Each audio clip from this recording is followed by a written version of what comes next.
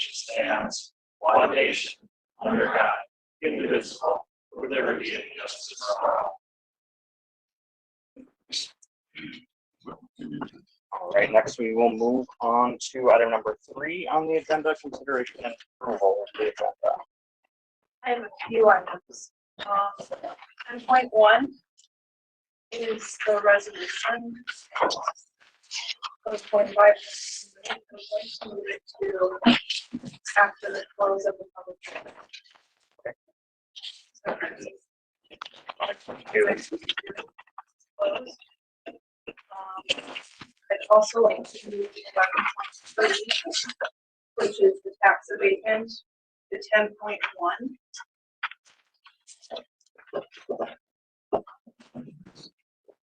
And 10.0. Or Or, 10.0. oh, yeah. Yeah. And you'd like to move the tax abatement because of, We have consultants here. I thought it would be just nice to move them above the okay, other items. and the other one just moving because it kind of flows. I would like other consent. I'd like to remove 9.8. This is already the liquor store is replacement. Legislature at this time. Then my final is 10.6. I'd like to request that be tabled to our next meeting. The deadline for it's no longer in September, it's in October, and I'd like another week or so to look at the budget and see where we're at before we make a commitment. So I would like to see that 10.6 stays on there regardless of whether or not we take action, because it's not gonna get any cheaper.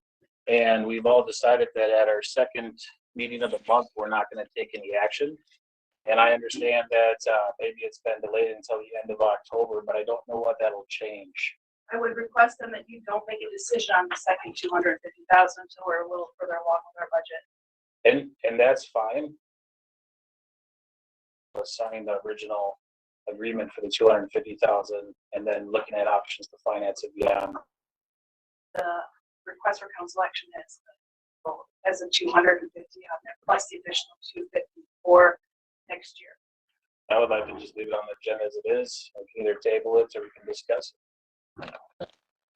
I'm open to anything above. Any other comments, concerns? Anybody would like to move around? I feel so. What I heard you say was not removed forever, just because of the budget being in flux. You'd like to have a more solid grasp on what the budget's going to be and what that big payment would look like As for the us. request for council action states, it says 250, and I'm not comfortable having council make that decision until we're a little further along with the budget. So it'd be better for us to understand the budget. If you want to discuss it, I just hope you don't make a decision on it for other. Well, and again, we already discussed that we're not gonna make any kind of action on our second September meeting. So we're gonna have a special meeting to do this, or are we gonna break our rule that at our second September meeting that we're gonna make?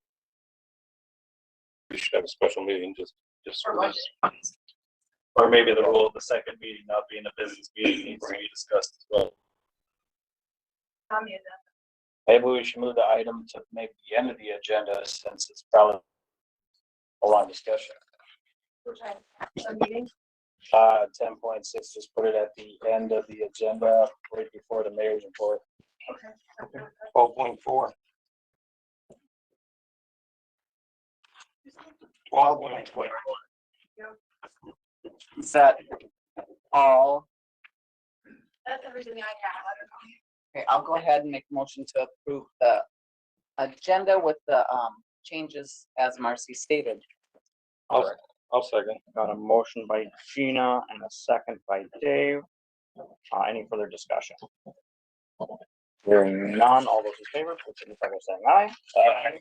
Those opposed, motion carries. All right, next we will move on to public forum. This is an opportunity to council that Each presentation is limited to 3 minutes, 3 minutes with a maximum of 15 minutes set aside. If your item needs follow-up from the city, staff will arrange time for that. If you'd like to step forward for public comment, public forum, please make your way to the podium, state your name and address, and we will hear your concerns.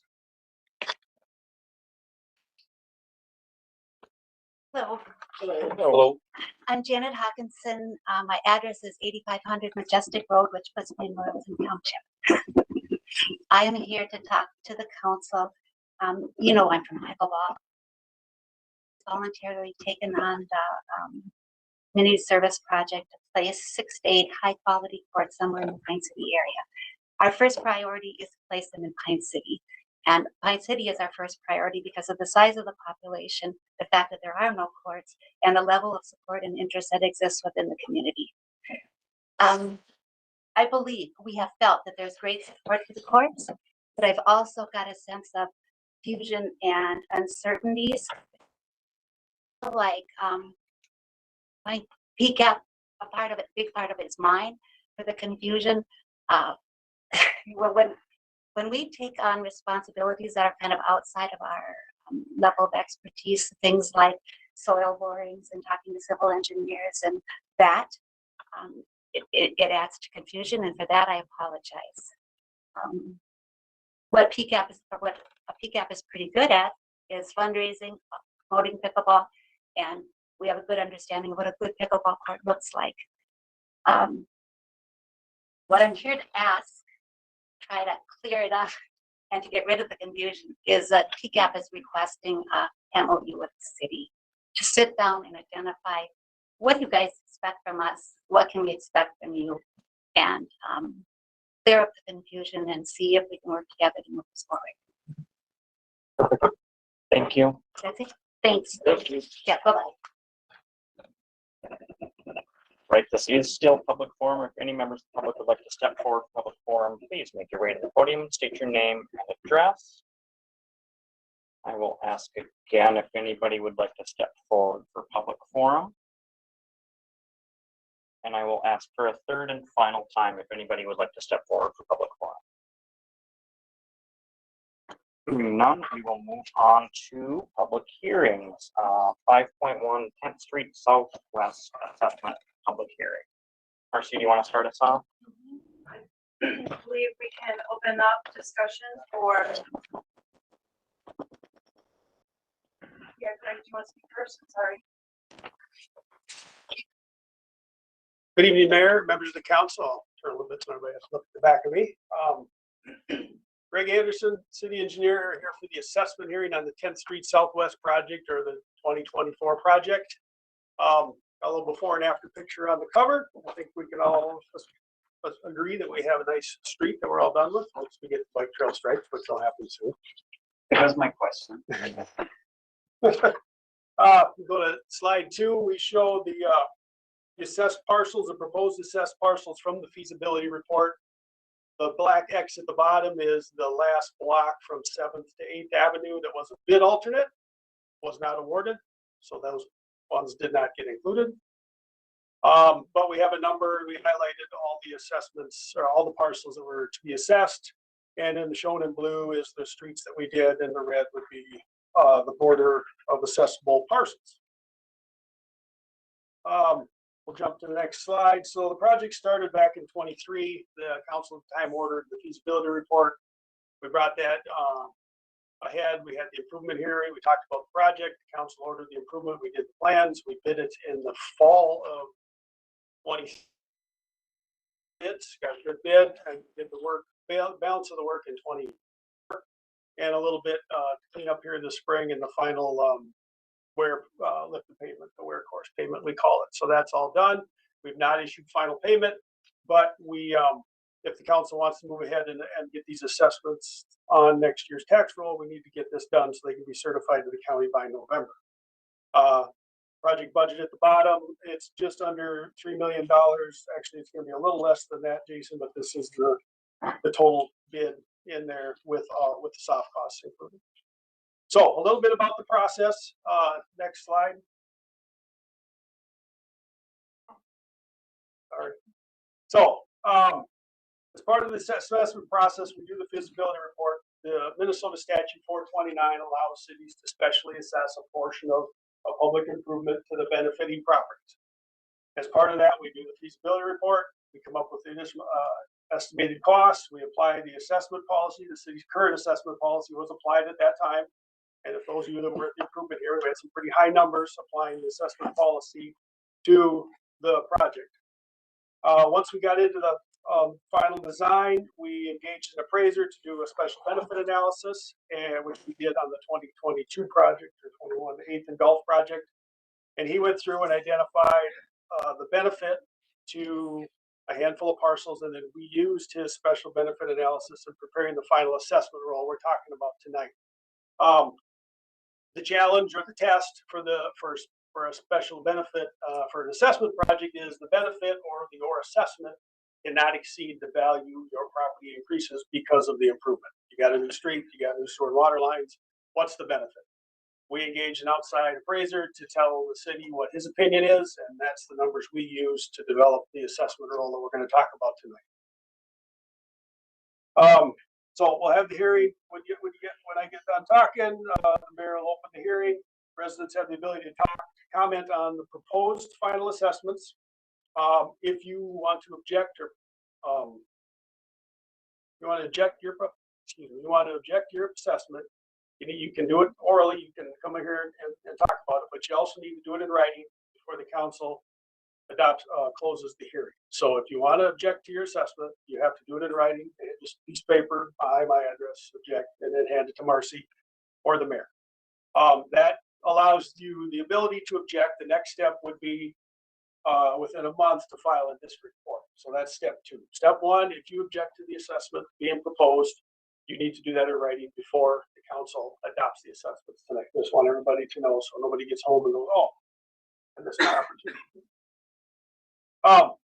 So after we have the hearing, the council will consider adopting the resolution with any changes, without changes. Once that's done, the assessments are payable to City Hall for 30 days without interest. We pay the full amount that's proposed without interest to City Hall. After that time, the city will certify the payment, the assessments to Pine County, and any unpaid amount on your will begin to be collected with the property taxes starting in 2026. The council proposed a 15-year term, which they've used in the past, and at 6.25%. So whatever isn't paid accrues interest every year. You don't have to wait and pay over the whole 15. If you want to pay a portion of it in a couple of years, you can do that, but you're still going to pay the interest during that time that it was on your property taxes. There are deferrals available, and it's an option you're considering. Again, make that known to Marcy or stop in at City Hall. The interest still occurs, but it won't become due during the 15-year term. It just would become due when the property is sold or there's a change in status that allows you the deferral. The assessments. Excuse me, Greg, can you explain what that deferral means? Yeah, What if it's an age, income, or service, military service, you have the ability to request a deferral to the city, which means the assessments won't be due, meaning they won't go on your property tax, or you won't have to pay them by the end of 25. But they will still stay with the property until it's sold. At that time, you have to pay the assessment and the interest. It just wouldn't start being on your property taxes in 2026 if you ask for and qualify for it. Transfer or sale. Correct? Yes. Okay. Yep. So we talked about the assessments. I know the next screen is a little hard to see. It's part of the assessment roll. Essentially, the assessments are made up of 3 numbers. The assessment policy has more to it, but the appraiser's special benefit analysis gave me 3 numbers. One was the street and storm amount. So what is the new street and storm sewer being put in benefit your property? The other 2 numbers are the water service and the sewer service amount. So those combined are what we come up with to get your total assessment amount. Again, these are based on the appraiser's special benefit analysis. He looked at a handful of properties with different widths, different configurations, and then we just worked in between them to make them all fit and be be representative of the width and the use. And if you didn't get services, you didn't get a service assessment. But if you were on 4th, 2nd, or 10th, and the street was done in front of your house, you got the street assessment. It's generally on a front foot. You know, there's some confusion. Sometimes assessments are done on each, they're done on the front foot. We said we did use a footage, but it was really based on the 3 parcels he reviewed, and he reviewed a 50-foot one, a 75, and 100. And then we just went in between based on the footage of each parcel. There's not a lot of change in the street and storm assessments. Sometimes you'll see on a per foot assessment a big range, like if a lot's 3 or 4 parcels long, it might be 3 or 4 times what the neighbor gets. We don't have that variation here. It's a few $100s. And when you think about it, that's probably the benefit that, you know, it's not twice. Just because your parcel's twice as long doesn't mean you get twice the benefit of the new road in this case. That was his opinion. So we do have 2 parcels that I'm aware of on there that we need to be adjusted. We had services included, and it turns out we didn't. I can give you those 2 when you get to the resolution.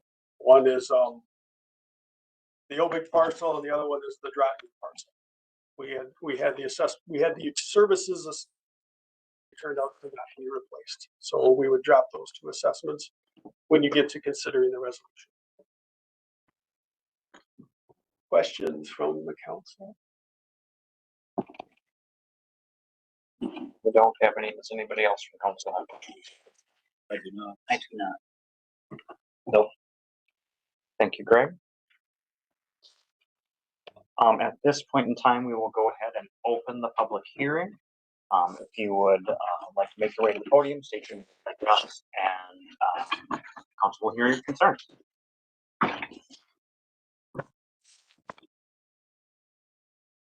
Okay, I guess I'm up.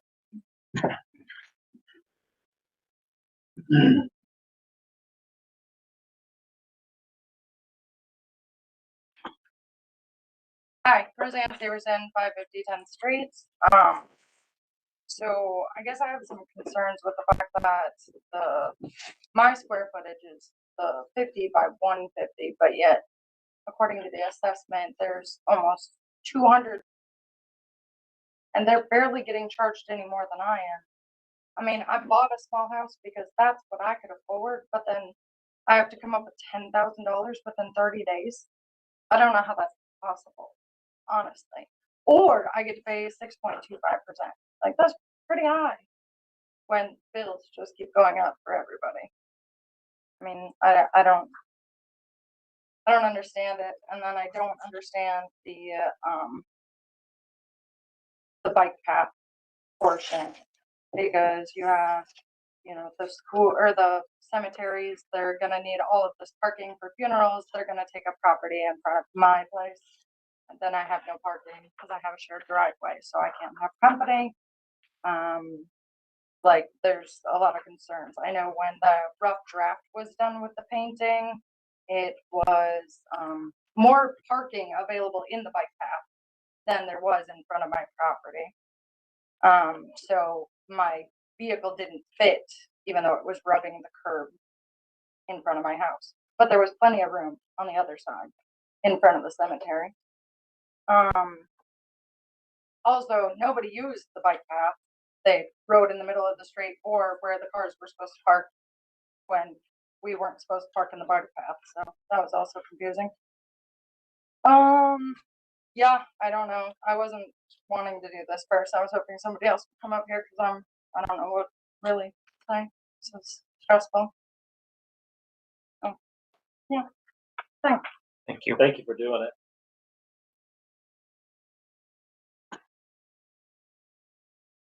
All right, this is a public hearing. If anybody else would like to step forward.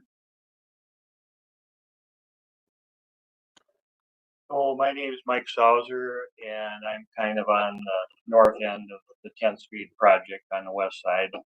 And for the most part, I think they did a very nice job. The street looks good. It was pretty orderly done. But recently, the discharge field at the end of the street under a heavy rain load failed. And instead of the water going kind of filtering through this boulder field, going straight out into the river, it went sideways through the corner of my yard, did damage to the yard, took out a 20-inch tree that fell into the river. So I wasn't real happy about that. And so that required that whole end of the street had to be redone and redesigned. And so, and I think by and large, the redesign was effective. And so my thought is, who's going to pay for the cost of that redesign for a failed design? Was it the fault of the contractor misinterpreting the construction document? Or was it just a not entirely thought through engineering plan given to them? So that's something that you'd have to kind of figure out. I would, if it was an engineering problem, I think that could be an adjustment to the overall price of the job. I mean, as a percentage, it's not a lot, but it's something. And probably it should be a warranty repair, I think. So that's something that has to be investigated. I'm not asking for any recompense for a big tree falling in the river. They dragged that out.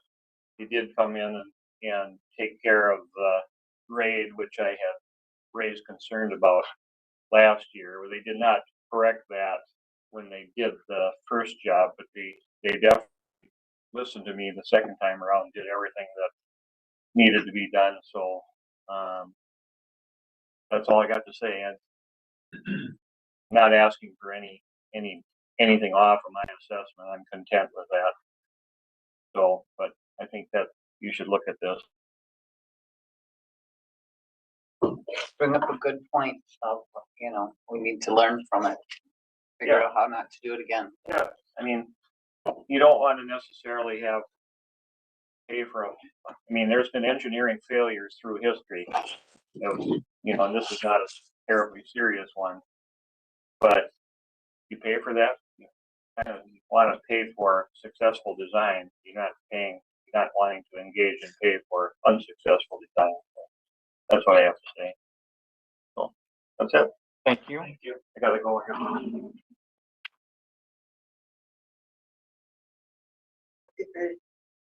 Like Mike said, I'm Jean Lundholm, 205 Penn Street.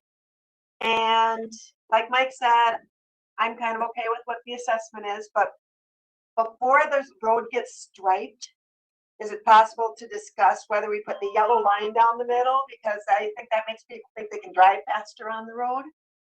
Because I know somebody brought up the idea of a stop sign around the cemetery to kind of slow traffic down on that block as well. And the other thing I was going to mention is I got lots of weeds where they replace stuff, and there's something could be done about that. I think other people may have weeds as well. Thank you. Thank you.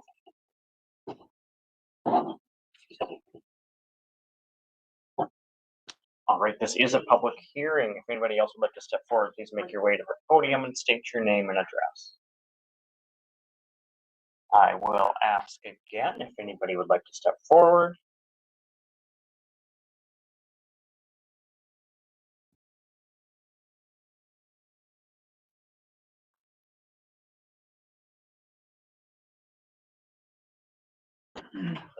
I am Philip Drotning. I own the property at 305 10th Street in Pine City. And Greg did remove the mistake that was made back 3 years ago when they did the assessment roll. I mentioned that the sewer and water came out on 3rd Avenue, not on 10th Street. And I was charged for that. He has taken that off now for that. I think they did a very good job on the project.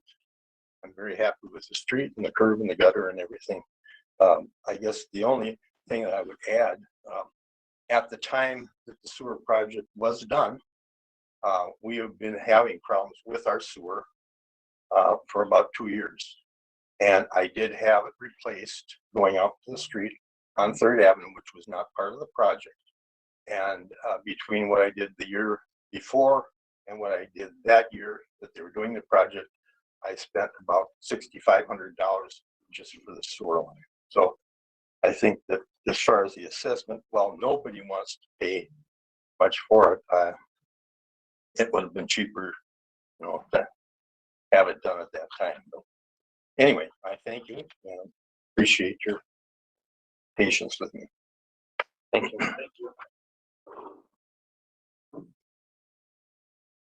All right, this is a public hearing. If any members of the public would like forward. Okay, I forgot something, sorry. Yeah.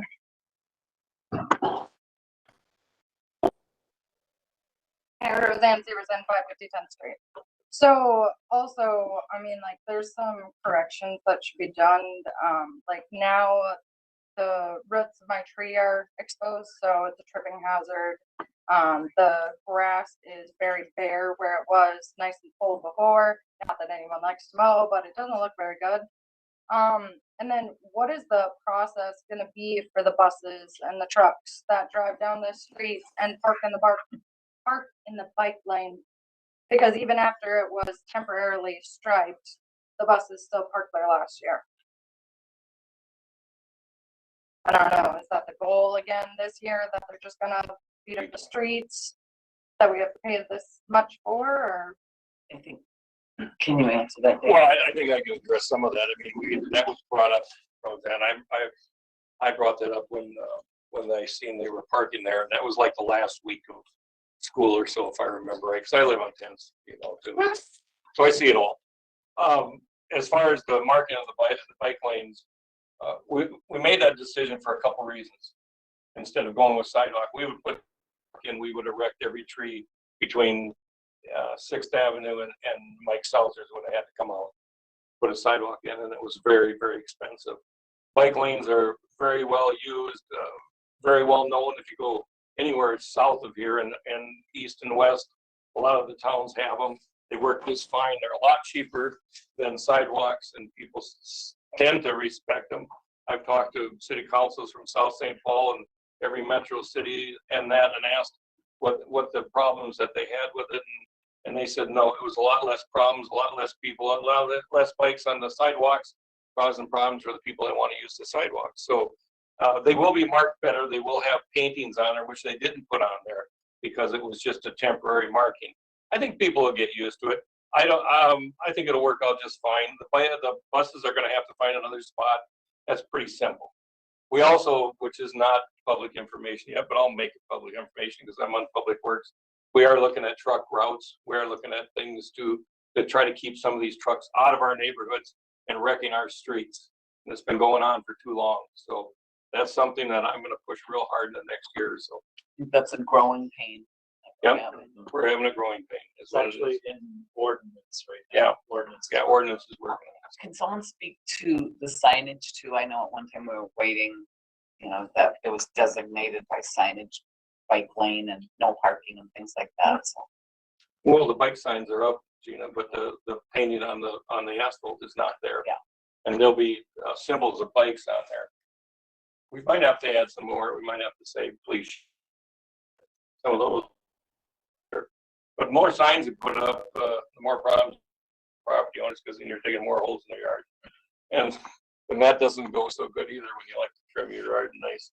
So I think people get used to it. I think we'll try to make it as popular as we can, because I think it's important that we keep the pedestrians separate from the bikers, and especially now with these e-bikes, that's getting to be a real problem. So I don't know what else to tell you. Really, I really don't. And also when they did mark them, I can be real honest with you, they couldn't mark all the way over to the curb because the curb was higher than the existing black. So it'll change the look of it when they do mark it, just to get a difference about as far as how close you can park to the curb. Well, I would hope so, because I was literally rubbing the curb and on the white line, and on the other side, you had plenty of space. They were definitely not like super marked out even. I get that. It was a temporary situation. It's just. And I think the people going into the funerals they'll learn. And the funeral directors will be a big help with that, and we can talk to them. And what happens with the Memorial Day parade? I mean, there's no parking then on that street, because you already have all of the people that are coming from out of town, coming to those local houses that they know that they can park at. And then you have the elderly that aren't going to be able to go because there's not going to be parking available for them. Will there be like special accommodations during that? I time? guess we could look at that. That's a good thing to bring up, and we're making notes, and we'll look at that. If we need to provide some shuttle rides or something from a certain location, maybe we could do that. I don't know. We'll have to look at that. There's always growing pains, and there's always gonna be adjusting. I think, I don't think we're done with bike lanes. In my thoughts aren't, because they're a lot cheaper than sidewalks. And, I think I think they're just as safer. All the correspondence I've had with other cities, so I like them, so. I know the bike lane thing was kind of an old issue that I'm just getting into, but there's a lot of bike signs in various parts of town that, you know, say share the road or bike path, bike route.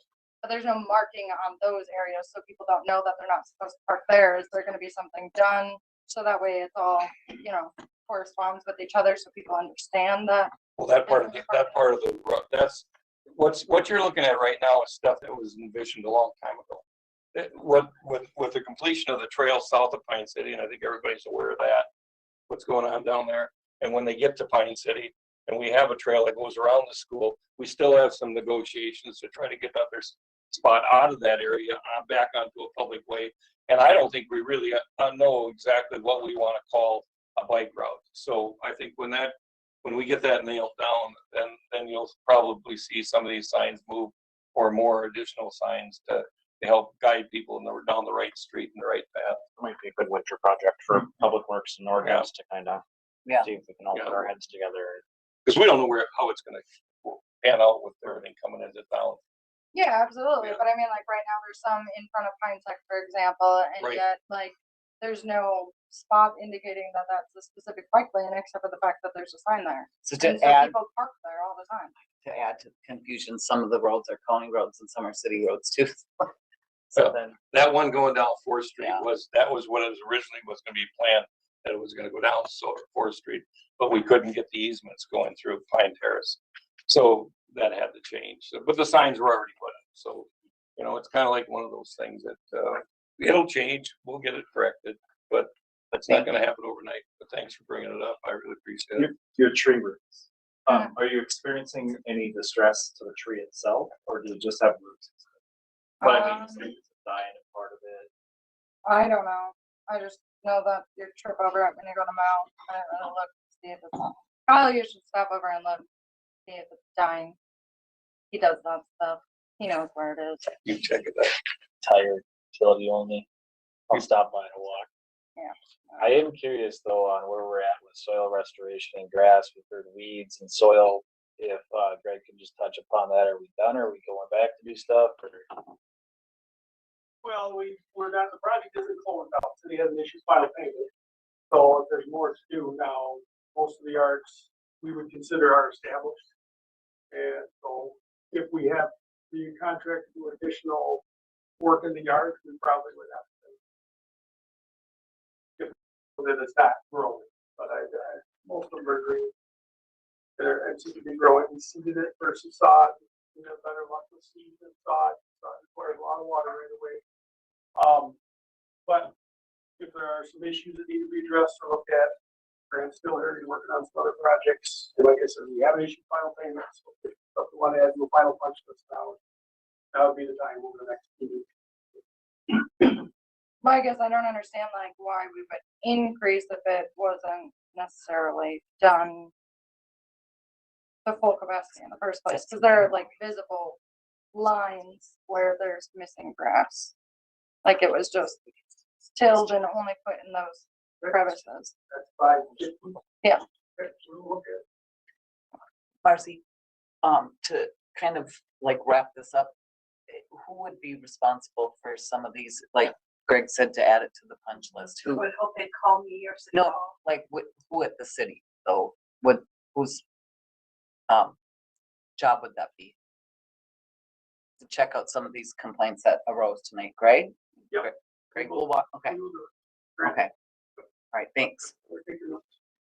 Okay, I'm good. I just didn't know. Thanks. Thank you. I didn't know who to dump it on. All right, this is a public hearing. If you'd like to step forward for public comment. Good evening. My name's Jim Hughesby. I live at 425 10th Street Southwest. And the street project, it did turn out good. It looks really good. I'm not ripping the bottom of my car off every time I go out of the driveway, so that's an improvement. But I wanted to, and I don't know if this will pertain to this, but I'd like to suggest to the council to try to come up with some kind of a solution to the speed of the traffic on 10th Street Southwest.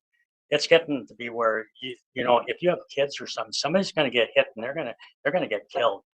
It's just way too fast.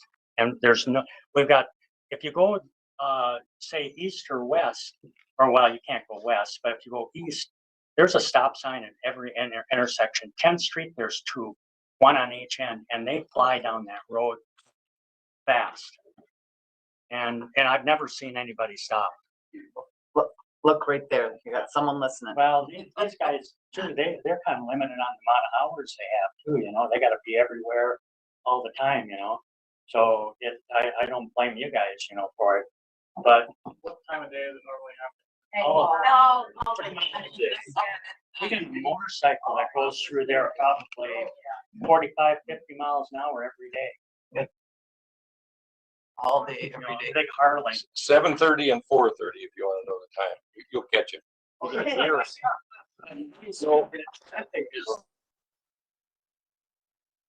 through there, and I don't know what it's gonna take, if it's gonna take an extra stop sign or I two. asked him. We gotta get some way to deter the speed on there, because I've had my grandkids have come over and they've been getting in the car and cars been flying by.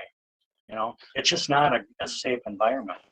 And, you know, I guess as happy as I am with the way the street turned out, I'm not real excited about paying for people racing down the road, and I know why they go down that road. And if you want to do your businesses downtown, some to where they're getting some advantage. These people are going down 10th Street because they can go around town. You need to route them to where they're going through the downtown so they can see these businesses and support them.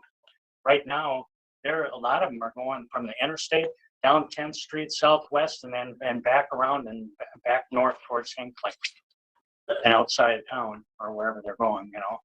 So, yeah, I just maybe try to, if there be some way that we could get that traffic slowed down, it would be a great help. I mean, this is a family neighborhood. It's not a highway. You know, it's a city street. You know, they shouldn't be, you know, I don't know what the speed limit is. Maybe it's 30, It's 30. 35. They shouldn't be going 40, 45, 50 miles an hour through there.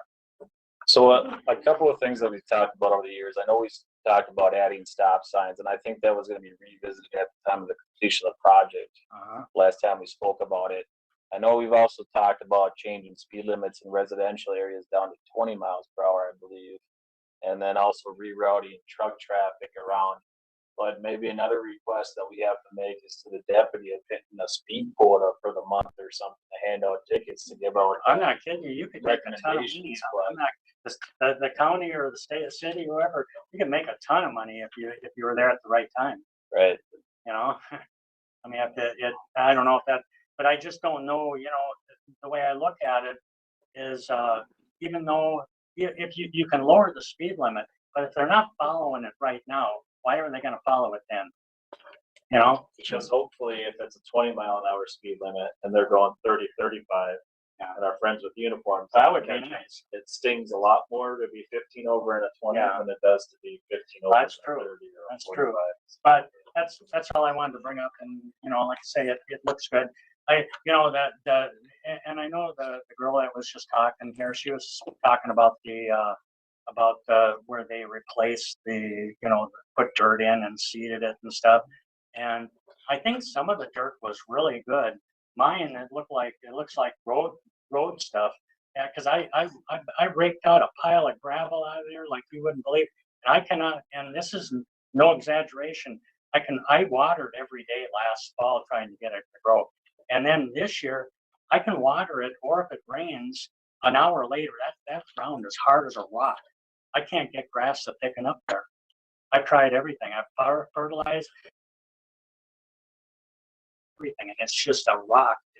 It's like tons of gravel in there and weeds and everything else. And some of it was really good. I think some of the dirt that they put down was pretty decent. I don't know if I got road scraping or what on mine, but The last of it, scoop clay. yeah, but it wasn't dirt, so, yeah. But that's it. Thank you. Thank you. Thank you. All right, we are still in public hearing. If anybody else would like to step forward, please make your way to the podium.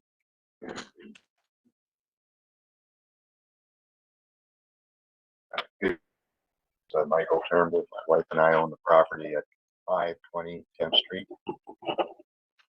Question I have is, the gentleman, the engineer, talked about, they had a special assessor to make sure that the cost of the assessment to the property was within the value that had been assigned to the property.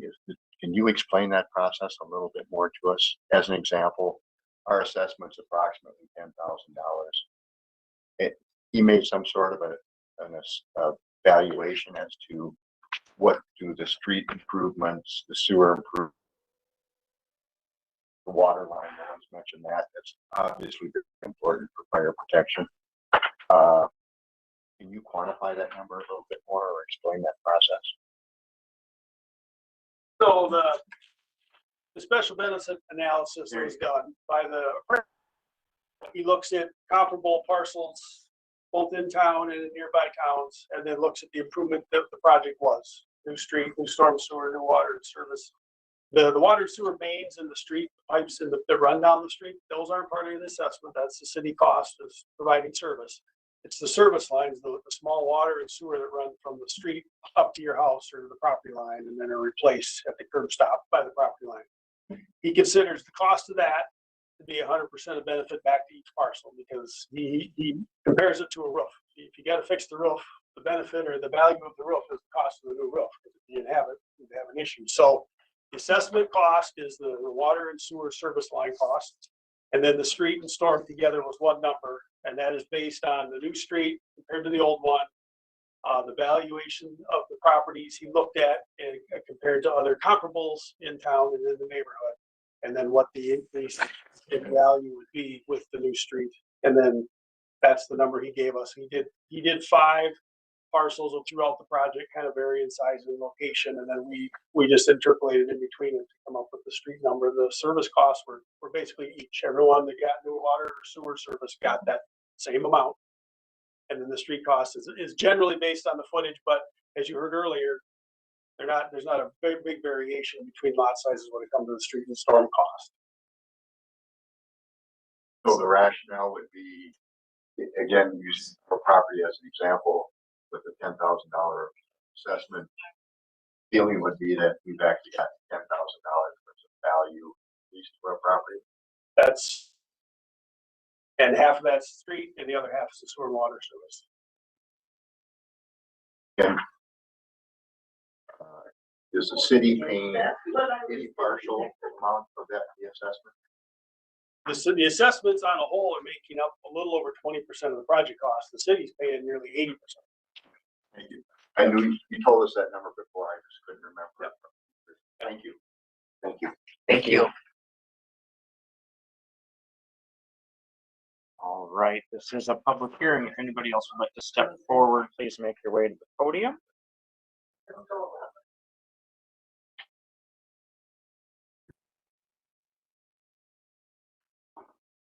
Hi, my name's Lola Nicely. I live at 1000 4th Avenue Southwest.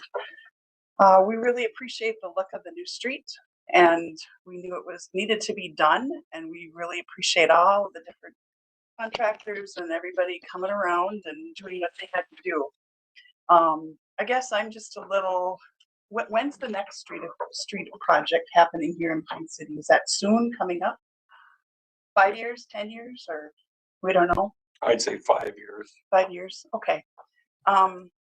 I guess I'm just concerned about the communication to the homeowners of what's going to happen. You know, we were at some of the different meetings, and we were told, you know, to just assume a little bit of a, you know, dust and a little bit of construction going on, but it was way more than that.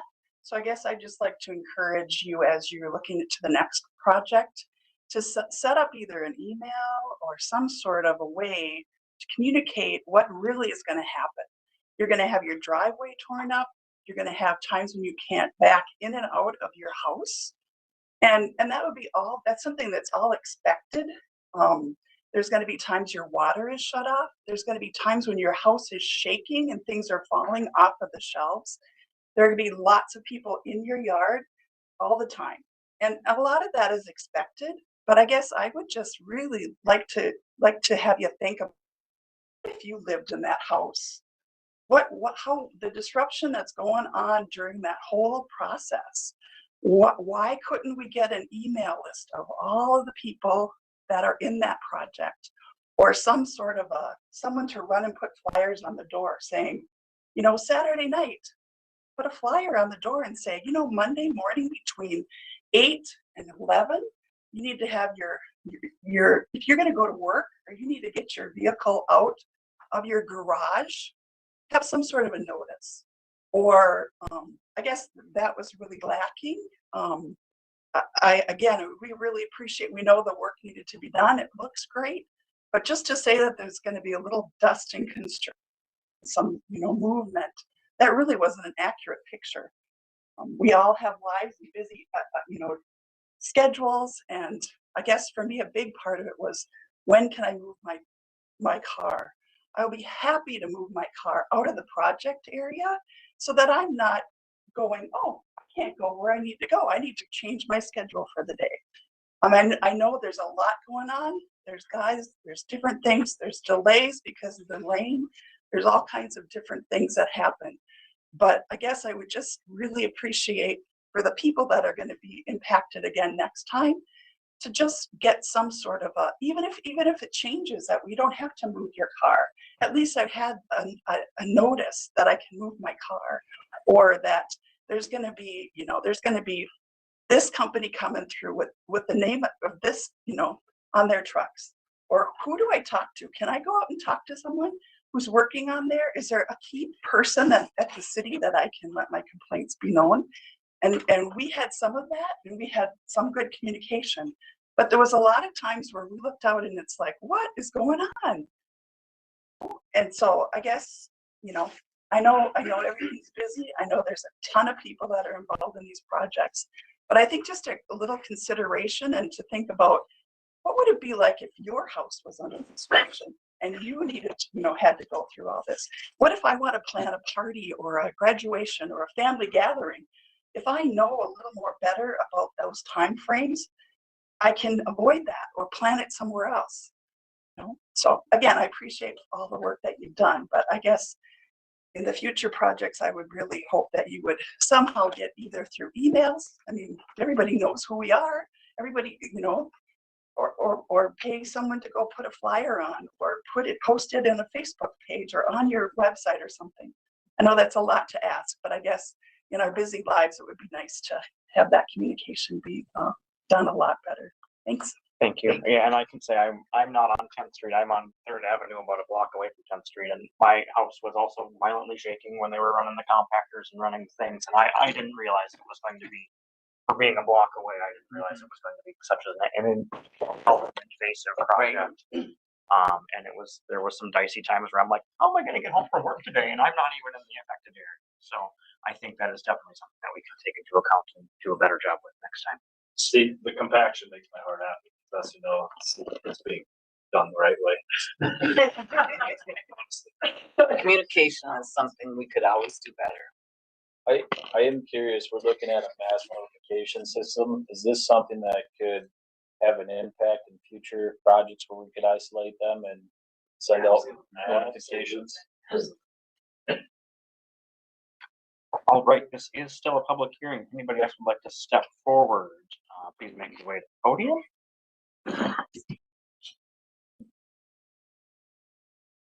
Lisa Duffin, 445 10th Street Southwest. I would just like to kind of address the fact that it's being said that this did improve the value of our homes. How is that going to affect future tax assessments to our properties?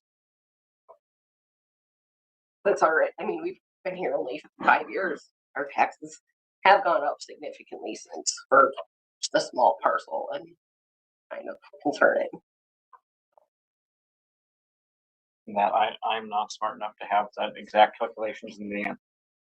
Math for you, that's a I don't math either. So that's a big long equation, but I know I don't know how those are calculated. That's something that maybe we can get that information and get that equation from the folks that figured everything out. And if you'd like to stop by City Hall sometime and we can go through it and see how that'll impact future taxes and go from there. Thank you. Thank you. All right, we are still in public hearing. If anybody else would like to step forward, make your way to the podium and state your name and address. I will ask again, if anybody else would like to step forward for the public hearing, please make your way to the podium. And I will ask for a third and final time, if anybody would like to step forward for public hearing, please make your way to the podium.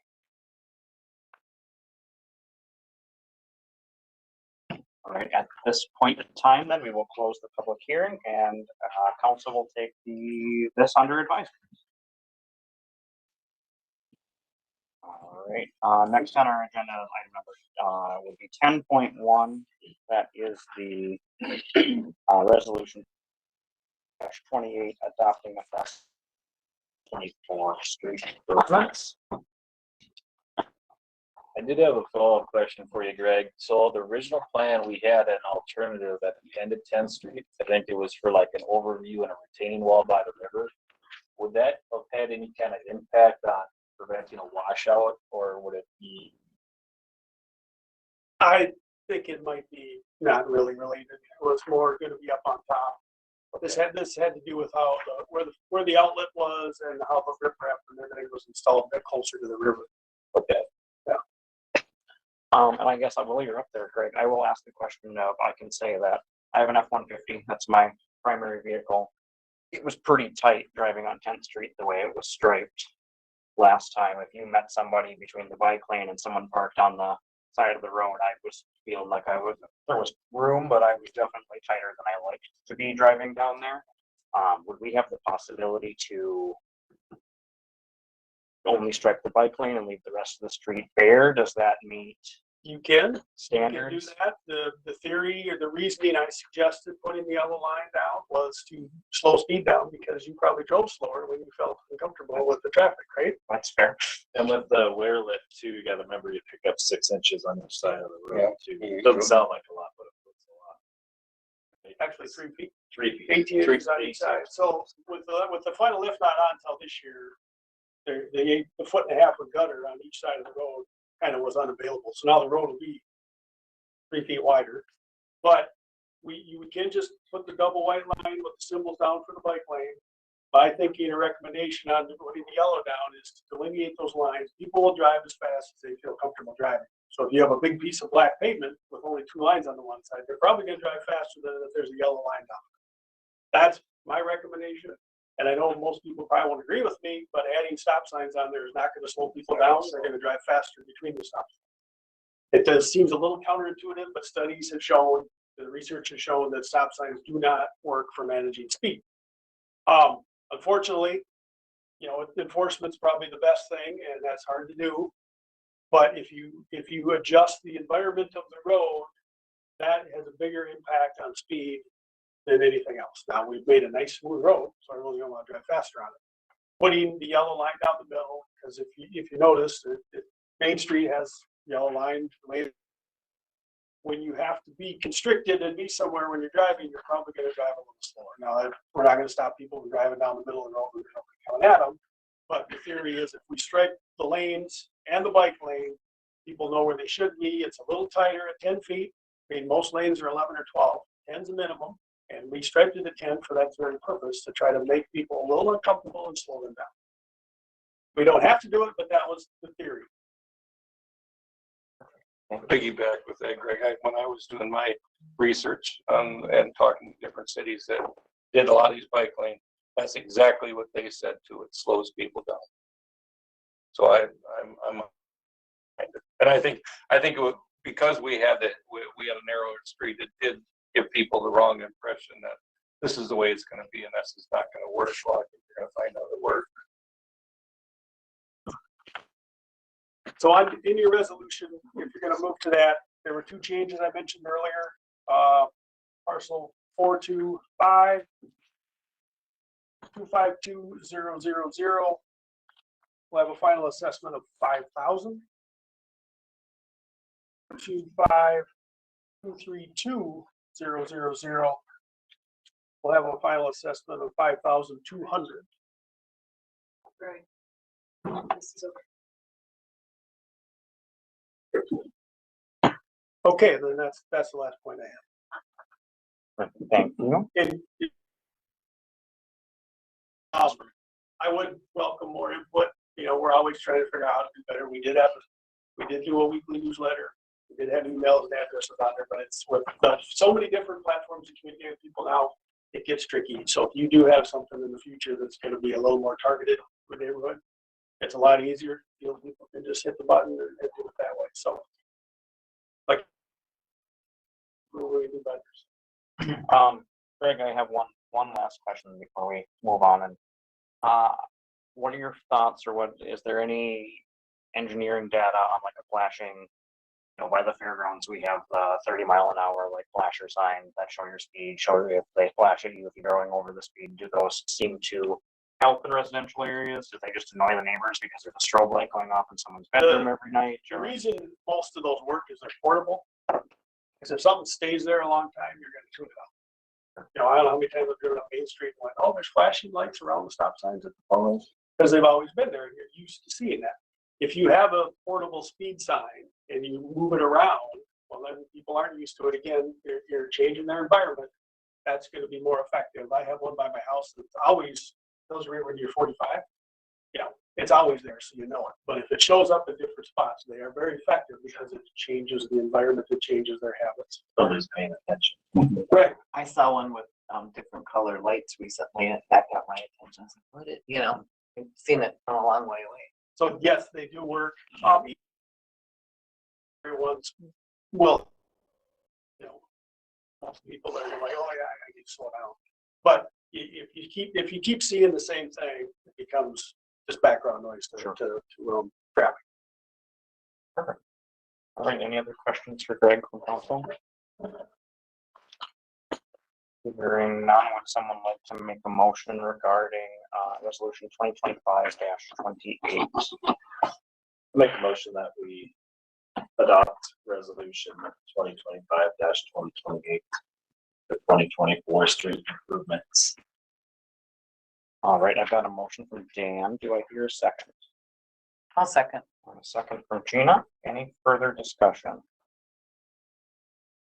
Hearing none, this is a resolution, so we'll proceed with a roll call vote. Dan, we'll start with you. Aye. Gina? Yes. Dave? Yes. Kyle? Yes. And I will also vote yes, that motion carries. All right, thank you, everybody. Next, we will move on to our sheriff's update, item number 6.1.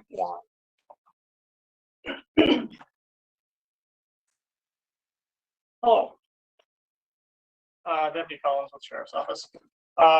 To kind of start off, we'll talk about the whole 10th Street speed. The best thing you guys can do is call us when it's happening. So if you see a car speeding, call us. The best thing you guys can get is a license plate and a direction of travel. I understand license plates are not always super easy to get with moving vehicles. So you can get a make, model of the car, ideally a color and a direction of travel. That can help us out a lot. And at the very least, we can try to find them, talk to them, and take proper enforcement action. Same thing, if you guys are calling us whenever it's happening, it documents it on our end so we can kind of see when the higher traffic times are so we can actually be there. What number would you like the community to use? We are open 24/7. I know on Google it says that we are closed on weekends and close at 4:30. We are not closed. I promise. We never close. Please call our non-emergency line unless somebody crashes into a tree or hits a parked car or hits somebody else. At that point, call 911. But if it's just somebody speeding up and down the road, just call our non-emergency line. Don't want to be hanging up our 911 lines with our dispatch. Like I said, it's on Google. I know it says we're closed. We're not.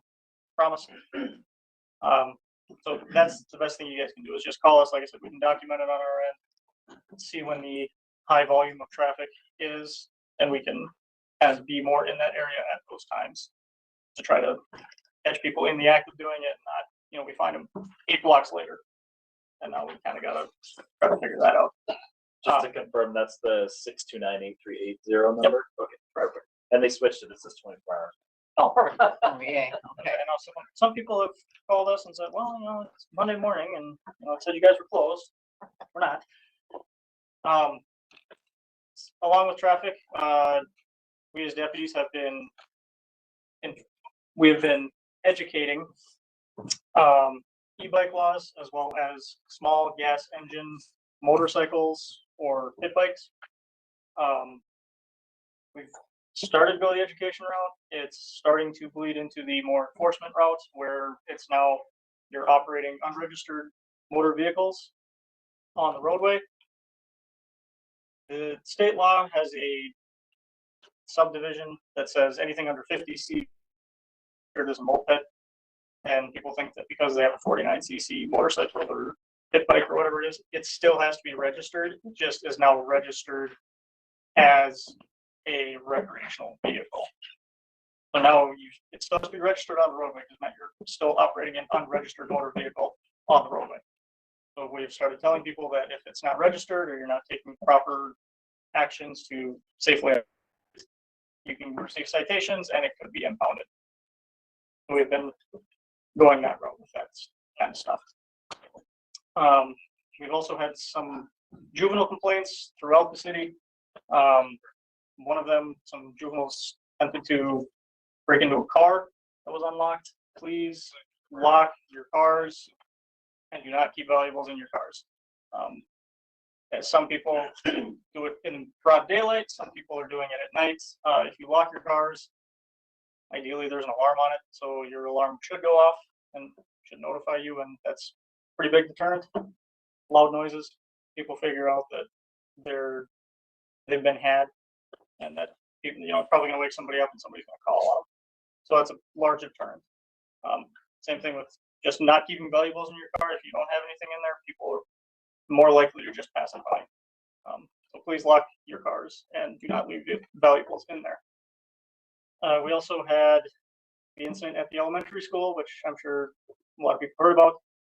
I'm not super sure how much I can release on that. What I can say is the individuals that were involved have been identified, were apprehended within 24 hours, and are being charged according to the state statute. If you have any other questions, please contact our office. Reach out to Sheriff Nelson or Chief Deputy Grice. They should be able to help you with any other information you're looking for regarding that. That's as much as I'm really willing to say on that, because I don't know how far I can stretch that. So I'm just gonna let you know too, the staff all had a safety meeting after school today. Yep. And that was the other thing. Yes, our upper administration did have a meeting with the staff to assist with safety plans for the schools, as well as just creating safer and more secure schools in the community as well. Other than that, pretty other standard stuff. You know, don't drink and drive. Wear your seatbelt. Please don't speed, especially on 10th Street. We're aware of that. And we're going to start enforcing that. Other than that, that's really all I have. Anything from the council? Well, I got a couple. You just got this contract now, so you're in this position for 6 months unless you decide to move on or do whatever you're. I have rebid this position for the following 6 months. Yeah, okay. So you're gonna be around for a while. Yes. So, you know, as a council member, we get hit with phone calls, texts and emails, and people are pretty blunt and say, well, you gotta do something about this motorcycle that is been raising all kinds of cane in the 10th Street area. Anybody that lives in that area pretty much knows what I'm talking about. I don't even think you gotta live there. I think you could live in Kegama Township and you could hear it. This guy is 725 to 735 or 330 to 345, and you're gonna hear him, because for some reason he thinks he's got to go around the block a few times and roar up and then let her go down, and I don't know what he's got for pipes on that. In high school, I had old cherry bombs. They used to do that, but that was years ago, and we don't do that anymore. But this thing is horribly loud, and so what I've done is I've called in sometimes. I asked whoever, and that was prior to you. Can you have the local deputy give me a call? I want to talk to him about a couple things. I've never gotten a phone call in 5 or 6 years that I can remember. And prior, do we have access to you as council people or as a city? Well, I mean, we're paying $300,000 or so a year. Right. And we kind of feel that we got everything else that we approve here, we have to vote on. Get no vote on that apparently, who we can talk to. Do we need to talk to Chief Deputy Grace or Mr. Nelson, Sheriff Nelson, or can we go directly to you, to your voicemail or your email and try to bypass somebody so that our information that we want you to hear or see gets to you? Yeah. So I don't have a personal desk phone. At my work cell here. If you call and ask for dispatch and ask for my badge number 404 or my other partner, Deputy Ball, badge number 443. I'm sure he's gonna love that. I just threw that out there. 404 and 4 what? 443. I'm sure he's gonna love that. I've got them. Yep. So if you call our dispatch or call during admin hours and say, hey, I need to talk to this deputy about this, 9 times out of 10, if I'm not busy, I'll call you back in like 5 minutes. Well, I generally say when I call in, it's not an emergency. I'd like to talk to them. Yep. By tomorrow, if it's possible. I never got a phone call. Yeah. Ever. I Or could even try letting me know like there's something, because I know whenever I call the sheriff, he's not at his desk, it's immediate call back. Yeah, like I said, if I'm working on something, they'll say like, hey, he's a little busy, he'll call you back. Just ask him to put a call on the board for me. At that point, it's on the board, it's documented, and whenever I'm done doing whatever it is I'm doing, it's there and it's pulled up. And Writing citations on 10th Street. That's what you're gonna be doing. If we say at one time too, like, council concerns should go through Marcy for the sheriff.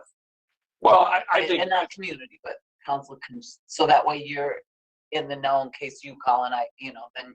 We did. I think the concern with certain council members, myself included, is that we voice our concerns to the city administrator, they voice their concerns, and nothing comes of it. Okay. And we just see the same thing over and over and over. The nice thing about doing it publicly is it becomes a public record. Yep. I know you don't necessarily like being in the hot seat, but like Mr. Hill said, we are paying money for our service, and we keep having repeat issues. Which I can understand the frustration with. Well, some of it when I do call isn't because I don't want to go to my administrator. That isn't the purpose of my call. When I see 2 little kids on a 5 horsepower moped or whatever you want to call it, little go-karts or whatever they are, and they zip through an intersection and the car just misses them, I'm not going to wait and go through my administrator to try to save these kids from getting killed. I want to go to somebody that might be able to do something about it and stop it. Yeah. Because that behavior could just continue for the next half hour, and pretty soon we're going to have dead children like they have had in St. Paul and other places. Yeah. And there has been a few more of them smucked lately, but I think as far as council concerns go, that the city administrator and during council meetings is one thing. As a private citizen calling in a situation that's completely separate than your councilship. So I do value Mr. Hill's opinion, whether it's in a council member position or as a private citizen. One question that's been brought to my attention is that it seems like the patrol route seems to be on county roads only. And maybe it's just a lack of visibility or just a misconception, but I'm getting reports that there's a lot of deputies sitting on 61 by the Holiday, patrolling 61, Hillside, Ave, but they're not seeing you in the side streets. And it could just be a frequency that you're spending more time out on the county roads, but it would be kind of nice just to see you patrolling through those neighborhoods, just to throw people off a little bit if they're out doing something that they should be, knowing now that you're not just on the county road, be on the back roads. And with your new black vehicles, it's kind of hard to see in the dark, so that's kind of nice. Yeah. With that too, we do patrol those roads because those are normally the most highly traveled ones.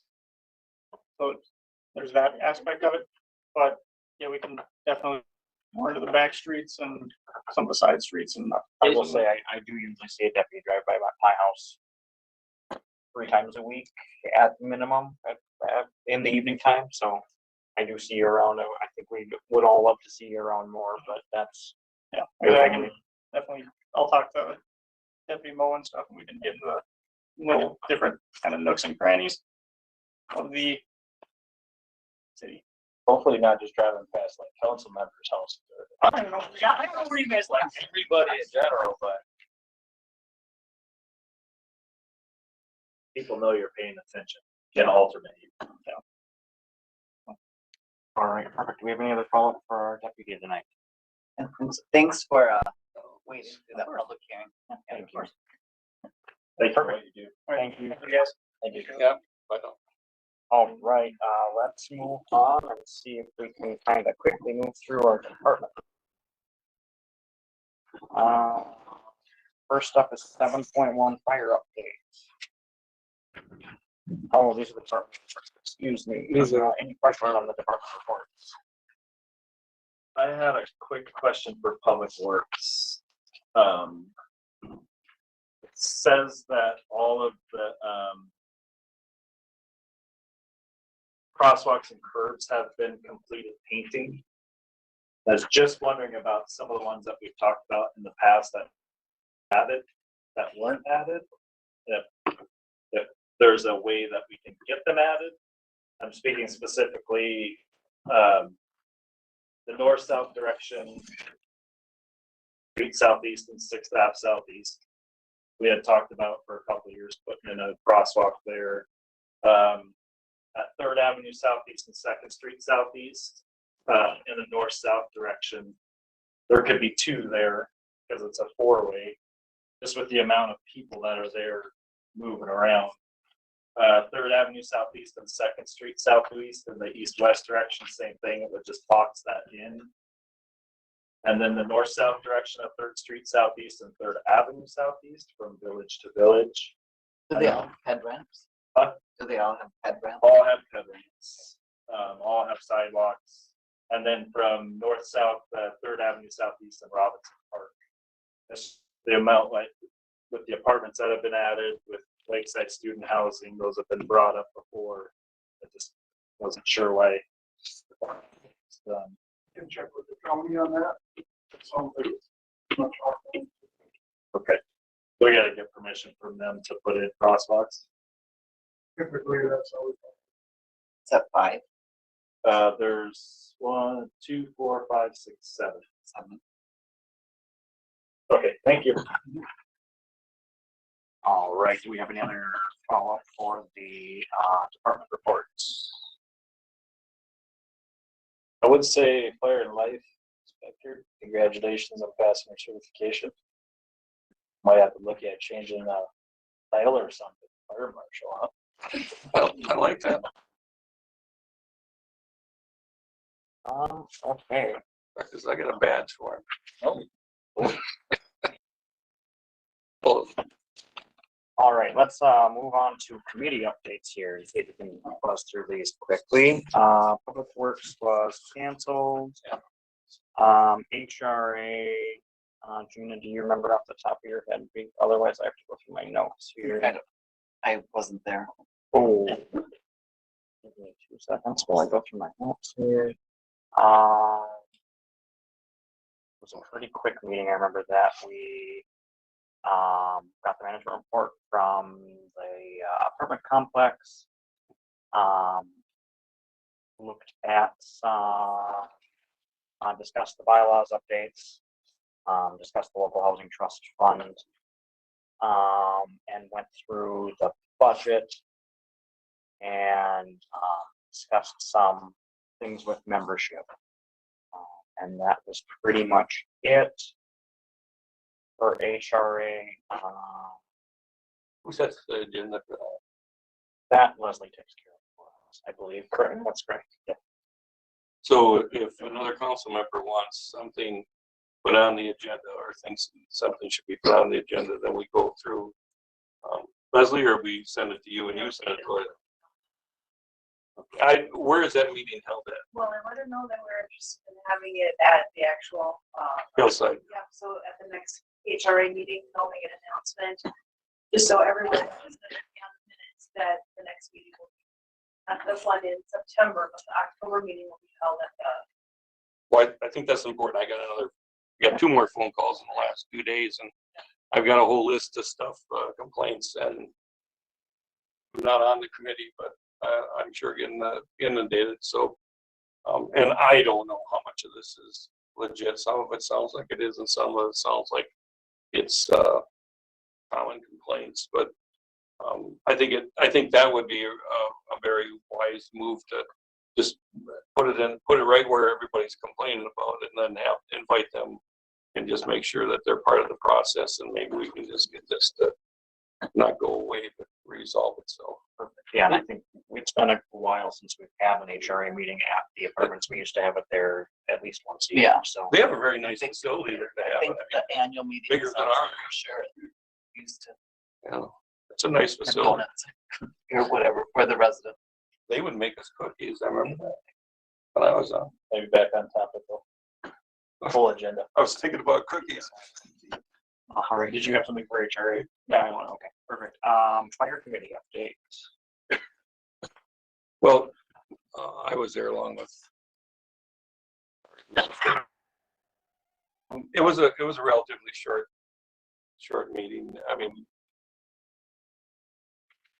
our studies in progress right now, and it's going to show us a lot of things. I think it was a very good article or story that our radio station came out. Thank you. It was very well. I mean, it pretty much told the story. I don't know if there's a lot to say about it if you listen to the news, or go on WCMP.com. I give you a little push there, but it's going along well. If it's going to do anything for us, it's going to show us some of our weak spots and some of the strong points we have. And I think I think overall, I think the whole study is well worth the time and the money and the effort that we're putting into it. So. For whatever it's worth, I'm hearing from some folks and kind of my own opinion too, that this is turning into a conversation that this is a done deal and not investigation as to how we, our department, can improve our efficiencies in our departmental operations. That's feedback that I've got. Yeah, that's you're gonna have that talk. It's totally untrue. Everybody can have their own opinion, but I'm not. Even if I wasn't a part of the process, I wouldn't think that right now. So. I think one of the misleading components was that it was labeled Pine City Fire District in the proposal. Right. With the survey that went out, almost like the city had already signed over having a fire district. And it does seem like things were, maybe some of the language was changed, so maybe that's being addressed to help alleviate some of that concern. Yeah, that was taken out of any of the proposal paper.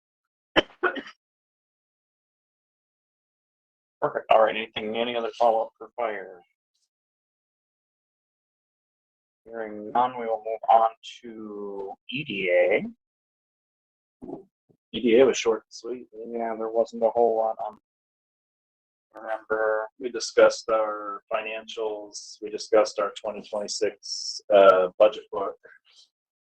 It was voted 4-1 that the EDA is recommending a max levy this year. And that was about the extent of that meeting. yeah, that was short and sweet. And we'll move on to planning commission. Most everything we discussed at planning is on the agenda for later We'll tonight. talk about later. Yeah, it's literally everything. We did have a public hearing on the truck route ordinance, and that was sent back to ordinance review committee to make some adjustments based on vehicle weight. There was some concerns that someone with a 1-ton truck pulling an ice castle out of their house would technically be over the vehicle weight for the truck route. So we're looking at that at ordinance review here next Monday. Other than that, there was not a whole lot. We reviewed some CUPs. And we'll talk about some of the other things Tabitha will talk about with us, later on in the agenda. Unless council members have questions or concerns. All right, hearing none, then we'll move on to the consent items. I have, two things I'd like to ask about the consent agenda items. That's all right. 9.4, page 17, Nicole, it has Amazon Capital. Is this the new list that you're including with, the tech registry? On forward? I appreciate it. That's all I wanted to say. Thank you for adding that in. And then can you touch upon 9.10, the MO in city and ECRL on how this expands upon what we currently have? It's just a little addition to a tweak to some concerns we've had, regarding whether or not the library would return to the way it was. They're agreeing with that, because we've been nice that the contract never really was on the contract. So we then said, you're gonna be. We talked through that they will be bringing the room back to how they found it, if not better. And we won't be doing a deposit, and this works just fine. We also want to rent the room out a little further than the 3 months we had said we would do. Is there a cap to how far in advance? I caution that, especially forced into this. And like, I guess forced isn't a good word to put it, but way of putting it, but I don't know what else to say. I think our needs of the community come first. And that is stated, Right. that's in there. So we have actually asked them to reschedule that. I think 3 And- months. 3 months is And enough. I just want to say that I disagree. I feel like this room was built for the community, by the community, and it's not for administration purposes. But it's nice that we have it to use, and I'm really happy that it's working out. But we have to remember, this is a community room built by the community, for the community, not for our administration offices at this time. Well, I'll agree with part of that, but I'll disagree on how much of the community put into this building. I don't think it wasn't all donated money, I guarantee you. And in all fairness, the meetings that are held here are for everybody. I'm just stating administratively, I think we need to, find a home, because Yeah, we do. and we'll get there. I'm just stating that I think it's working out, and I'm glad that you're able to work with them, but I don't think the community did this so we can have a council chamber. They did it for a community home. I guess I wasn't saying that, Gene. I No, understand. I know. I understand your I'm to get on passion my- for the meeting. I know I'm you've to get got, on my soapbox. I know, I understand your passion for their cause, and I have the same thing. I come here when there's programs with my granddaughter or whatever grandson here and stuff, and I value it too, but I understand where we are as a city, and we're in a transition right now when a couple other things are completed that we're working on right now, then we can probably look long-term to what we need to do as a city, and hopefully the environment and the economy is there to support us. So then we'll give it back to them. I don't see why we wouldn't. I think both of you have good points, but just getting back on track, I like keeping it 3 months. I don't really want to see that extended out indefinitely, so that's why I had this as a question. I like that it has to go back to being clean. I don't like to have an uncapped, unlimited scheduling thing. So that's one change I'd like to see. My opinion. I had that written down as well. That 3 months was, that could be The purpose negotiated. we originally said that was for they have like different events or expeditions or exhibits where they have to plan it out. And so that 3 month gives them typically the time to schedule. Yes, we'll have you here on this date so you can 3 months out and make sure they can be a part of that traveling.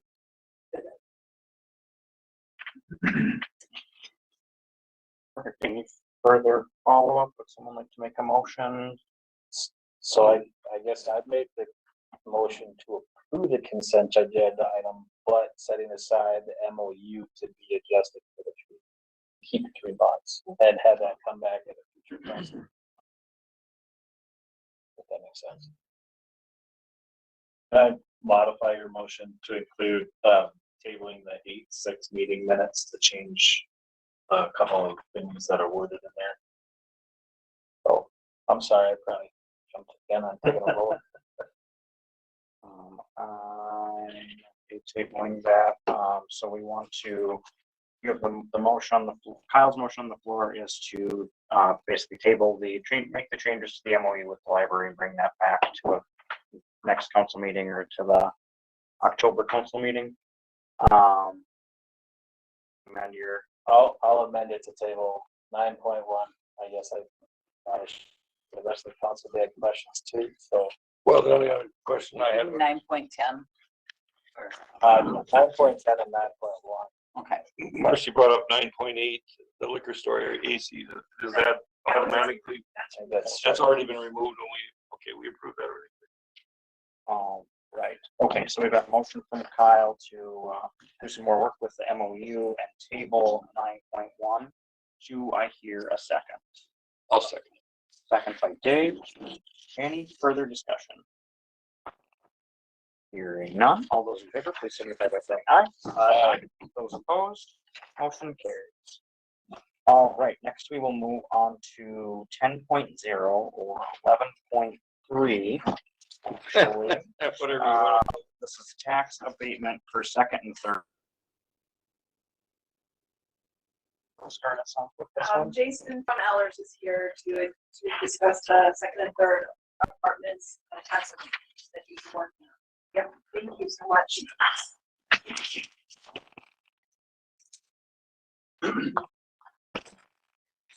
Well, good evening, Mayor, members of the council. Again, I'm Jason Arsvold. I'm an advisor with Ellers, and we have been working with your staff. That's going to be this evening. So just very briefly, the city did receive a request for tax abatement from Second and Third Apartments LLC for a rental project at 665 11th Street Southwest. And so the project involves 2 4-plex rental units, total of 8 units. There was a formal request made for tax abatement assistance related to that development. You all as a city have a process to deal with these requests, and it's a kind of what I would consider kind of a best practice that we generally tend to condone, whereby the applicant submits to you a formal application for assistance, then provides to you a cash deposit to cover your third-party costs, you know, like things that I might do or things legal counsel might do to help bring that request to fruition, and also requires them to submit all of their detailed financial information for review and inspection to determine whether the request that's being asked for is warranted and needed for the project to be feasible. And so our role in that was to really look at that application. The first thing we did was to estimate what that project might generate in terms of tax abatement. There was a request made to the city and to the county for tax abatement. And so in your packet, and I see up on the screen, there is our estimate of tax abatement for the project. Is very tiny and really difficult to read, so don't really spend a whole lot of time looking at that, but just know that we did consult with the assessors to determine what the value of that is likely to be. And then we use that and tax rates that are in place today to determine what tax abatement might look like over a 15-year period of time, which was the requested duration for that assistance. And so working through all of that, we did determine that about $82,700 is about what that tax for that project would be, just the city's portion over a 15-year period of time.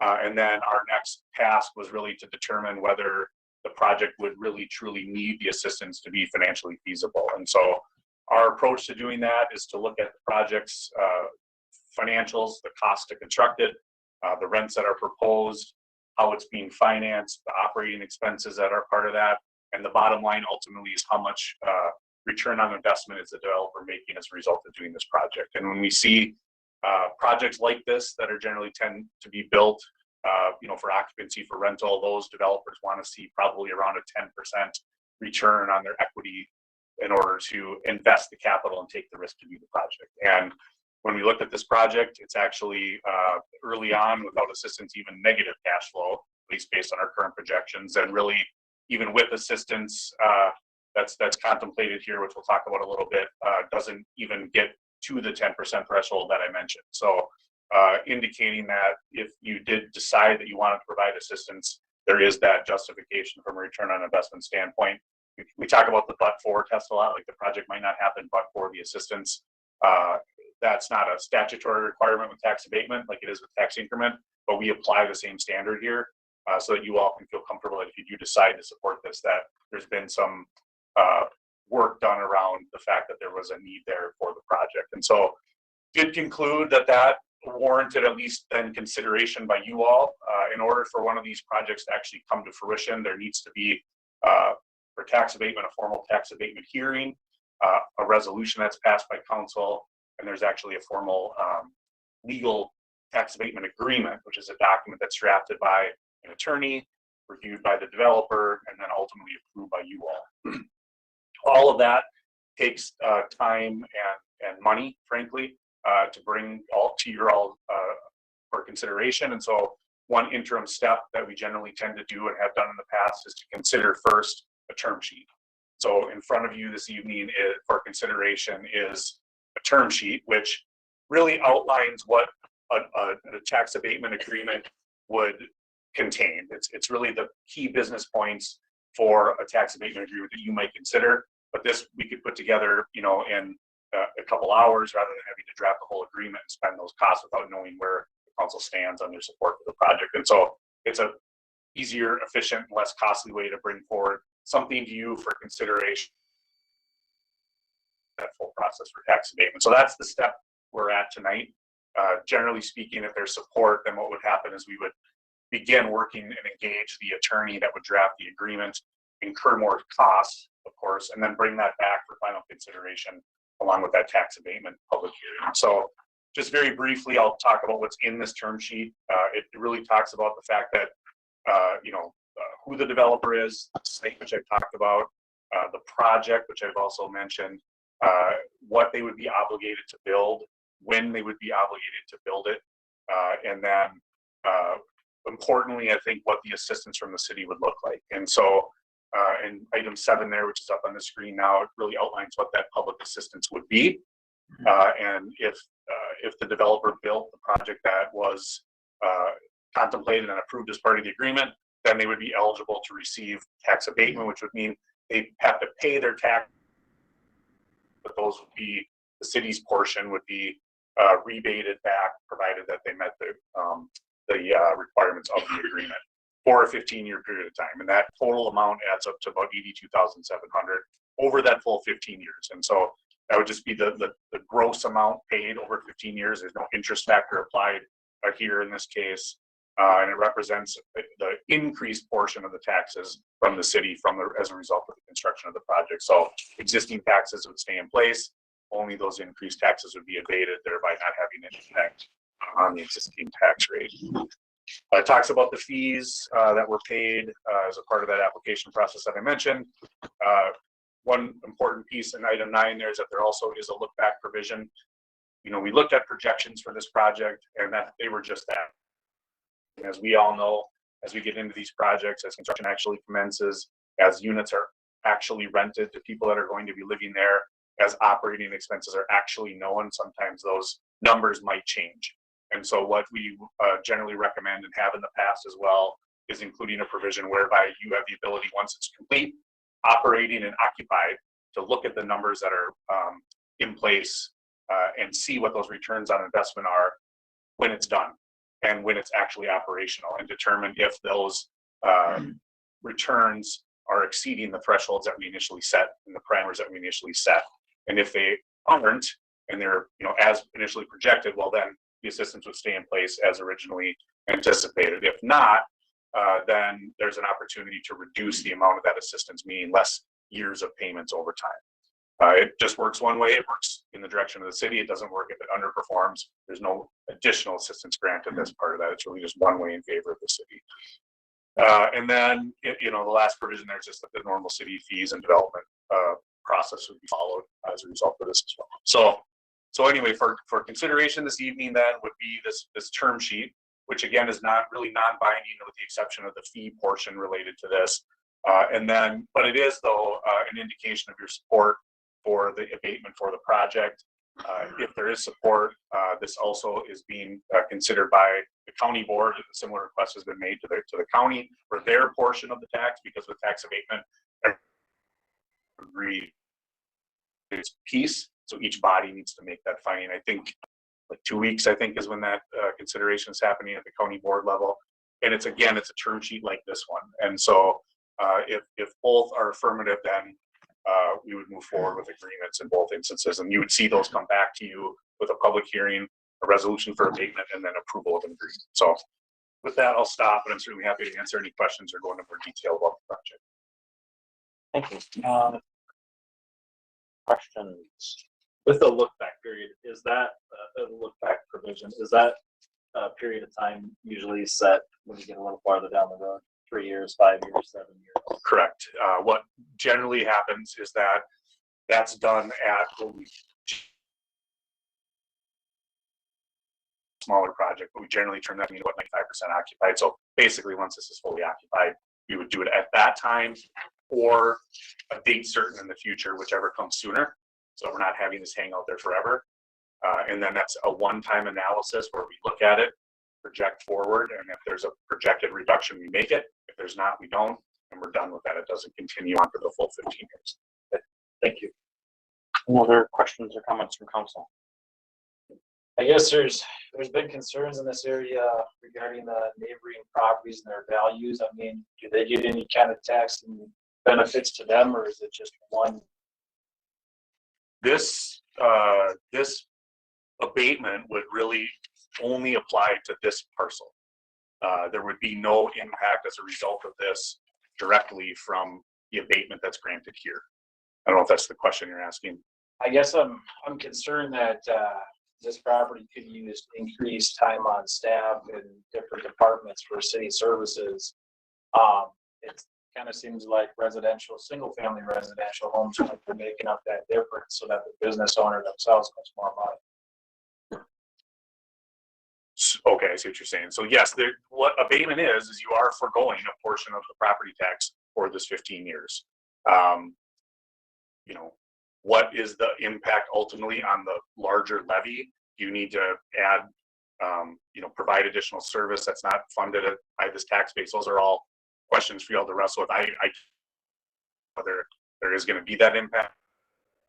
A lot of this work on the tax increment side, you've done abatements here as well, and tax increment here as well. So you have projects that are in districts.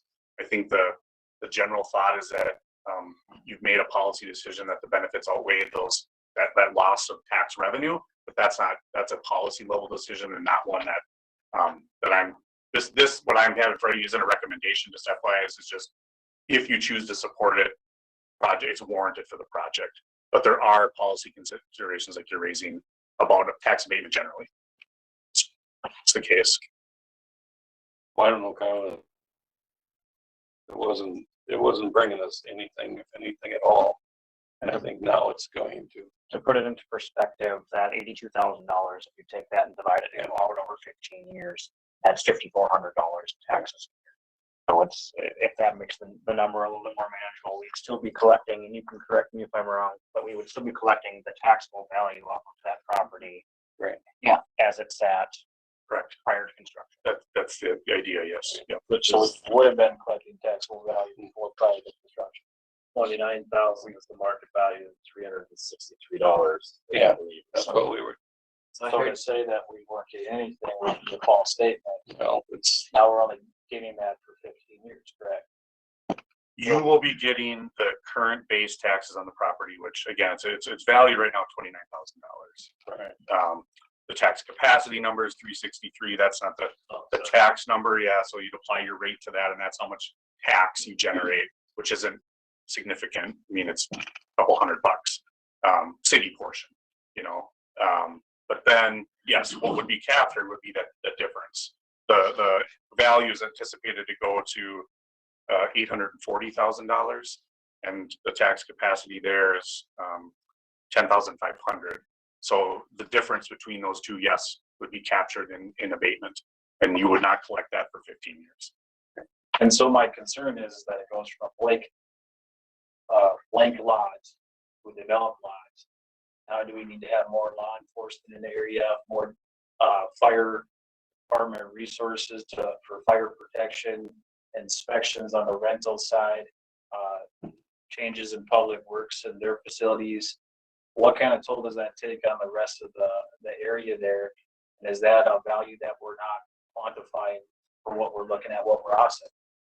I think the flip side that I would say to that, and not that I'm disagreeing with you, Kyle, but I think the flip side that we also have to take into account is that's 8 more housing units that are going to be 1 to 2 people, maybe 3 people. That's more money coming into our economy. That's more money going into our restaurants and our grocery stores. And That's the assumption that it's going in there, but it's rental property. So one property is benefiting here.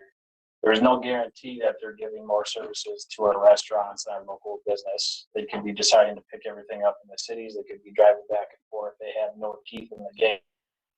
Single family residential family has more teeth in the game for property development. This is to the benefit of one developer. I don't know that, I understand working with businesses, but I don't know that it's the city's job to make sure that businesses make money. I would argue, personally, I would argue that adding housing is a priority for our city, and it has been it's been in our comp plan, and it's been a major priority for us. There is no housing in Pine City right now that's available. So adding housing units is a priority, and I think it's worthwhile. I think he was well under the, can you speak to, or when? Well, there'd be a profit, but it's generally speaking, as I said, we use 10% as a metric, right? And this doesn't reach that, even with the assistance. So it's much lower than, and this is common across all the communities where we work right now. Just trying to build rental housing is extremely difficult. I see this just as another tool that we can use as a city to make sure the community knows we're serious about adding houses and working with developers that are willing to take on those long-term debts in order to put housing in. It's just another tool that we have that can help them make those choices. I think we really have to look at what kind of housing we want, because the path that we're going down with all the other developments in town seem to be towards multifamily rental properties for development and business. And it seems to be putting a heavier burden on our single family residential homes, negatively impacting them. I think at some point, if you continue down this road, you're going to push out everybody that's a single family residential home because they can't afford anything. I mean, we already heard concerns about just the increase improvements, and that's also putting a burden on it. Now we're providing additional services for one big profit, and that is going back on the single families or anybody who hasn't had a tax abatement. I guess I look at it as we're giving you 15 years of paying your taxes of what you're what were there last year. So as an empty lot, we're giving you that 15 years because you made an investment in the community. I would argue that I think there's a lot more rental housing right now than there is for single family dwellings. I think that's the way the market is right now. And especially with our median household income in this area, it can be really tricky to try to, if you're working off of a $44,000 a year income, to buy a $350,000 home. That's not achievable for. There's other revenue in there too. I mean, we're getting water and sewer payments, which will be priced as substantial in that place. I mean, you got 8 apartments, and I doubt that each one of these apartments going to have the individual meter. Are they? No. So I don't know. I've owned rental houses for many, many years, and when you don't charge them for water and sewer, they tend to run a lot of water and sewer. So, I mean, granted, you can have restrictions, but it's really hard to enforce them. So we're gonna gain some off that. Our rental inspection program will pick up 8 more units to rent or to inspect, but that's why we charge for rental inspections to offset those costs. And I think the benefits of having rental inspections in Pine City have been proven to make our properties a lot better, a lot stronger, and a lot healthier and safer. I don't know of any, besides 1999 or 98, when I started, we had a death, but we haven't had a death in the rental property since. Now, there's been other towns around us that have plenty of deaths. Is it because we do rental inspections? I don't know. The problem with fire prevention, and I think our safety man will tell you this, there's no statistics kept on what we prevented. And that goes with anything. But we know we're doing a benefit to the community, and I feel real strongly about it, and I still do. And and as far as what he did, I wouldn't have taken on that project for anything in the world. I mean, we knew there was going to be a lot of dirt work, and man, there was a lot of dirt work there. But the technology is there now, years ago. So hopefully he'll have the incentive to find another spot like that that's very difficult, and we'll look at trying to help him on that too, because I think it's making some viable property out of unviable property. Are we planning on using water and sewer fund to start offsetting taxes and paying down debt and other projects, or are we just gonna keep collecting that for just infrastructure? Because we might be collecting money there, but if we keep increasing taxes on everybody else, and we've heard that people are having a hard time affording the taxes. I mean, at what point are we gonna use money from our enterprise funds to help offset those amounts? I think we are. We are right now, aren't we? I think that's part of Several areas we are, to the chagrin of our finance people, but hopefully we can not make her too upset, but we might have to dab into some of that. We're seeing that with the water line up there, and which I was a mistake 30 years ago, and it still is until we get that fixed. We're going to be very, very happy we have that. I know the fire chief will sleep better at night. So, there's a lot of things we're going to have to dabble into that, Kyle, and maybe it's good that we have some there to dabble in. Water and sewer, I'm guessing that's probably collected in the rent, so the tenant is paying for that some capacity from the rent you collect, correct?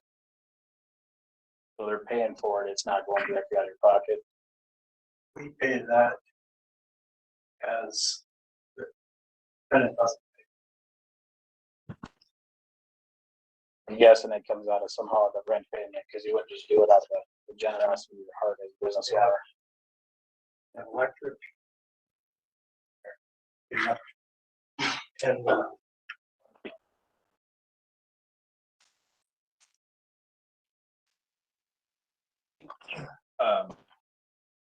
I have concerns with this particular because the housing study that we have is expired, and don't have an accurate housing study to say that this is a wise decision for us to invest taxpayer dollars or not. We all have thoughts and feelings on what kind of house it is, but the last housing study that we performed, everything in it has been satisfied. So, but again, this is to Kyle's point, kind of seems like a subsidy to one developer, and not. I don't know what we're gaining. We gained 8 housing. I look at it as we gained 8 housing. So we gain more residents to our community, more people that can be employed locally, more people that can spend money in our local businesses. That helps grow the economy. In my opinion, that helps grow our local economy in some way, shape, or form. Because even if you're buying your groceries in the cities, you can't tell me that you're not putting gas in at Holiday or Quick Trip or Casey's or sort of by itself. But if your tank's on it, you got to put gas in. And I don't mean to get into the semantics here, but I think it's we have someone. To your point though, I mean, we've added developments, and we've seen an increase in crime. Had to have more law enforcement. We've had to have more fire inspections out in some of those areas. And so, again, what comes with growth in the community, though, doesn't it? We're like, when a community grows, don't you add? I think like going back just to tax abatement, I just think tax abatement is a tool that the city has in order to entice developers to continue to build in our community. And they have a lot of choices. They can build in the city, they can build in a different city, they can build in a different township. They have a lot of choices of where they can choose to build. And it's just a tool that we have that makes it a little more palatable to build in our city. So, Well, Dan, I know the study is over, and I know that they said that we've achieved a lot of the big elderly development north of town helped pick up a lot of the slack that we needed in elderly housing, but there's always a demand. I only have a couple of units now. My wife and I have had several over the years, but I get calls all the time. You got any units? Anybody moving out? Anybody? That's constant, and I don't know what this developer gets, but I'll bet he gets phone calls too. When is it going to be done?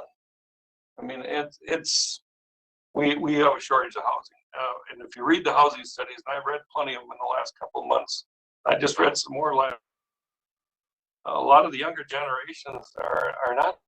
They want to rent, and they want viable, nice properties, and they want to live in an area that's safe and has things to offer them, like sporting things for sports and things to do, places to go out. I think a lot of the younger generations can't afford to have those buildings or those places because you keep doubling the taxes on them and they have to go into rental spots. To say it's safer, there's no guarantee on that, and there's no money being created to offset that crime rate in the future to keep it a safe area. Well, and again, it's all speculative. For something like this, I like to have data that supports. And as a developer, I work with developers every single day. There's a certain amount of risk that you take when you build something, part of the deal.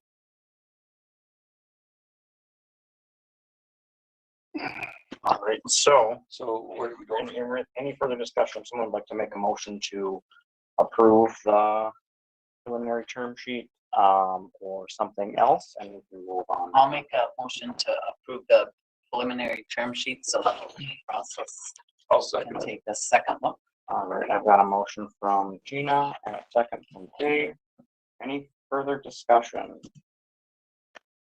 Hearing none, all those in favor, please signify by saying aye. Aye. Those opposed? Aye. Motion carries. All right, next we will move on to, thank you. Next we move on to 10.2 railroad request for council action. Railroad commissioners. Okay. I wanted to make a quick comment about the attachment. When this project was initially discussed, it's a county road, so there was a talk of the county and the city sharing on cost. County initially had said they'd contribute up to X amount, which currently has well exceeded that amount. And I got written confirmation from the county that they are willing, regardless of the cost, they will do the cost share. We can disregard the last line of 2.9. Okay, that was one of my questions. Yeah. Okay. Thank you. Well, I think we all know the importance of this. I think this is a major piece of the puzzle for the tech college, who is a strong financial piece of Pine City, and what it brings into the town, and what it, as far as people working there. I think we need to do our part. I don't think this is. I'm sorry that we couldn't have done this faster, but I don't know if it would have happened with everything going on at the time. But I'm very pleased with where we are now, and hopefully this all comes to the completion there by spring, at least by spring. I think it's also important to note that yes, the tech college is important, but this is something that the community and the neighborhood and the residents have been asking for an incredibly long time. And I'm really happy to see that because that was the genesis of this, was people in the neighborhood doing, I can't walk to work safely. But Was it sparked off of the community, or was it initiated more when we got into Lakeside to the college? it got further along with Lakeside and college, but there was several council meetings where people would come to open forum and asking about that intersection. That's pretty dangerous. And this connects with the path around Cross Lake Road, correct? Right. So this would connect the city to that walking path with all paved surfaces. I froze up, so I can't, but yes, I think so. Yes. You probably know this very well. Yeah. No, it's right in your neighborhood. Oh, even before I was, this was something that I accomplished before. Expensive little sidewalk there. So staff, what are you looking forward tonight? Are you looking for just a direction? Or are you looking for? So kind of the direction which way council wants to go. If you choose to go this way, a cap on it so that, and kind of where you want it to be kind of coded too. So, the bids that are here, that's the railroad gave us those. Give us theirs, and then the other bids are from Greg putting them. That's just an estimate, so part of the discussion tonight is, do we want to advertise it for 2 weeks, or do we just get quotes from 4 or 5 contractors just to get back here, your October meeting, with the real number for the sidewalk? The railroad does the work on the crossing and the signs themselves, that's the hard number. Okay. The flasher likely won't be installed till spring, but we can get the footings done, just for ordering the material. But it'd be exactly the same as the one by Civic Center on 61. So the direction I would need, or we would need is, yep, keep working with the railroad, because there's a couple agreements we're finishing up with them. And then come back with some quotes on what the sidewalk really costs. You know, if you're dead set on trying to have it done this fall, or if there's some wiggle room to have it completed in the spring, might impact the cost some. We could put, but we get the lights themselves for the flash on the crosswalk probably won't get installed till spring or maybe late winter, depending on when they arrive. But there still would be, with your October meeting, I think, the ability to get this work done by, at least the sidewalk done. The railroad said we probably could do it. Yeah. So, you know, in a perfect world, I'll start in line to get done here. Still till Christmas, but we could have a fallback and finish in the spring. But that's kind of the direction we're looking for. You want us to get some bids or some quotes? Either way, we can come back here October meeting, put a hard number for the sidewalk, so we kind of know here's the ballpark. Counties are there. Here's what we got. So when we're looking at this cost estimate of $181,000.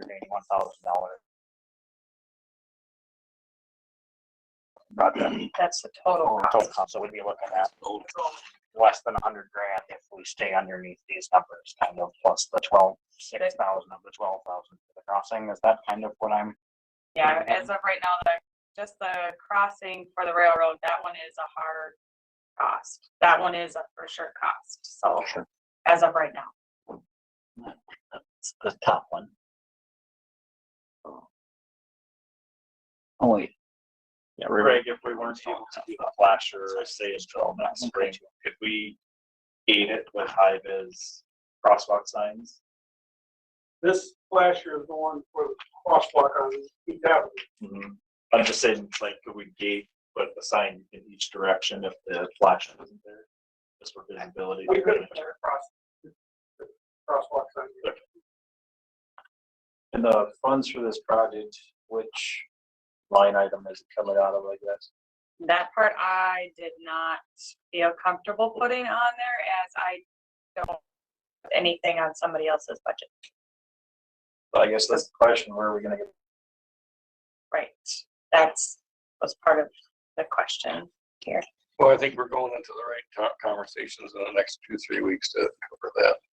I think I'm not gonna use the term magic checkbook, but I think we're gonna have to do a little magic, and maybe there'll be a little magic happening in the next few weeks on some other closures that might help us. Well, why can't we pull from enterprise funds for capital improvement? Nobody says we can't. I like that idea. You just said that we're gonna start using that money to pay for city improvements. That should go in that direction. That's why we did the rate increases the way we did. And we would be able to capture all that money that we get from people who don't pay property taxes. We're probably using it, right? I think we know the importance. We're gonna have to find it, so. I think it's an important project. I don't know. Our budget's looking a little scary right now. I think it's got a lot of hammering out the details to get through.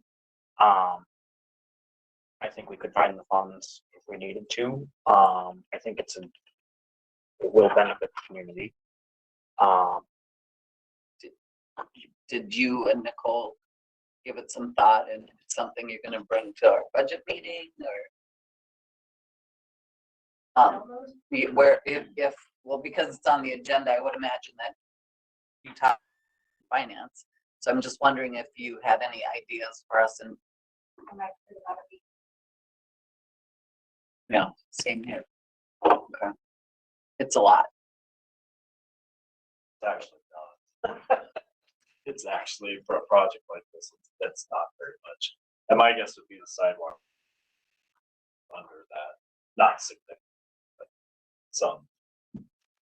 I don't really want to delay it out, but it would be kind of nice to have some kind of idea on where we might get those funds tonight before progressing. And I think the enterprise funds is a good location for it to come out of.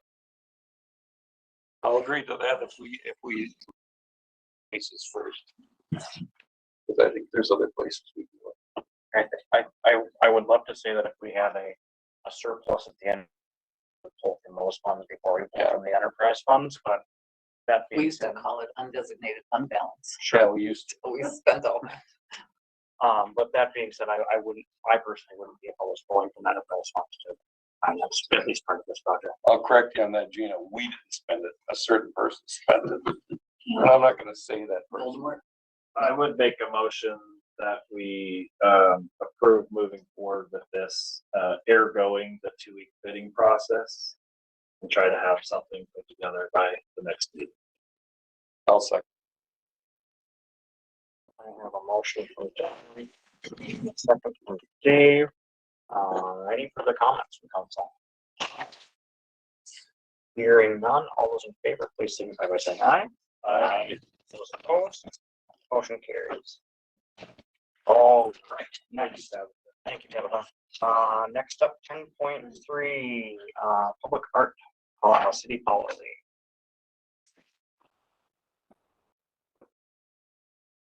I'm sorry, you speak on the public art?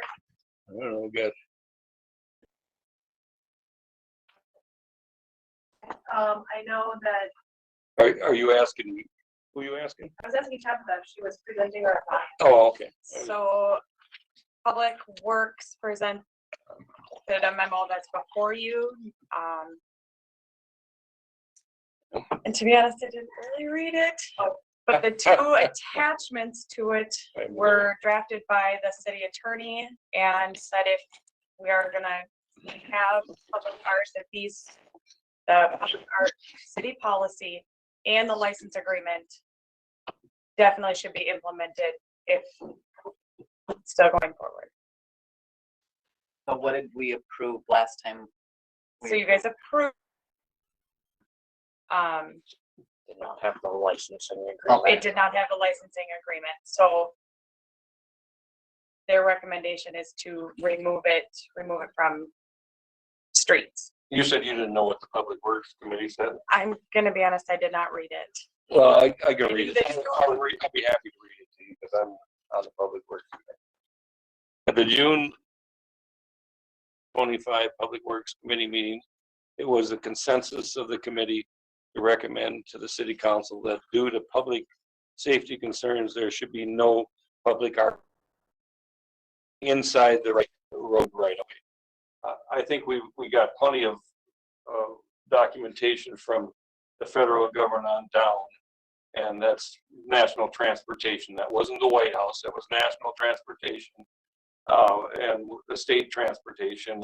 And right now the trend nationwide, and the last few things I've read, is that people are starting to take it off of their streets for a lot of reasons. Now I read the agreement and they've agreed to pay for insurance and stuff.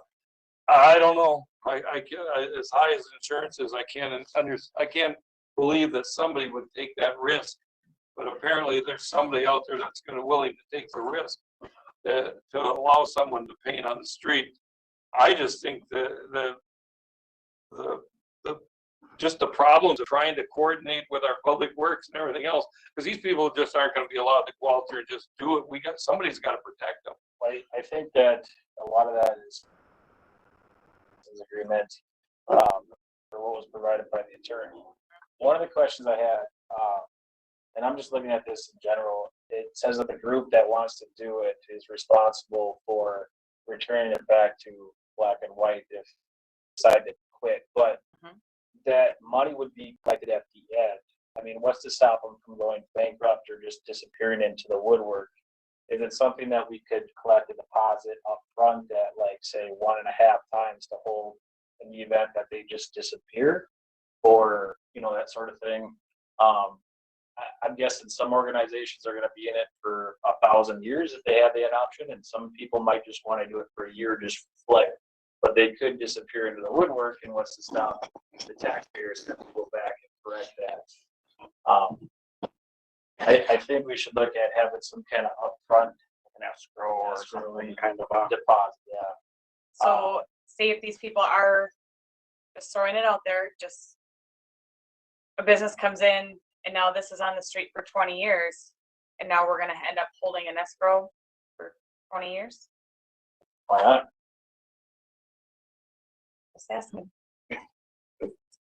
I want to be able to make sure that if something comes in, some group, and they do something good, and the city has the ability to offset that cost. At least at some point it was paid for. Maybe those fees end up becoming some kind of other projects. It's really hard to collect money out of a rock for people that just disappear. Things change. In some respects, you're renting out public art in the streets to offset costs for infrastructure. And maybe that's the way to capture it. And this is very thing. There is documentation around transportation, stuff coming out of the feds. There's also enough evidence to suggest that this is a possibility. We have something from the attorney.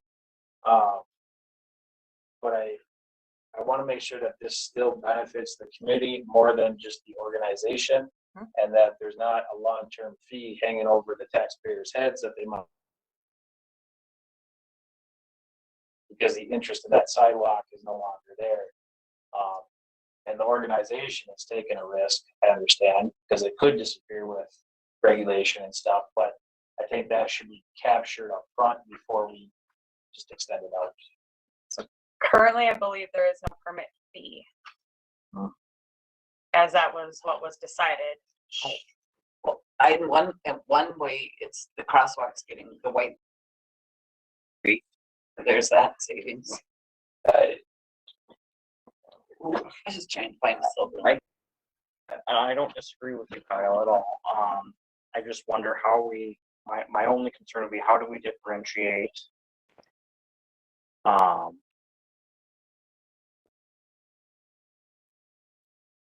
Children's Hospital in St. Paul? They have actual like stamped poems in the sidewalk.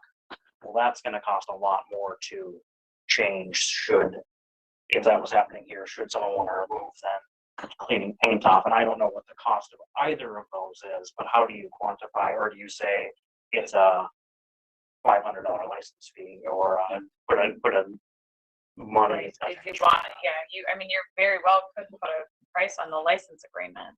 But I think, correct me if I'm wrong, as far as language inside the crosswalk, outside of a QR code, that wasn't permitted, correct, from what the attorney provided? Yeah, that was just a example. Right. Of some that I saw in I was thinking the city was able to put some poetry in the concrete over at the library.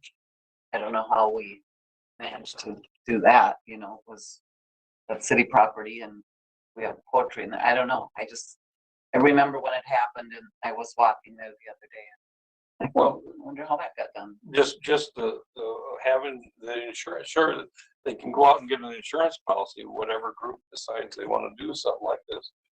And who's going to monitor that? How much staff time is that going to take to make sure that that policy is always enforced? I mean, we have a hard enough time keeping track of a fantastic job on it now. Prior to the last couple of years, it wasn't so hot.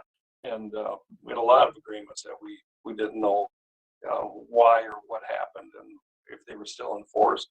Luckily, that's all getting sorted out, but who's gonna monitor this and how much value, if you're not gonna have a permit fee, how much value are you, you're just gonna give away the staff time? I don't think that's proper. I don't think the taxpayers expect that, so. I think this is one of those potential opportunities, not only to gain work, but also in revenue.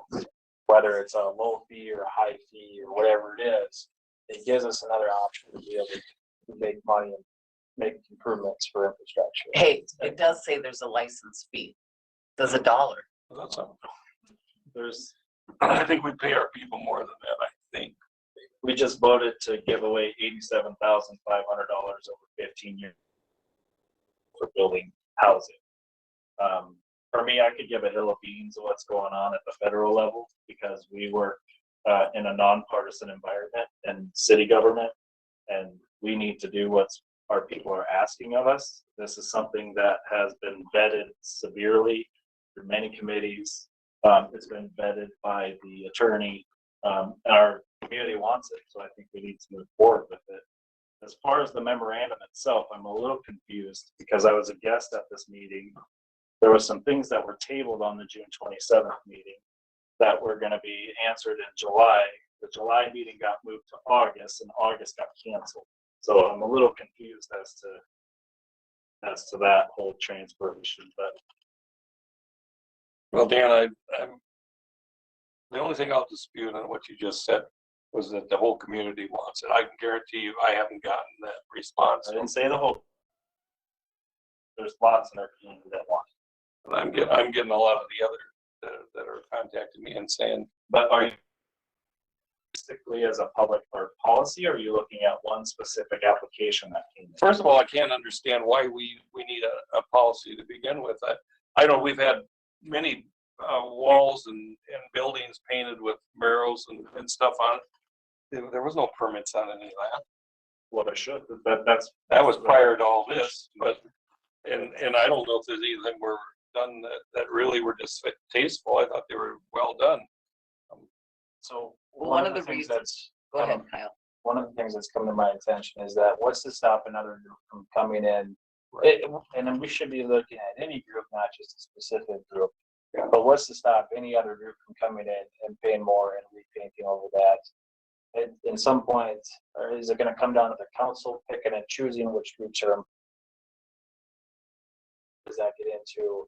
That's why I'm wondering if there's a way for deposits and long-term rental or license that might deter some of that long-term commitment. Sure, anybody can come in and just pay the city a bunch of money to do something, but if they're on the hook to do it long-term, are they still going to want to do it? Maybe just some kind of look back. To look back at the So I project think and that see was if the discussion was that they would have to do it annually, like it would be reviewed annually going forward, so like they would have to redo it every year, kind of thing. Well, and if that's the case, then we wouldn't have to worry about a 20-year deposit. We just worry about an annual deposit every year, right? It can be returned to them and the amount can be increased. If the city decides to increase it 0.5% or something, you could keep collecting the deposit. Well, when the white crosswalks wear off, how long does it take to fill them in? Like how much manpower to redo the crosswalk? I seen them recently do them. 2 people and at least 2 weeks. 2 weeks to do one crosswalk. No, not No, I meant one, like, so it'd be a handful of crosswalks. So a crosswalk takes. I guess what would be the ballpark to change it back is like well, you have cost. to somehow remove it. Either mill it. Just paint over it in black. That's That's what most places do. Yeah. They paint over it in black road paint. Paint over it in black. And then well, let's we're what ifing this to the weeds here. What's the price today for the painting over it in black and repainting the color? Ballpark. Not gonna hold you to a solid. oh, I've yelled $80. That's it. Where you go. $87.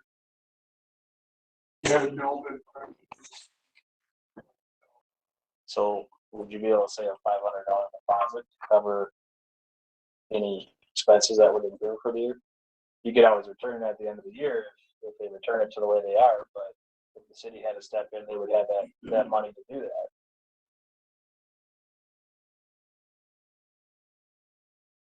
I'm not opposed to there being on, to making sure that if someone paints in public right of way or puts public art in the city, and that organization or that group folds up, that we as the taxpayers aren't on the hook to turn it back into what it was prior to the art being installed. So I will say I'm not opposed to a license fee at all. It does, there's $1 in there, right? Increase it at $499, I guess. I think there's a bigger piece to it in here when you start talking about the liability if someone gets hurt. And I really think if we're talking about deposits on just making sure it gets turned back to the way it was, what's wrong with making sure that the bills are paid for the person that was injured?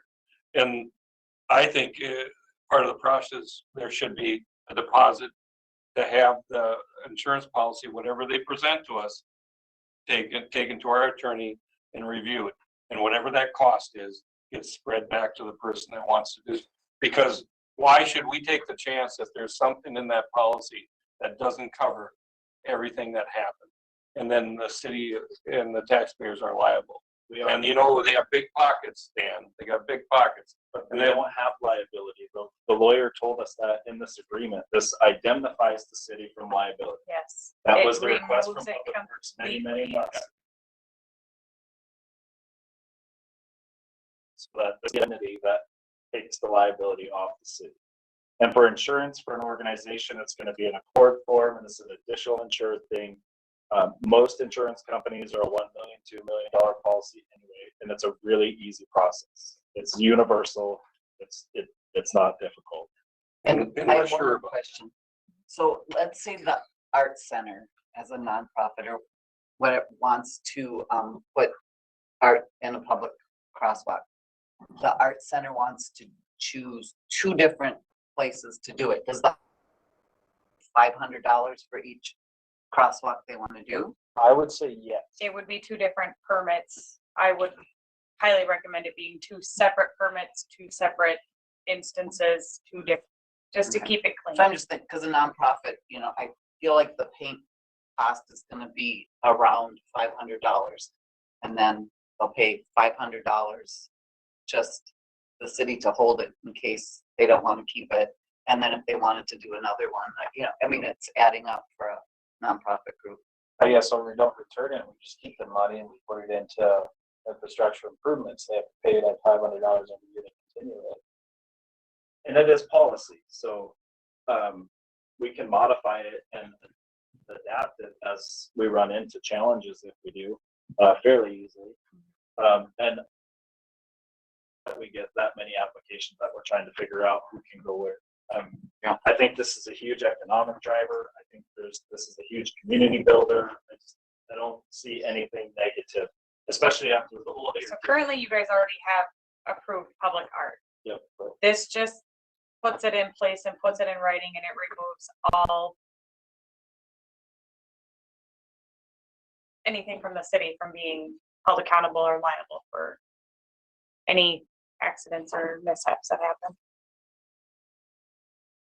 Has to put in here that that license fee is increased $499. I'm not necessarily opposed to return or deposit, but if the money was kept and it was put into other projects, I think that would also help the community maybe understand that money is getting reinvested. I know it's nonprofits and they're taking a hit. Taxpayers are also taking a hit if the nonprofit doesn't align with their own personal views. And they did pay for the city right of ways and streets. Could that money be used to offset snow plowing or something, which is definitely a big ticket item for us. I guess I've come around a little bit on my original thought with public art. If this is something that could help generate revenue in the city, have a big interest, and not have the cost on the taxpayers.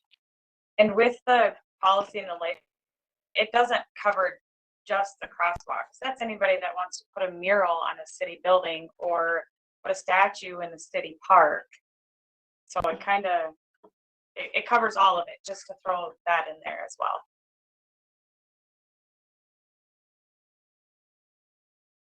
All right, what does, would someone like to make a motion? What would we like to do? Would you like to send this back to ordinance, take a look at it, add a license fee to it, add some sort of recurring fee? What are the thoughts? I don't know. I guess that would be It's my, not council, there's nothing on here for action, it's just a presentation of a memo. We're not taking action. Okay, let's go on, move on.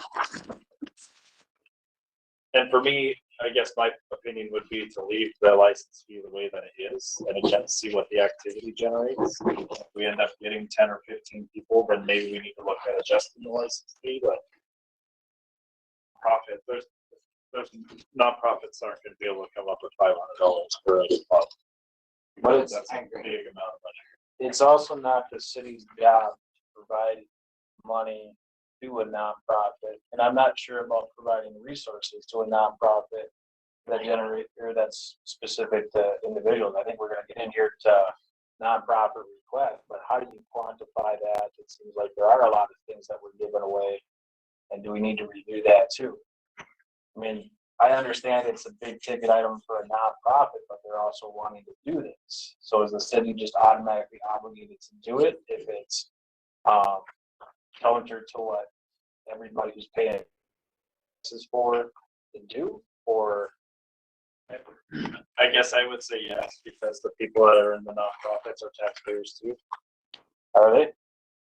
I mean, if we're using a vacuum, they would be. The taxpayers are paying for potential mishaps, then the people that are doing the art would have been taxpayers that helped do it in the first place and would be helping to pay for it too. Well, if all we're collecting, Dan, is $1 and Maury's gotta bring out gates and stuff and cones to protect these people while they're out there doing this, who pays for that? So I, as a normal taxpayer in Pine City, which I don't support this, am going to have to pay my Public Works Committee or crew to go out and protect these people to do something that I don't care for. How do you justify that? I thought the organization had to pay for public works this time. Yes. So, in there. Except for the license, it's only Right, $1. except for license fee, which is in there, it's only $1. Yeah. But, All right. again, was that if they disappear into the woodwork, how are you gonna collect the money to do that? So, I can't sit still, that's what. Okay, so there is this You an just- actionable item, or is this just a, up at this point in time? I just can't sit still. You want to approve the license? Well, if they want to, otherwise, I mean, just take into consideration what Public Works Committee has, if you guys wanted to remove it from crosswalks. Off of that, it would be an amendment change that would be needed to our current ordinance. I'd be happy to give you the copy that I'm proposing, and we could bring it up at our next Public Works meeting on the 26th, and then bring it back to the council. I should make a motion to approve the public art license agreement with a discussion to increase the fee, but we can make a decision on the fee after or during our budgeting meeting, or do you just want to go with Kyle's suggestion with the fee? I guess I just want to stop you. If you do approve the license and discuss the fee afterwards, is that, I mean, you're approving the license at current stance, not Right, I a would. future one. But we've already approved the ordinance. Well, you approve the ordinance in place, so it's already there. So if somebody wanted to apply, they could. We don't have them. They don't have a city policy. They don't have a license agreement at all, technically. We have to approve the license agreement. So, Yeah. is that done? You recommend approving a fee and then making a motion to add a higher fee and then approve the policy in the agreement. So I guess my only thought would be is that if people, it'd be nice to have that across the board initially right off the bat, not approving one license agreement and then changing it for everybody else going forward, because then we're definitely gonna say we plant favorites. Okay, so I'm uncomfortable with 500. I'm comfortable with 250. Milling overlays, a couple $100 more, or if you had to mill it up, sand it down. I'm comfortable with 250. I feel like a nonprofit can scrape that together. I think 500 is steep. If we're going to do this for the public, we want the public to be able to afford to participate. And so I'll go ahead and make a motion to approve the license agreement with a fee of $250 in place of the $1. All right, I have a motion from Gina. Do I hear a second?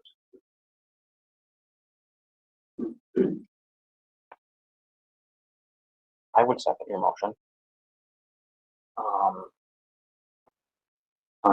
Any further discussion?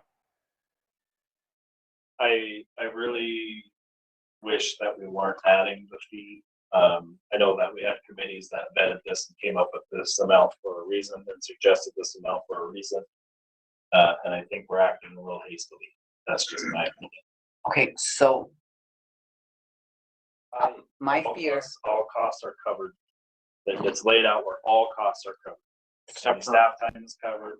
And may we run into a situation where we may have to do something? We might, but we may run into those situations and we might, but. okay, then we have to I'll get application I'll first. amend my motion and leave the fee as written.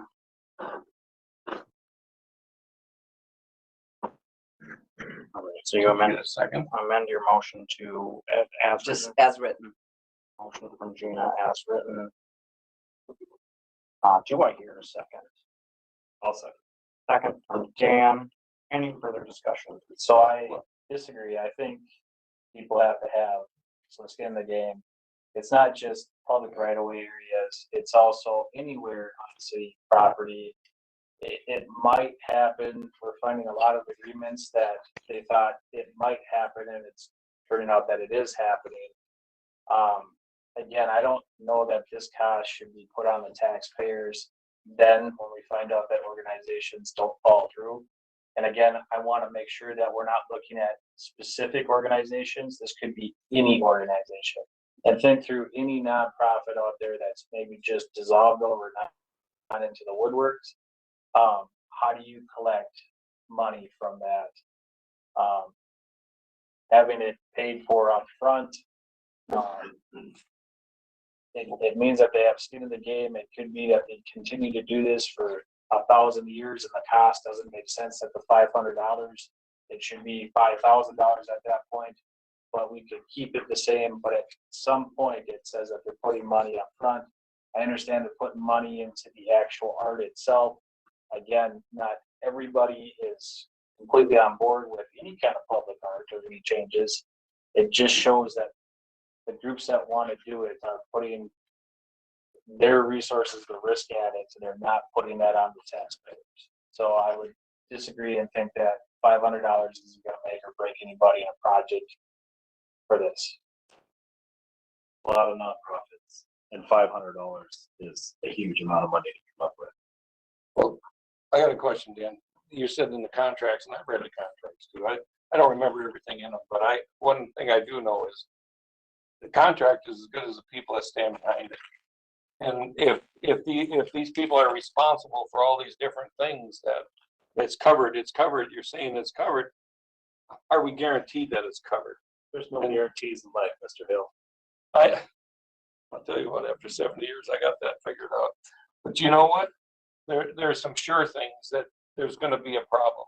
And I can see a lot of problems with this. I really can. First of all, when you have a public committee that the consensus was 100% that this was not a good idea for safety reasons.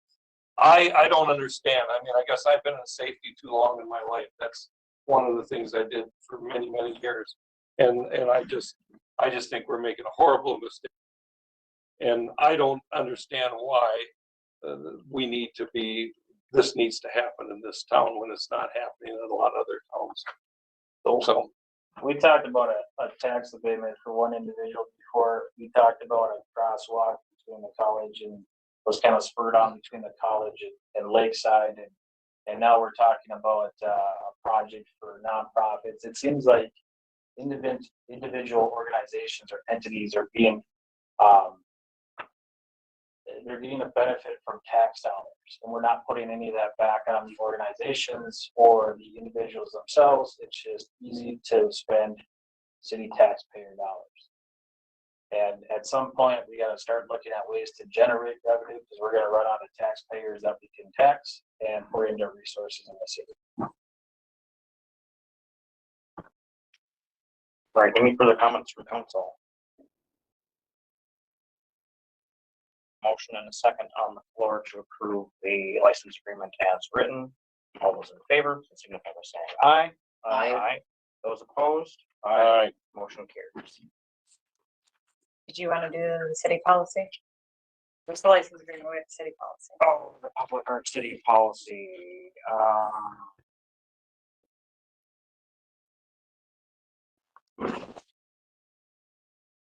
would someone like to make a motion to approve the updated city policy? So, I'll second. Motion from Dan, second from Gina. Any further discussion? I like the same thing about an upfront deposit. Just saying that for the record. All right, any further discussion? Hearing none, all those in favor, please signify by saying aye. Aye. Those opposed? Aye. Motion carries. Thank you, Tabitha. All right, next, if I can find page here, 10.4, we are looking at the 315 Main Street purchase agreement. This has been in front of the developer's attorney, the developer, the city attorney, and the city council. As proposed, this is the purchase agreement for the sale of the 315 Main Street building. You have a closed session in regards to it. I believe the questions have been answered. Now it's up to council to approve resolution. Nothing would make me happier than to approve resolution 2025-2029, approving the 315 Main Street purchase agreement. I'll back in unless someone else wants to. I do. Go ahead, Dave. Nothing can make me even more happier than you are that we approve that. And, yeah, so I'll second that, but thanks, Gina. You can tag along if you want to. I'll just. All right, I've got a motion from Dan and a second from Dave. Is there any further discussion on this matter? Hearing none, this is a resolution, so we'll proceed with a roll call vote. Dan, we'll start with you again. Aye. Gina? Yes. Dave? Yes. Kyle? Yes. And I will also vote yes, that motion carries. So one thing I would say is that nobody's happier than me, because this has been a 6-year, 5-year campaign. So I just didn't want to say anything until you guys voted on it. Back in 1998 when I started, it was a problem. So. All right. I'm gonna be the first one to run a room there. Yeah. Next up, 10.5, request for council action. Application software. Staff, along with council members, have had extensive review of different or companies that offer mass notification for the cities, for the residents. And after looking at them actually twice, it's staff's recommendation that we proceed with the mass notification from Civics Plus. And also there is a ClickSee Fix, which if they see anything wrong, trail gets corrected, and how and when. So looking for council direction on this. It really is something. I mean, the C-Click Fix, I was super impressed by. It operates as a 311 service, if you will. If you're familiar with what a 311 is. Watching it, it turned less of a mass notification for me and do a staff and citizen productivity suite, if you will. It's super amazing the way you can fence, what you can report. I think it's gonna be a piece for us operationally that's gonna make us even better than we are now. Yeah, I sat in on all the presentations and I think this was awesome. It gives the city or the staff of the city a really nice dash to follow up with. I take a picture of a pothole, I say pothole, it geotags from when my phone took the picture, it says exactly where that pothole is. That goes to Public Works. Public Works can take a peek at it. They can say, thank you for send a notification back to me. It says, hey, thanks for letting us know about this. Well, if someone were gonna be doing fill on X next date, that's the follow-up, and I can close the ticket off, and so both the resident, Public Works, and council all can see this project start and finish. I think that's. And it tracks it. Like if somebody reports a pothole, it has a different color code to it. It only, if there's one report already, it'll tell you that there's a report on it. It's really, really awesome. Really impressed. I guess, oh, sorry. Is it app-based? App-based. So my only cautionary item is I've seen a lot of things, software over the years come through. If we go forward with this, it would be nice to have it on the old businesses, like updates on how it's working and problems that we're running into, because it seems like past software, we approved it, disappeared, and we just spent money doing something we never heard about again. So if we could put this on old business as a discussion items for our business meetings to get an update every month, maybe it'll switch to every quarter at some point, but as soon as it's implemented and any feedback if things are going right or going wrong and adjust right away, if that makes sense. And I can say with confidence, the people that we're working with are really easy to work with and have committed to us about helping make changes and training and ongoing. The other thing I really liked about it is that you have the ability to geofence for notifications. So instead of the water bill saying, we're going to flush hydrants between September and October, wherever they're going to be flushing that day, you can go in and actually geofence the neighborhood. We're flushing here today. We can geofence here, just as an example. Yeah. I'm a geek about it. I love it. I think it was super cool. It is very cool. There is a three-year contract though. So we are in this for 3 years. We've got to use it or again, because coming into the city, the amount of contracts I've seen myself that we have purchased, and it makes me cry to see the waste. Things we purchased and not used. So. Well, that'll kind of, you are leading the way then, Not to put anybody in the hot seat, but what is staff buy-in? I know Melanie, you sat through most of them. Tabitha, you sat through all the presentations with us. Is this something that you guys would think would be useful and would be a helpful tool? Or are we just drooling over the shiny pretty candy? I saw some head shaking at the back, so I mean, staff in the back. Nope, none. None, okay. This is your open mic time. I think it would be very beneficial, but I'm also the one that's doing all the notifications on the website, Facebook, most of those. I do think it would be very beneficial, and like Lola was saying earlier, that she wished that there was a way that we could notify the residents. It would be great option. Yeah, I guess I'm piggybacking with Kyle here. I'd like to make sure that we're monitoring this and the use and how it's working, because when I came into this council, we had a service that wasn't working as good as we thought it should work either, and cost us lots of money. So this will be my third. Yeah. I would like to see council make a recommendation that every month the reports that are being submitted, however, signing up for it, we're here for 3 years. Yeah. That's the part that makes me a little uncomfortable. What staff members or department heads do you think would be using this? I think a lot would go probably to Public Works, seeing a branch down a pothole. But it's Parks and Rec. in the demo. Yeah, they used it for every different.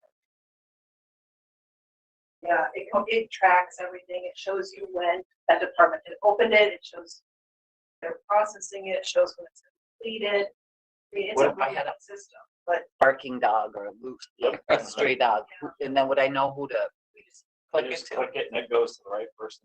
Yep. And they help us set all that up in the background. So a tool is only as good as you actually use it. So I'd like to see if we do go forward with it, that you included it, how they're using it and how things are going. And I also like to get a report back on our administrator on how it's going for learning opportunities, because I think some people are a little hesitant to learn new things. It can be kind of overwhelming. It could be the slickest thing out there, but it could be kind of scary up front too. And I don't want to see us commit to it and then have it all go by the wayside. So it would be kind of nice to see a plan on how we're going to go about getting staff trained up on it and then implement it more so than what's presented in this meeting. I do believe, correct me if I'm wrong, but I believe they have an implementation plan and an implementation team that will do the training, get everything set up, be available for tech support. That's all part of it. yes, and one of my questions was, is it per phone call? Like, once you train us and then we have phone calls of confusion, are you gonna then charge us for every phone call to see if we are doing it correctly? And they said no. So we do have endless support, but it's just a matter of, if you approve this, I don't wanna see it not used. 'Cause $4,000 over 3 years. It's a 3-year contract. And then, app-based, what technology will the employees be using this on? It's a website. Oh, on the it's back end. website, so it's not on their phones, it's. Not to beat a dead horse here, but if we can get buy-in from the department heads, I know we're kind of all just I'm springing this on you right now. It's a super cool, and if you ever worked in an industry where you have a CRM software, a customer relationship management software, it's very much like, or an IT ticketing software, if you've ever had to put in a help desk ticket with anybody, it's very much like that. So it gives everybody all of the information. And that's something that I can say, at least I've been striving to do since I got here, is be as transparent as possible and be as open and honest as possible. And I think during the last election, that's something that we heard, that people felt that they couldn't get information. So I think if we can get that information available to folks the way that they want to receive it, I think that's super helpful. So would street reconstruction projects be benefit? I mean, every department it can touch, especially with the Click-See Fix, the mass notification. I think of you when you were speaking of. I mean, we could shoot out, okay, at 3 o'clock today they're going to be doing this, or we could say, oh, on Thursday you'll see the street sweeper, or we're doing hydrant flushing. We're unlimited on what we can push out. The sheriff is patrolling 10th Street. Yeah. Picking up those speeders. And one of the big questions that I had was knowing the demographic of our community. It will communicate with landline, have a computer. You don't have to have a cell phone. So we can get everything, and it translates. There's 5 different languages that it translates in. So if there's people in the community that need it in a different language, it can be delivered that way too. But again, this represents about a 0.5% for taxes. I think 50,000 was the 1% increase or whatever. Over 3 years, this would be 25,000, right? 24,000 over, yeah, maybe So over 3 years. Over 3 years, yeah. what I'm saying is that this does have a tax impact if we go with it. How do we have measurable goals that staff is implementing it, and it's not just Melanie with a new high-tech device instead of what we could do with Facebook or the radio or the newspaper or the website. I mean, And maybe that's something that they have to help us measure and report measurables, if you will. And if not, maybe that's something we can come up with as policy, is what, as council, we want as measurables to be reported on. I think that If council chooses to move ahead with this, I think how thrifty I am, this will be mandated, because I would be the person to figure out what this is costing us per day that we're not using it. That would drive me. So Rifty is great. It would be nice to have a hard policy that staff could refer back to, and there's nothing falling through the cracks. Again, We've seen a lot of cool software over the years that nothing's ever been implemented, no matter how many promises we've been given that it was gonna be implemented. It's very discouraging to see how much. So That was then, this is now. that's what we said then too, Dave. We got someone else. Go ahead. Just out of curiosity, how long has the company been in business? That's my first question. My second question, are there other cities that are actually using this all approximately, hey, this gets me out? No, I mean, that, I look at that because so many times, you know, and the idea that you get good customer service from them, you know, once you pay your money. And we currently use them for other things in the city hall. So they've been around for a long time, and during our demo, we did two information. They actually took us to those cities' sites and saw how they work. Yeah. They, 25 years, yeah. 2008, yeah. 2000. Oh my God. I don't question the company, I question the 3-year commitment that council decides. I mean, this would be for 2026, correct? Or this is starting next week. I think we'd probably implement it immediately. They won't hold- When plowing's happening. The only thing that makes me nervous again is that there's a lot of what you say, what you think they're gonna do, what we hope to see, and it would be nice just to have it ironed out a little more. I don't even know how we could do that though. Policy, measurable goals, how is everybody doing on training, what we'd see with implementation. It's also gonna be based on how it's used by the residents. If residents aren't using it, there's not gonna be any track. That would be a huge way. But we can use it as our own. So, for example, I'm trying to come up with an example. It's late. Brock could use it for the gazebo needs to be repainted in Robinson Park or Voyager Park or like maintenance things. He could build his own, put his own tickets in there so that we could track his progress. I will say that's one thing coming into review season last year. I don't work with a lot of the department heads on a day-to-day basis, so I'm following the guidance of the city administrator where I like data, I like those quantifiable goals, I like making sure that someone is doing the job we're paying them to do.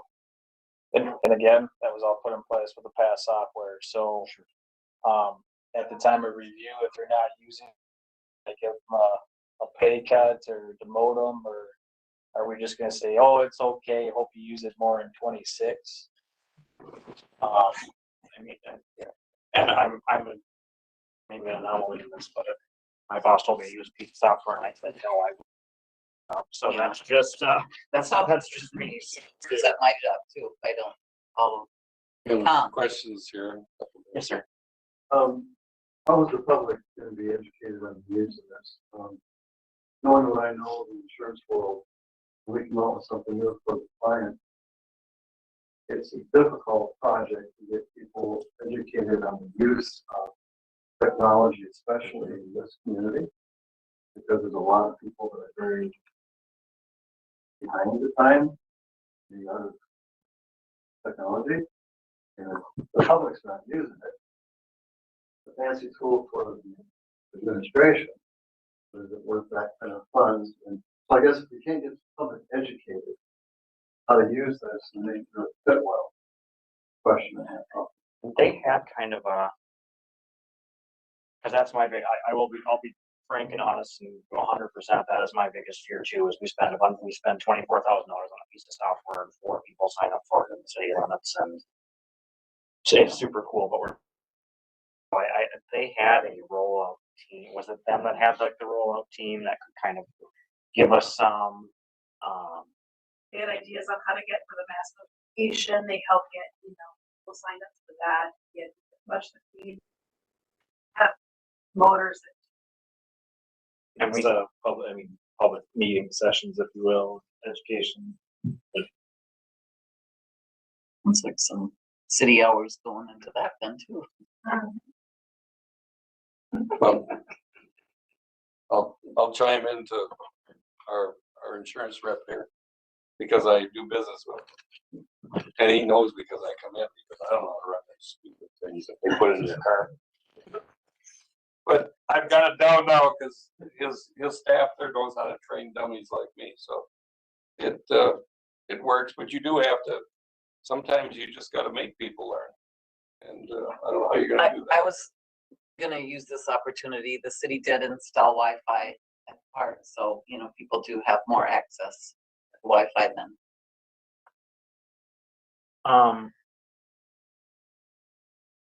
Need to keep beating this horse at 9:30 at night. Tom, yeah, go ahead.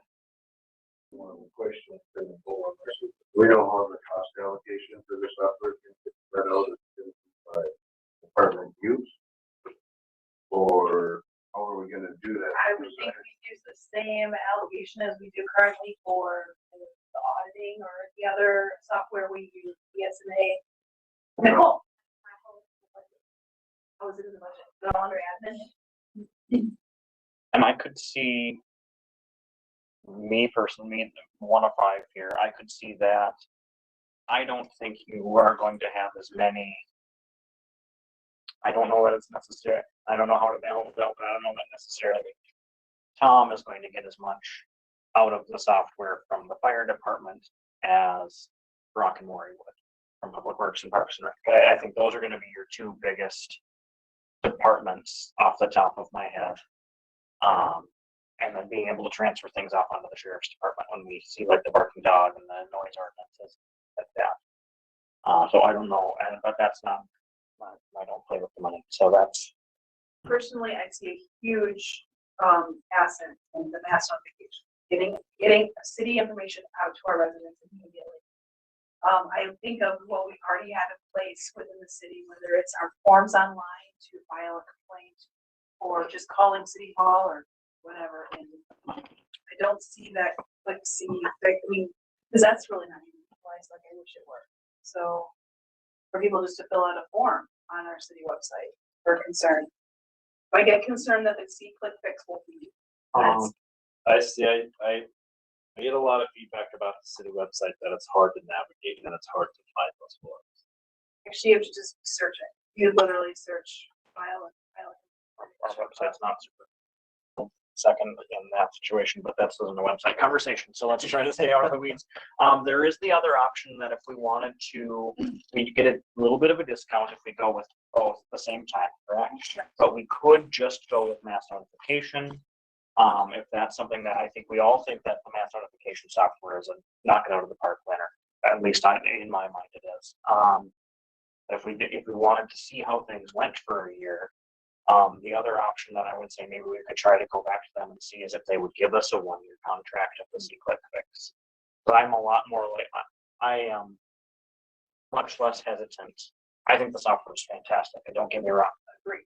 It's the IT man. It's getting the buy-in. And that's, as an IT professional or local government, I've seen it in the past too, whereas we spend noodles of money on a piece of software and the frontline employees that actually have to use that software go, no way, I don't want to touch this. And then we just spent hundreds of hours of time and thousands of dollars implementing something that no one uses. I'd be much more comfortable signing up for a year of the C-click fix if we could get that. And again, if we do just a year, is staff gonna decide, well, in a year, if I show that I'm not using it, it's just gonna go away? I was thinking that too, like, yeah. So again, we've implemented a lot of stuff and there has to be some kind of measurable goals, and maybe it's just everybody gets a 1% pay cut if they can't show at the end of the year that they're proficient in using this technology. I don't know, but if they're not coming in everybody though, got a touch if C-click software, if the complaints aren't coming in, that's an absolutely unfair way to gauge anything because it's gonna be the residents letting us know what's going on. But we can also add it ourselves. So I think that's a big aspect of this is this replaces this kind of goes along with the department reports in my opinion, whereas Brock summer long. I know Brock's crazy as crap all summer long. If you ask me what Brock does all summer long, I don't have the foggiest. And that's no offense to you, Brock, in any way, shape, or form. I know you're working your tail off, and our parks look fantastic, and our public spaces look fantastic. But giving goals, having projects and tasks that you can see are getting completed, and you can see it shorter window of completion time on some things, longer windows on other things. That's where I would find value in, is making sure that we're not leaving a stoplight light bulb burnt out. Not our problem, but not leaving a stoplight light bulb burnt out on Main Street for 5 years. That's where I would be high. But is it $24,000 with a value over 3 years? That's the question that I will.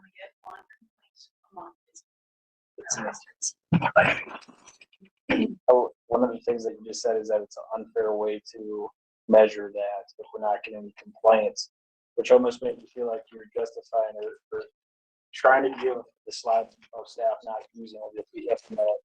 I have your word that you're going to implement it, but we can't put any kind of penalty on it. And all the city administrators before have put their word on it that it's going to be implemented, and nothing ever got implemented. So at some point, if we're going to go down this avenue of cost, I think there has to be some kind of way to measure the success for training, and there has to be a penalty if it doesn't come to fruition.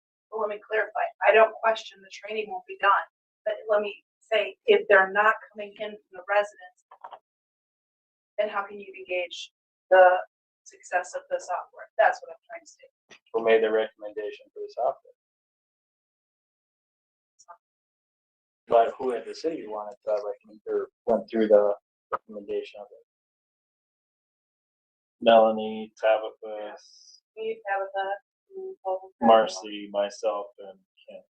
other cities doing it. So the benefit to the people that only have a telephone. No. No. No. Does it benefit the people that only have a telephone? Yeah, because, well, yes. Oh, which, the mass notification. We have a lot of residents. We have a lot of residents that are in the elderly housing developments we have and stuff. And the only contact, they don't have computers, a lot of them. And the only contact they have is a cell phone or a landline, which is getting fewer and fewer. How are they going to get on that list? Are they going to have to call in, or are they going to have to fill out a form?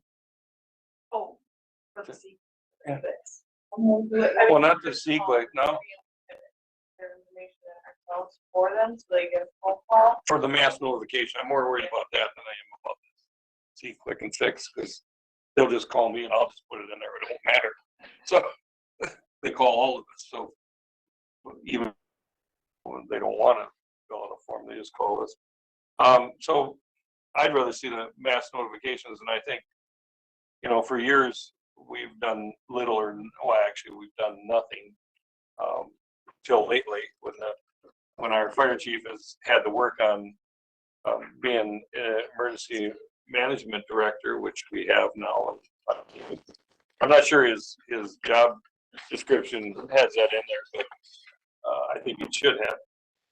That would be a good place to use it. I mean, when we have a tornado come through town, or he knows there's one coming, to send out that notification besides the radio and any other notifications or sirens, but I believe send out automatic weather alerts. So it ties in with NOAA. so it does tie in with NOAA. Okay. Whatever that, I don't remember the system's called. It's got an acronym. I would make a motion that we grant approval to proceed with Civic Plus mass notification and C-Click Fix software with the addition of find the words measurables and training and contract link. What's the timeline for measurables? That'll have to be determined. I mean, like we said, it could be every quarter, it could be once a month, it could be review time, It should be more frequently. If you're gonna set it, you should set it right now, otherwise it's just gonna be one of those forgotten items. I don't have the policy, but I don't know what it looks like in my head, but we could review it once a month. Okay, start. All right, I've got a motion from Dan. Do I hear a second? So just to clarify, your motion is what you said, but we're gonna look at it once a month. Are you adding to, that to? to move it forward. And if we need to put a timeline on measurables, I don't think we do. I don't think making a motion, I feel comfortable putting a timeline on the measurables until we understand what the training piece is gonna look like. And out of that and the process and policy that's developed, we can come up with a timeline for when we want measurables reported. That's just where I'm at.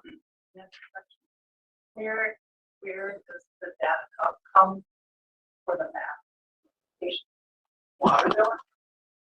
Where do the numbers come from? So legally, we can't just plop everybody's number into the system. You would have to enroll, so that we would start with a campaign of like, please text Pine to, it'll be a local cell phone number, and that'll automatically enroll you. You're saying you could put the notification on the water bill. But Beyond this text us, yeah. legally, we can't just suck everybody's cell phone number off the water bill database. So that's, yeah, so we would have to have you enroll, and we could put a sticker on, or put a notice on the water bill, run on that. We could do an article in the paper, article on the radio, kind of do some homework behind this and try to push it out and make sure that everybody knows about it. Who would maintain that? Who would enter that? Who would update numbers? Would that be administrative? Yeah, that would be the lead person on the project. But the software does most of that work already. It's not something where somebody has to go in and classify it. When it comes in, it hits its bucket through however software works. So there's not a lot of back end management that has to be done. It just provides a ton of information. But it has to be me as a resident doing that, seeing that, getting the message, and entering it into that. It's not anything with a massive list. No, we have to grow that from the ground. So that's something. Alright. Yes. Brock, did you have a? Yes, just like only for city resident. Anybody can register for it. And this one, the thing that we liked most about this, sorry, I'm taking this back into the weeds again for a second. The thing that we liked most about this one was it was a flat rate. There was no every other one, but I think one of them had a fee per text message. So we can use the heck out of this thing. We could, not that we're trying to spam everybody, but we can send out 15 messages a day if warranted. And it's going to cost us the same amount of money, where some of the others we were looking at, it was 15 cents a text after you ran out of your bucket of text. So Does it show the address of individuals that are using the system? I think it keeps it, but I don't think it's not displayed. public. No. Yeah, it's not public. So I guess the only thing, to Brock's point, what if no Pine City resident uses it, only people outside of the city of Pine City, and the taxpayers are paying for it? then I think we would terminate the contract every 3 years. I think that's what Brock was saying. Brock was asking if people outside of the city could use it. Wasn't that what you were? Does the school still have mass notification? Yeah. Oh, Yeah. schools use it, yep. Schools use a different system though. How about if I'm living in an assisted place, with the owners, with the rollback, how about a home? You know, I mean. Anybody with a cell phone would be free right to. now, how would the city-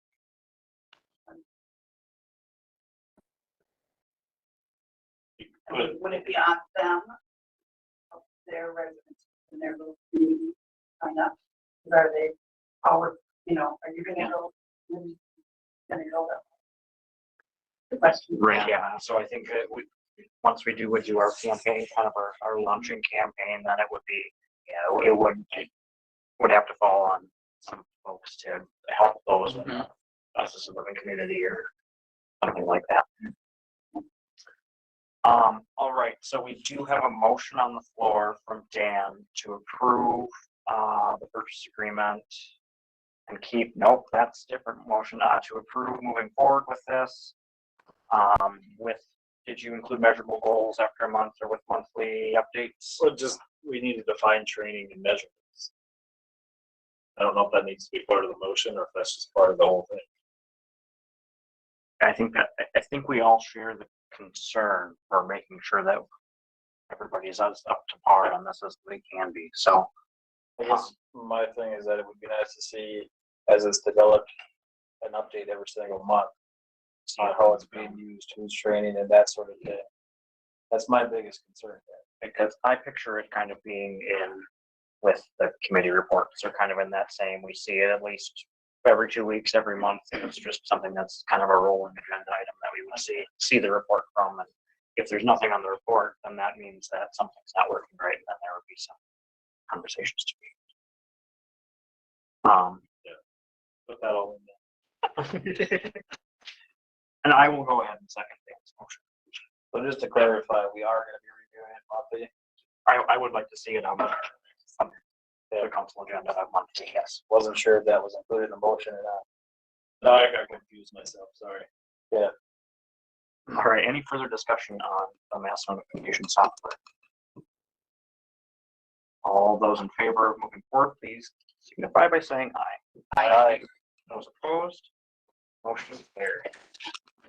All right, next we'll move on to 10.7, Pine City and Townships Fire District Study Update. No, 10-6. I think we did that. We jumped 10-6 down to 12-4. Oh, that's right. Yeah, sorry. My bad. Do you want to take it to that? Well, I For the ladder truck or for No, the, the ladder truck's moved to the bottom. for the Pine City and the Townships Fire District?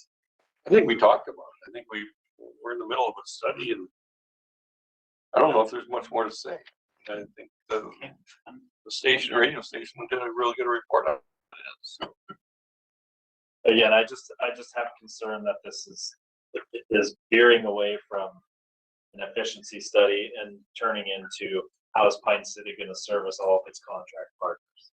And the language that was presented to us in the interview on the radio, it keeps, in my opinion, pushing towards Pine City is making a fire district.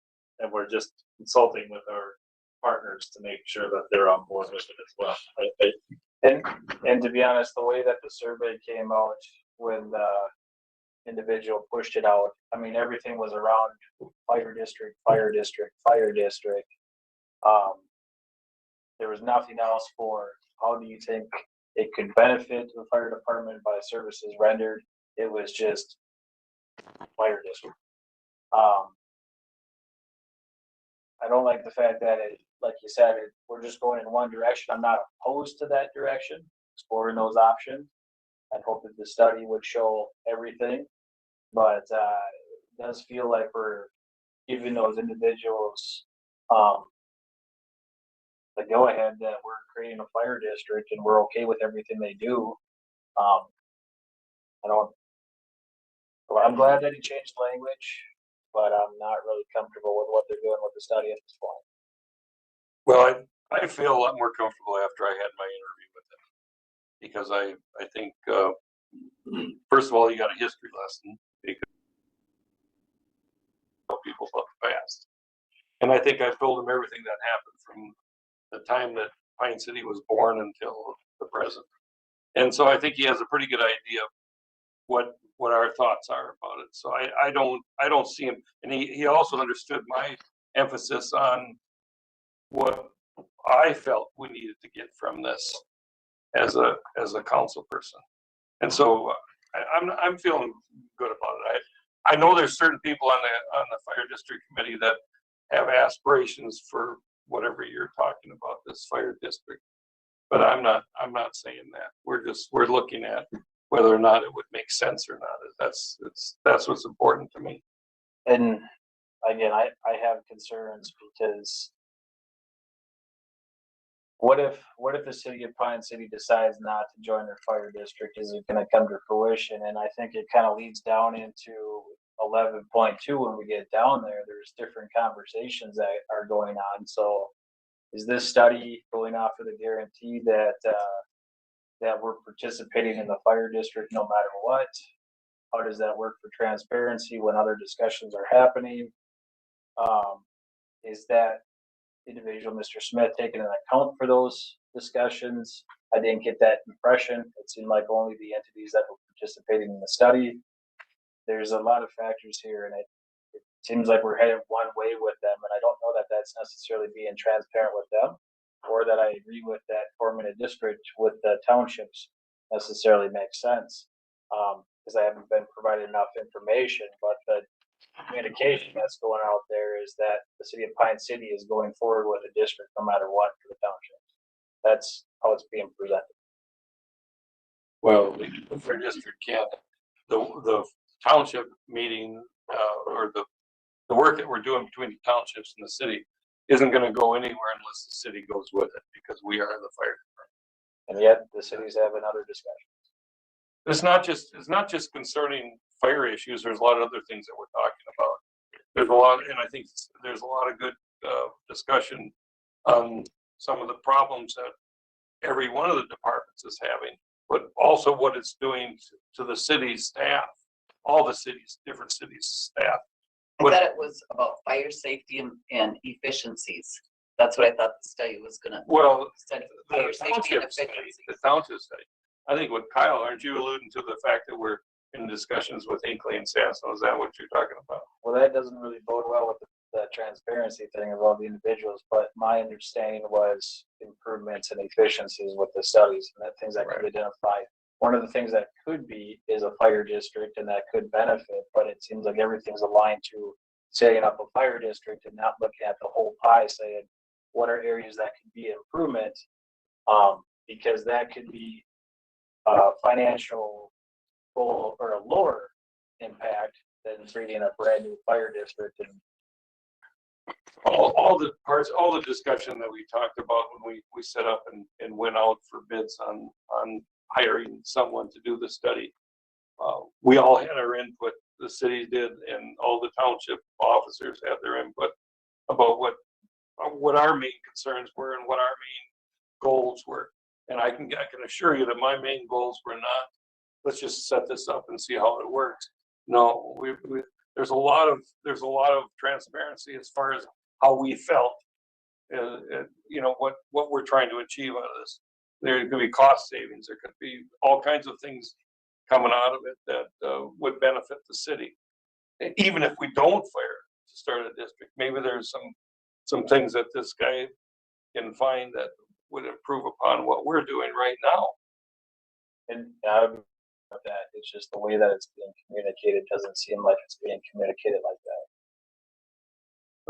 I would agree with you, Mr. Palmer. Well, it's really tough. You know, it's kind of like, guys, you got to think about it this way. I don't know everything going on in EDA and Planning Commission, but I don't try to, because I know that you guys are in charge of that. But you have to understand the people that are involved in the fire district, like I am. That's all I've done my whole life is fire. And I'm going to do the best job I can to make sure that we spend our money appropriately and not wasting it and not going down a path that, you know, is going to take us nowhere. I mean, we're behind the 8 ball on just about everything we're doing right now. We can't catch up to the way things are changing so fast. And government does not move as fast as things change. But I think by talking and then the conversations that we're having with the other towns is not just concerning fire, it's concerning a lot of things. But I mean, it's all gonna come out. I mean, I don't think there's gonna anything hidden. And even when these other talks, there's gonna be some notification and discussion about it so people understand what's going on. I just want to be very clear for the record that if I conduct the study, it's not the city's full commitment to form a district with the townships. The final say is the 5 people sitting here, and and not just here, but the people on every one of the town boards. They have a say too, because maybe it ain't gonna fit their township. So yeah, no, everybody has a say. So here's a what if. We have township partners. the city decides that we don't want to be a part of the fire district, but the rest of the townships vote that they do. Then what? We're the city with the fire department. How does that work? The contracts say they're completely ours. Yeah, there's no, So if we voted no, then it would just be a. they could, Because we have the department. there isn't one of the townships out there that can't go off and do whatever they wanted. And, if they decide they want to start one of their own, I guess whatever do, as long as that's their money. I mean, So the study, I we mean, can't afford to pay for ours, sorry. God, we can't afford to pay for what we got sometimes. I don't know how anybody thinks they're gonna afford to pay for it. That's why you work together on things. That's why we work with them. So, we could downsize the department if they for our own stuff, not serve the townships. Yep. But It's an option. the study feels like it's heavily leaning towards the townships and what they gain. And I would really like to see, especially if we start talking about full-time firefighters, service stations, new apparatuses. I mean, all that comes down to money. If we start building service centers outside of city limits, is the city gonna be part of that component where they're paying for that, or is that the township's fault? I have a question. What percentage of our taxes goes to the, you know, our budget goes to the fire department? Okay. I think a bigger, but I think the bigger picture I'd be looking at is what are we mandated by government or to do for the people? Emergency and fire safety and police protection should be, if they aren't on the top, they should be pretty close to the top. Right. Well, we can easily figure out our sheriff budget because we write the check. We're required to provide fire service inside city limits, not necessarily required to provide fire service to the township. That was started years ago. Are we making any decisions or we just? And I can tell you, I've been on the fire department since the mid-70s or later 70s. And every year there's been discussion, some of it pretty heated with the township officers, what we charge and why we charge it and all that. But that's government. And we've always had great discussions. We always come out of it with some kind of a compromise that made everybody at least tolerate what was going on. But what we've gotten to a point now in the last few years, and I think I probably can say it better than anybody because I've seen it. There's other people my age that probably could see it too that have been involved in the fire end of it. But it's getting tougher to do that now because things are going through the roof as far as truck prices. I mean, that's some of the problems that some of our neighbors are having around us, trying to afford affordability. I mean, it's the number one key. How do we afford to keep doing everything we're doing? And we're kind of going down in the weeds. But, well, we are and we aren't.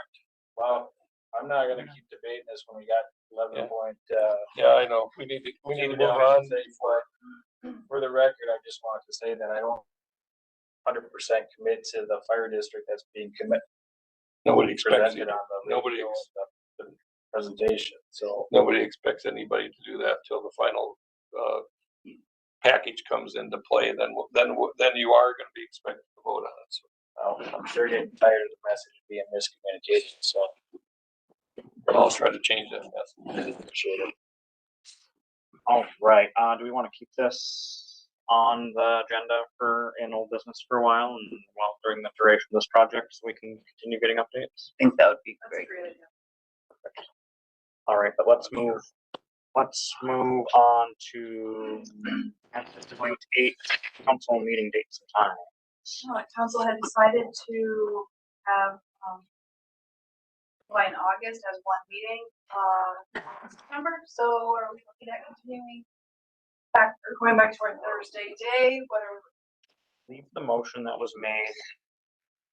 For the summer. It was to end in August. It was for the summer. Yep, that's what I believe the motion that was made was to keep the Thursday, correct me if I'm wrong, but I believe the meeting is at 10 a.m.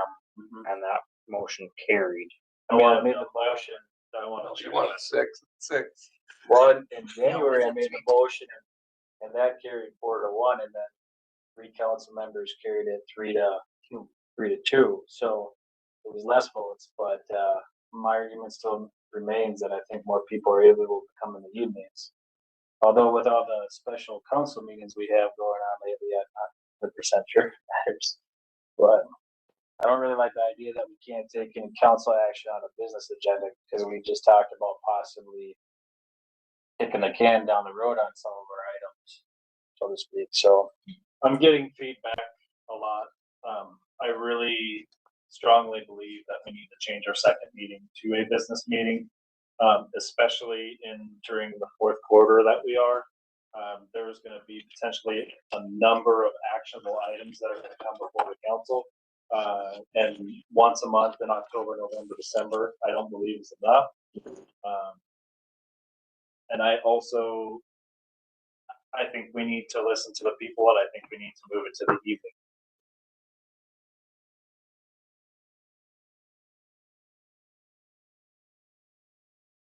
I am. You can't bring that up again, though. Don't look at me, Ken. I was the one that wants one meeting. I voted yes. Well, I guess you can do whatever you want, but decorum says when you're on the losing side of a vote, you don't bring it back up again. But We voted, yeah, like this has been so mismatched since January. and I'm pretty sure when you made that, I was probably on vacation, so I didn't even have the ability to vote, so I could bring it up myself. I don't either.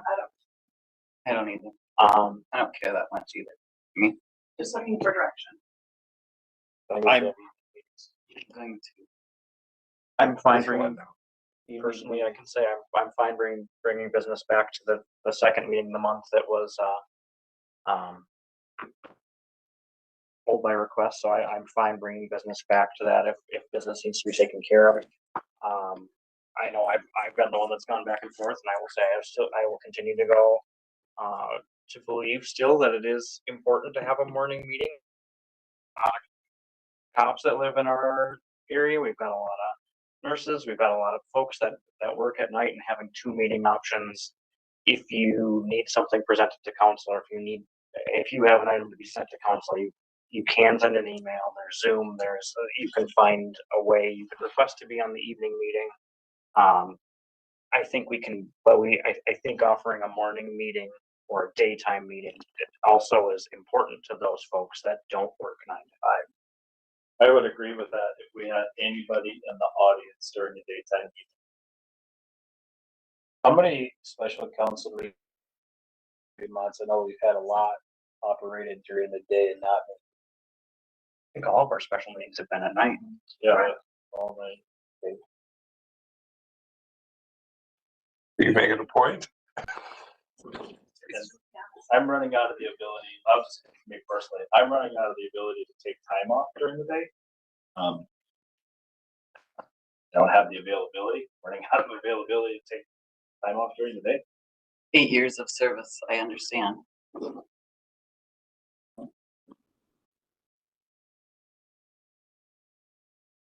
I won't be at the next daytime September meeting, so. Well, nobody's made a motion what we're gonna do, so you maybe will and maybe you won't. Well, I mean, technically by this, it would just go back to the 18th at 10 a.m. for our summer agreement. Yeah, but the whole thing of the whole business here is to pick a time and a date. So if you wanna make a motion to the effect, listen, I go down in flames all the time making motions, so go ahead and put it up there that you want at 6 o'clock and we'll see how many votes you get. I guess I would still make the motion that it's the first Wednesday and third Wednesday at 6 a.m. or 6 p.m. in the evening. Okay, I'll second that. That way we can have vote on it. Satisfaction. All right, is there any other discussion at this point? Has a fire committee quarterly, third. We're talking Thursday. Are we doing Thursday or And- He Wednesday? said first and third Wednesday. And we're talking about staff time extending and flexing a whole nother like 5 hours. I don't know if that works for your staff, but I don't think we need staff here at both monthly meetings. I think the first of the month meeting is when I want staff here. If we have something that comes up that we need them there, then we'd have to compensate them. Staff gets paid, council members, I guess, get paid, but it doesn't pay the bills, so. Well, why did we change from Thursday to Wednesday? I guess my only logic is that it would be consistent for Wednesdays, but I don't know if people like to take off on Thursday evenings for the weekend. didn't we do a survey? Yeah. Yeah, what did the survey say? Wednesday evenings. Majority was called. There was no idea as whether or not they were inside city limits or outside of city limits for their vote. I think it was 28 people. Yeah, 20. We beat this up. Well, it was, This up 100 times. wasn't it because the school board changed to Wednesday or something? Yeah, school boards, they move their I second don't reading. know. Yeah, they're both Mondays. Perfect. Okay, so we do have a motion and a second on the floor right now for, can you guys do, Kyle, did you make the motion? Wednesday. First Wednesday, third Wednesday, 6 p.m. Well, I started. 5:30. Thank you. I'll amend my motion then for second to cover that. All right, and second by Dave. Any further discussions with council? Hearing none, all those in favor, please signify by saying aye. This would be first and third Wednesday at 5:30 p.m. for council times. Please signify. by Both saying- meetings at 5. Yes, that was the motion on the floor. All those in favor, please signify by saying aye. Aye. All those opposed? Aye. Motion carries. I will note the third Wednesday in September, we currently have the fire district 7, so we'll do our best, the meeting. So we can keep that meeting in place.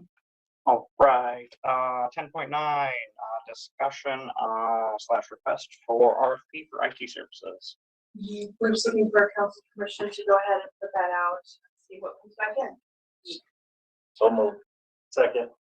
All right, got a motion from Kyle and a second from Dan. All those in favor, please signify by, or any further discussion? Sorry. Hearing none, all those in favor, please signify by saying aye. Aye. Those opposed, motion carries. 10.10, hydrant replacement update. Then trapped, I'll just stand here. So the Dressel Contracting is interested in shooting us a cost. Source that, it's in their hands. You said 4 hydrants? Or was it, I thought there was 7 at one point. We corrected some when we did this last reconstruction.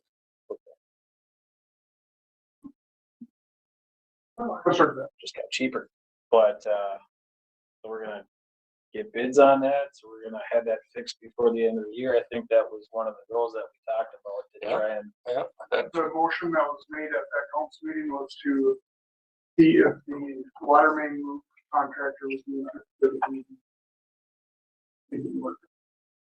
And that was a yes or no? They said yes. Yeah. Well, they've got the list of hydrants and they're putting it together. Okay, and they're still planning on executing that this year? I presume that. Yeah. And so we're gonna have an update in October or at the next, September meeting. Shoot for the second meeting in September. Well, they probably want to start about, well, they want to finish after they finish the loop, I would guess. I don't know what this. Yeah, something like that. That's good. Sounds good. Awesome. Thank you, Maury. Any further comments on that?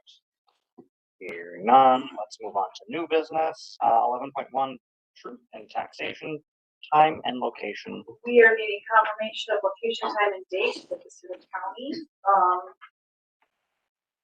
So last it at the county courthouse court. My suggestion to council is we continue with our location here.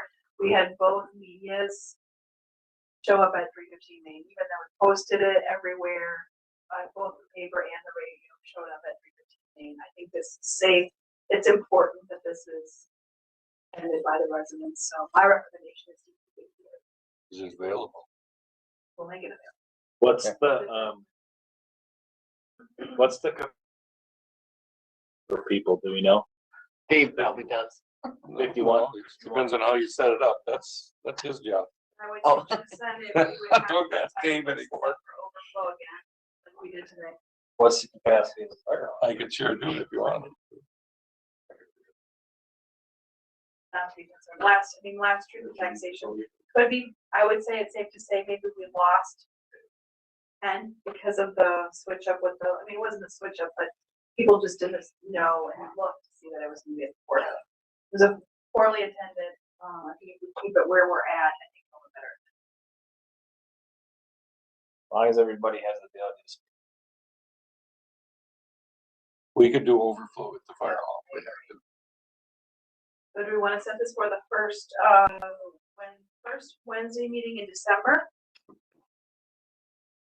That would be December 3rd. Yes. Yes. Go ahead and get that publicized. You need that in the form of a motion. Does have to be after 6:30. We could start the meeting. We could start the meeting at 5:30, stop at 6:30 for truth and taxation.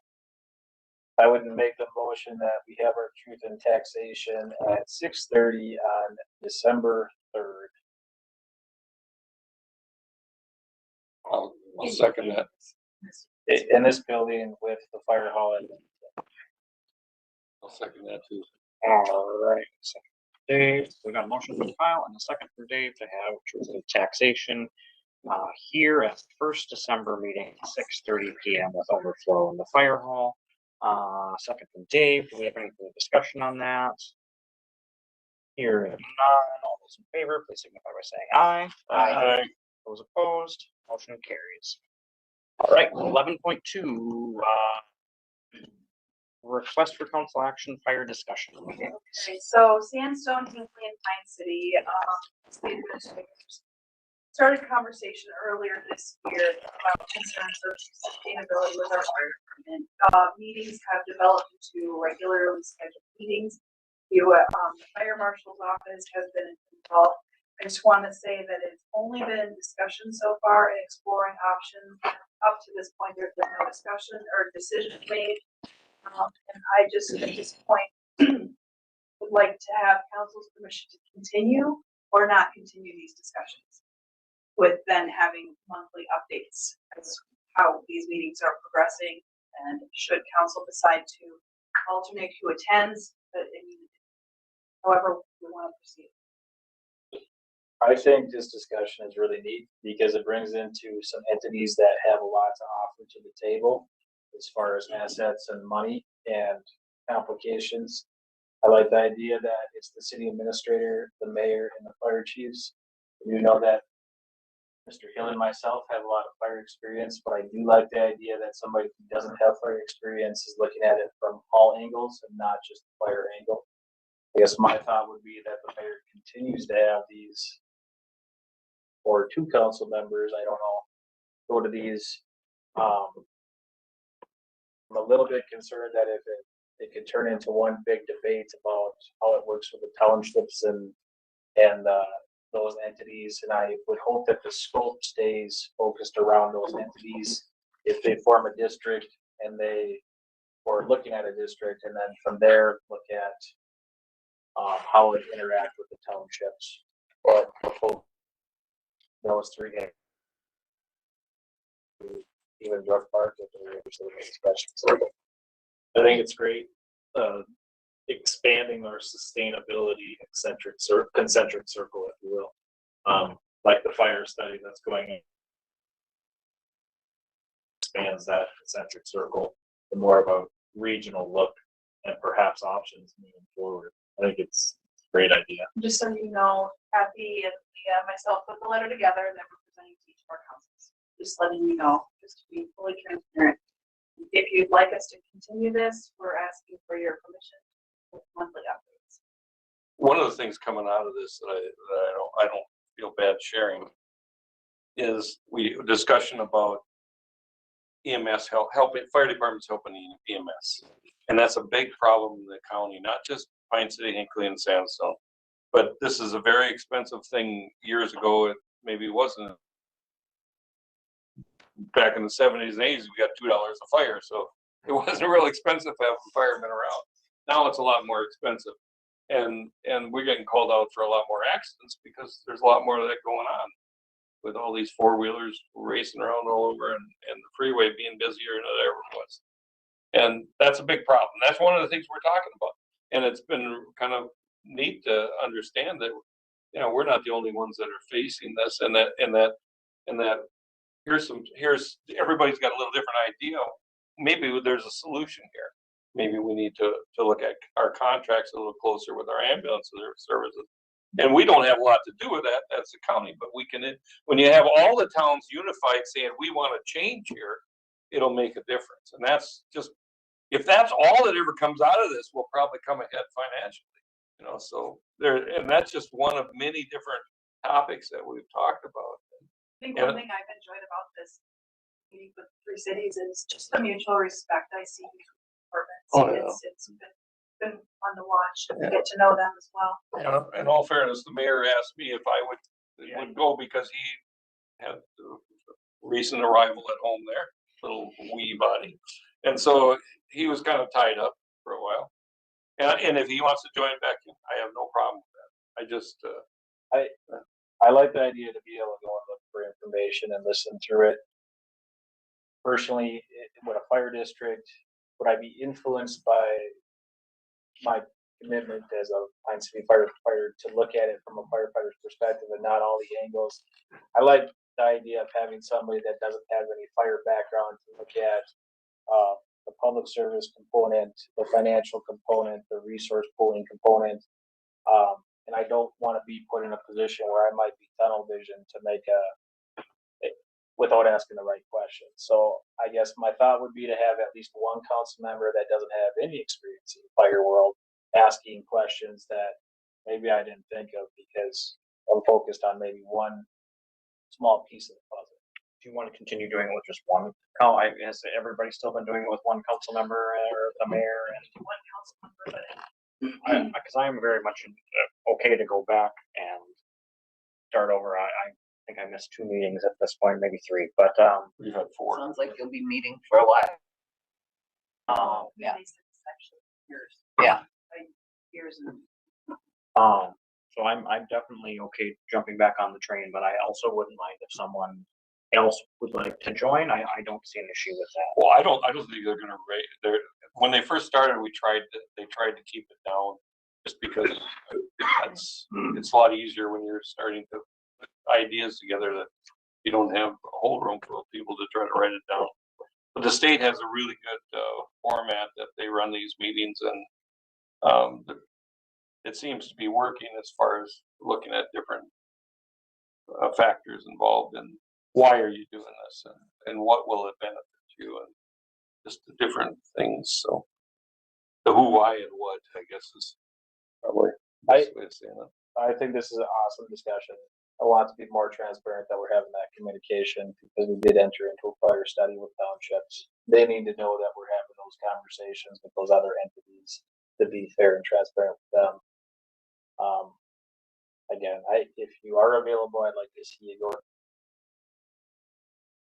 To see another council member go ask those questions and have that communication, or if there's a possibility to listen, I don't know, but it is. I'm really happy with what you guys are doing with the discussion.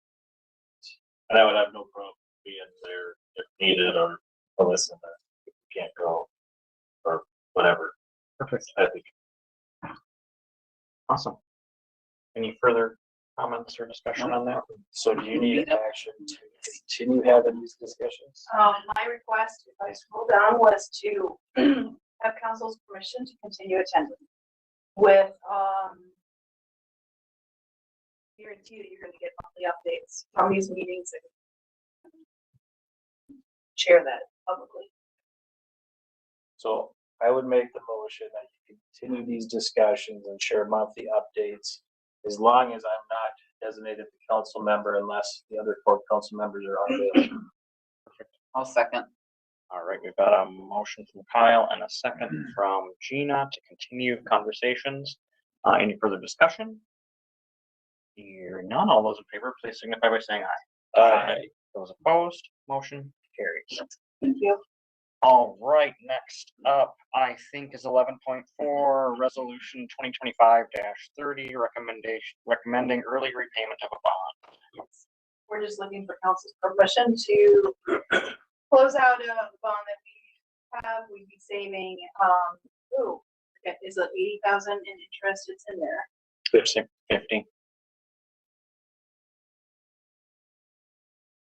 50,000. We're saving in interest. Close out about one of the bonds we have.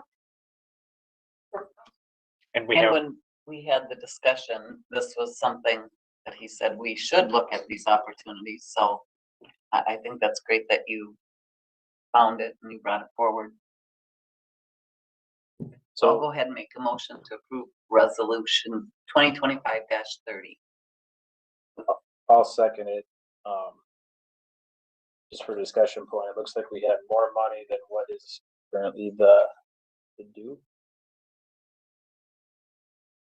It's 284 and we hold 349. Yeah, balance is 349,000. Okay, so once we pay that off, what happens to the remaining balance?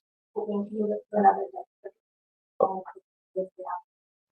yes, I like it. Different options of what I can do with these funds. Okay, That was the plan, pay off on that. that is the answer I was looking for, so. All right, we have a motion from Gina and a second from Kyle approving resolution 2025-30. Any further discussion? Hearing none, as this is a resolution, we'll proceed with a roll call vote. Dan, right? Gina? Yes. Dave? Yes. Kyle? Yes. And I will also vote yes, so that motion carries. All right, next up, 11.5, code enforcement policy. This is something Tabitha and Adam have worked on before.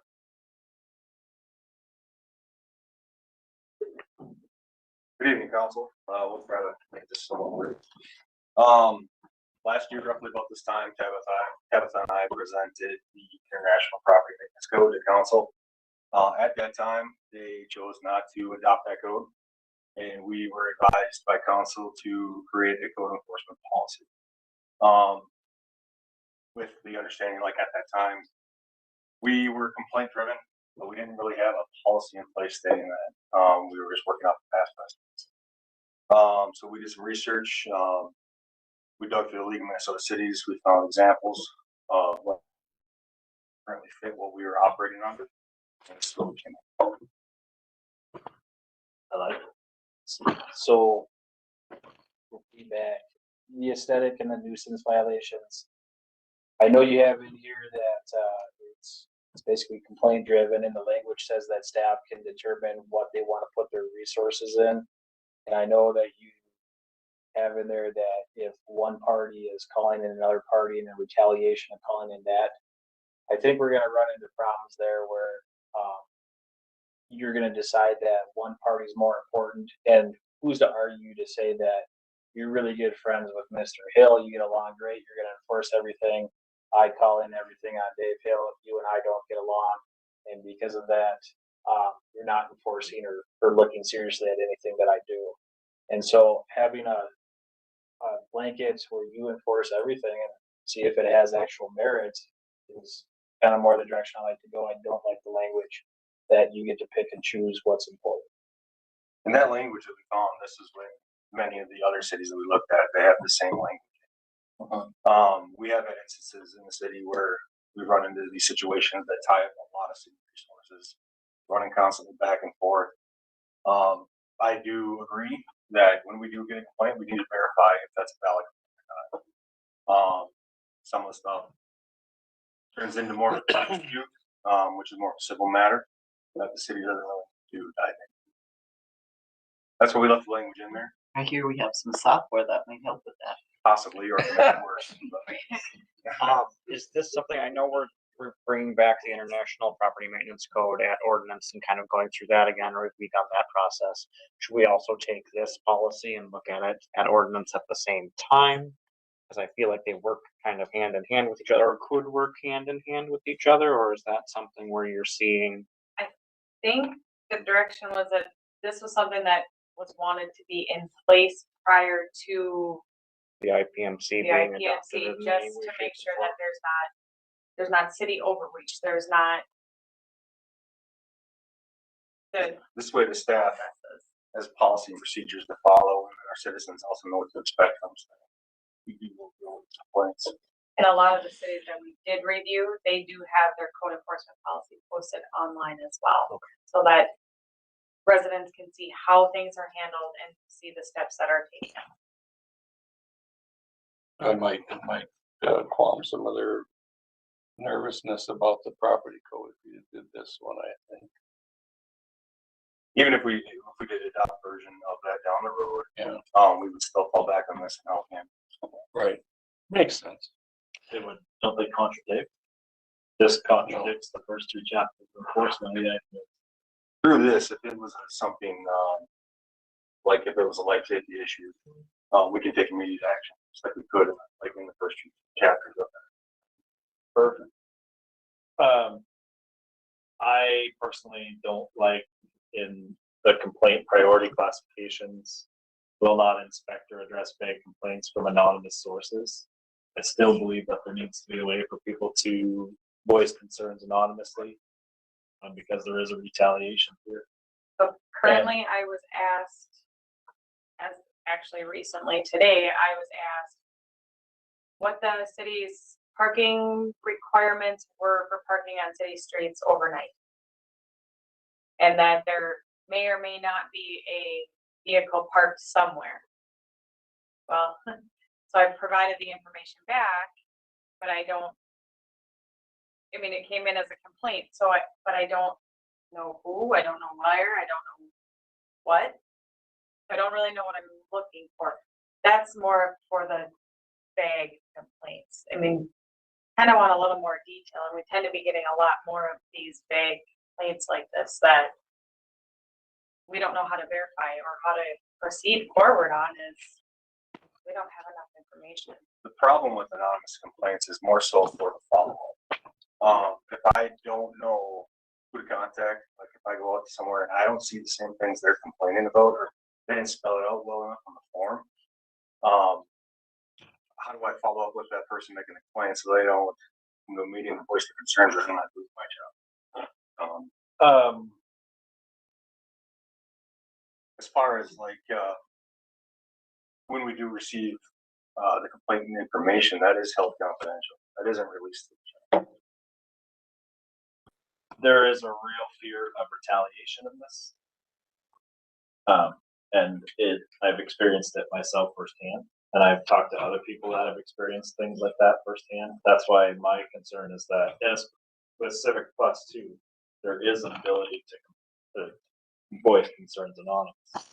Right. So, But there's the whole inside to that, right. But just, I don't know, this was just a policy that it was highly recommended to keep this information. Has this gone to legal already?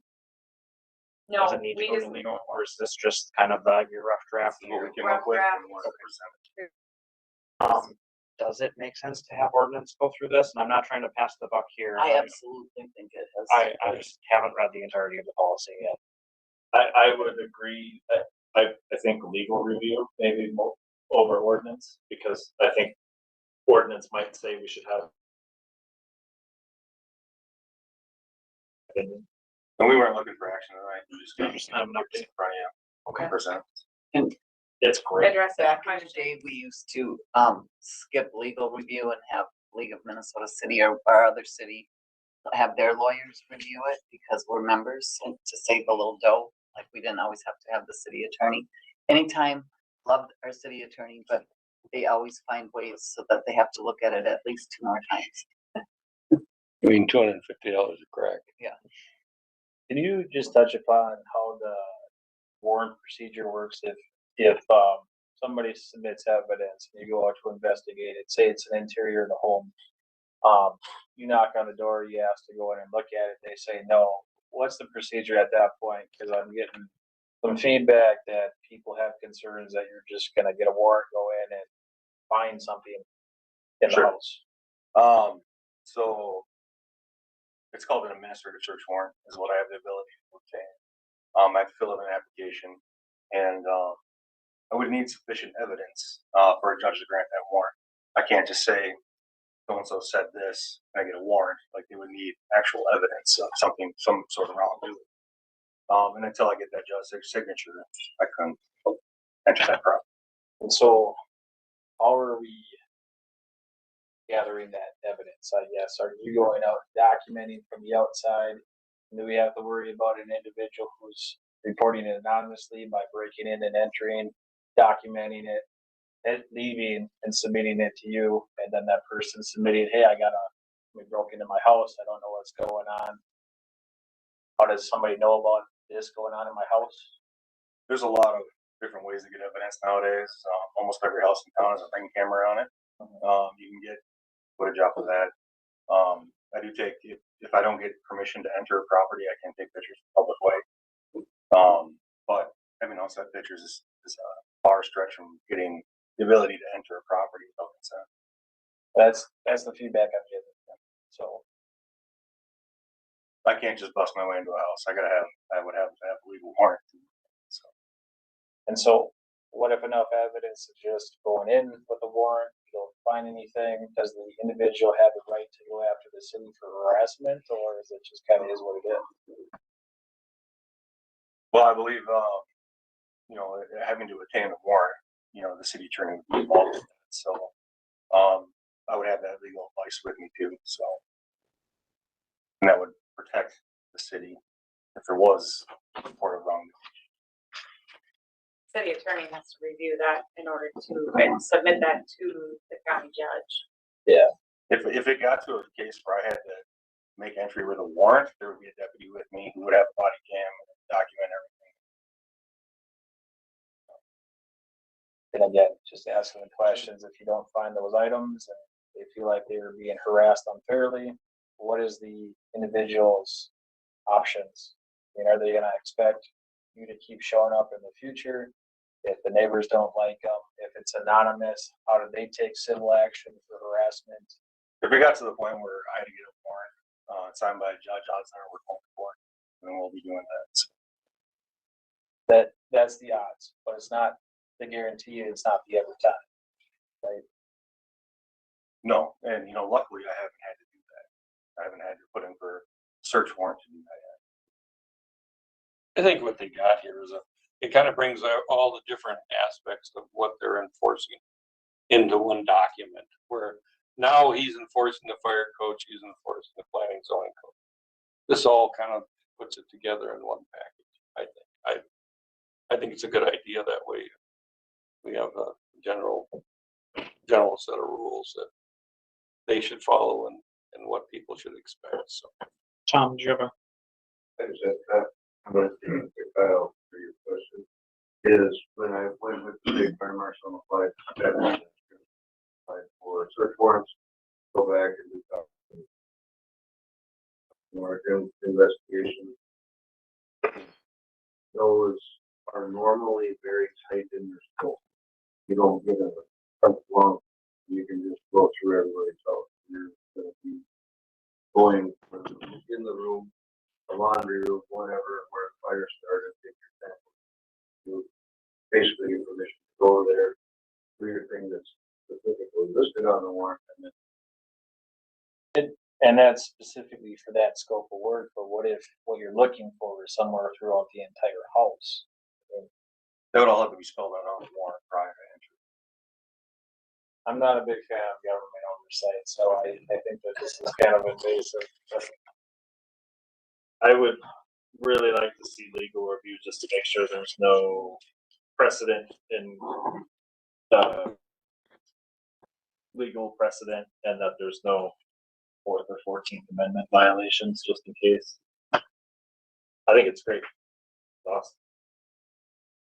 And I personally feel is it easier at this point to redact the IPMC way down to what we want, or is it easier to codify some of that stuff into our code and use this as the enforcement mechanism? Questions that popped into my head when I saw this. Yeah, I think with the discussion of the IPMC and stripping it down to what we need, not if your paint's peeling, we can do whatever. If you're doing a window screen, we can do whatever, but exactly. I think what spurred this all on was that, the house with the propane tanks and the locked doors on the inside and things like that. So I think anything that we can do, I'm with you, Kyle. I don't want you knocking on my door because my neighbor sent a text message and said that I'm smuggling latex balloons or something crazy like that. So He's got Mylar in the power.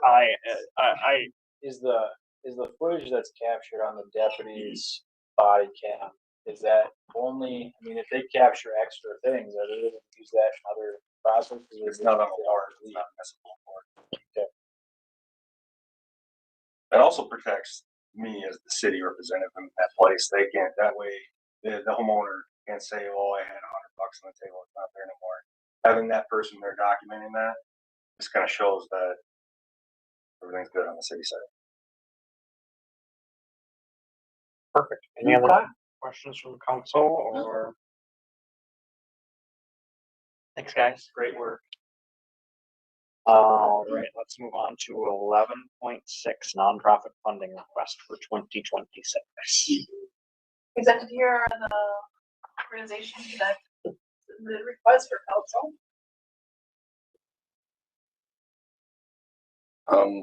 So did the Fur Post get theirs in? No. And you heard they were going to. No. They've done it for years. Their operations are ceasing to exist. I haven't Yeah. seen one of those. So I had two questions. Pine City Arts Council, it looked like they were planning on using the funds for their artists. Does that mean the fans or other artists? So we're funding bands. The second question, I guess, has to refer to youth hockey. We currently have an MOU. They get $12,000 and a lot of other things for storage there. And that only represents one small portion. I'm kind of curious how that one ended up with all the regulation for specific organizations. Which I think anybody can submit a Yes. funding request. Yeah, it doesn't. It's just up to us to determine if we want to approve And it know or the not. rules of what can and can't. Right. That's why, but the OSA. Well, I think the youth hockey one, I mean, doesn't benefit all taxpayers, so that one's out. The Arts Council is questionable, although I've read where that is allowable. But I was under the impression that we could probably take all of our funding away from that at some point, just because of the presentation that we were given. I don't know why theirs is still on here, but You said the amount that we give in, I guess, non-amount items is what, $6,000 for the Pine City Arts? in kind, yeah. I believe Freedom Fest and the parade received in kind too, with barricades and no permit. Is this something that maybe we should be, and I'm not trying to pass the buck on any way, shape or form, but this should we be looking at this after have our hands in the budget a little bit further? I know we went through it at our last budget meeting, but that was another 5-hour meeting that I don't remember most of at this point. Would we want to take a peek at this with budget? We're talking about budgeting numbers. I know it's not a ton of money, but it's still money. a few $1,000s. Or do we want to deal with it and take action tonight? I think budget, I mean, I prefer to, I don't trust us to have a expedient conversation about this. I think budget would be a good spot to discuss it. At the very least, I would like to strike youth hockey. Yeah. I think that's specifically to a specific organization that already benefits significantly from the city. The other three requests are match what they requested last year. Um, I don't know what there is left to talk. I would make a motion to approve the funding request for everyone but youth hockey. I would like to know what the donation was last year for the other three entities, and then Same. That's it's the same exact thing. same. Exact same. Just say. We also worked out, because we met with them individually last year. Their asks were too high and we were trying to make cuts. So we do the in-kind now. They have free, park rentals free, if they're needing a special permit, that's typically legal. We're doing things in-house that we can make their event easier without it being our Budget. budget. I think this is a small way that the city can help support activity, something fun for people to do throughout the summer. A small investment. Did you make that in the form of a motion, Dan? I did. The other three, okay. Dan's motion was to, sorry, I can't think anymore. Approve everything but youth hockey, because youth hockey doesn't fall into the OSA standards. Correct. We read them. For a second. I'll second. Second, Kyle. Any further discussion? Hearing none, all those in favor, please signify by saying aye. Aye. Those opposed? Aye. Motion carries. All right, moving on to planning, community development, engineering business, 12.1, 129th Street Southwest, home occupation animal grooming. So at the August 27th Planning Commission meeting, counselor or commission members were presented with patient application. It actually falls into the same, it is the same exact plan, just for another business that was approved a couple months ago for a home grooming business. She provided her business plan and said that she feels very bad that she's not here tonight, but she is in the process of having a child. Oh. That's an Congratulations. So she does feel bad about not being here. Oh, and She, I bet she doesn't really.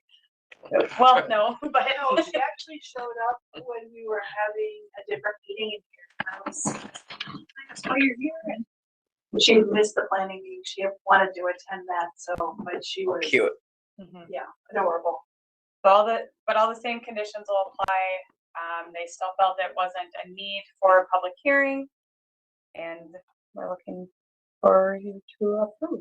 I can say just for a second that I live in the same neighborhood as the other one that we just approved, and this one, I have noticed zero increase in traffic, zero. There's been no more dogs barking in the neighborhood. There's been no more, you wouldn't even know, other than they have over 2 times they stick in their yard during the day. So,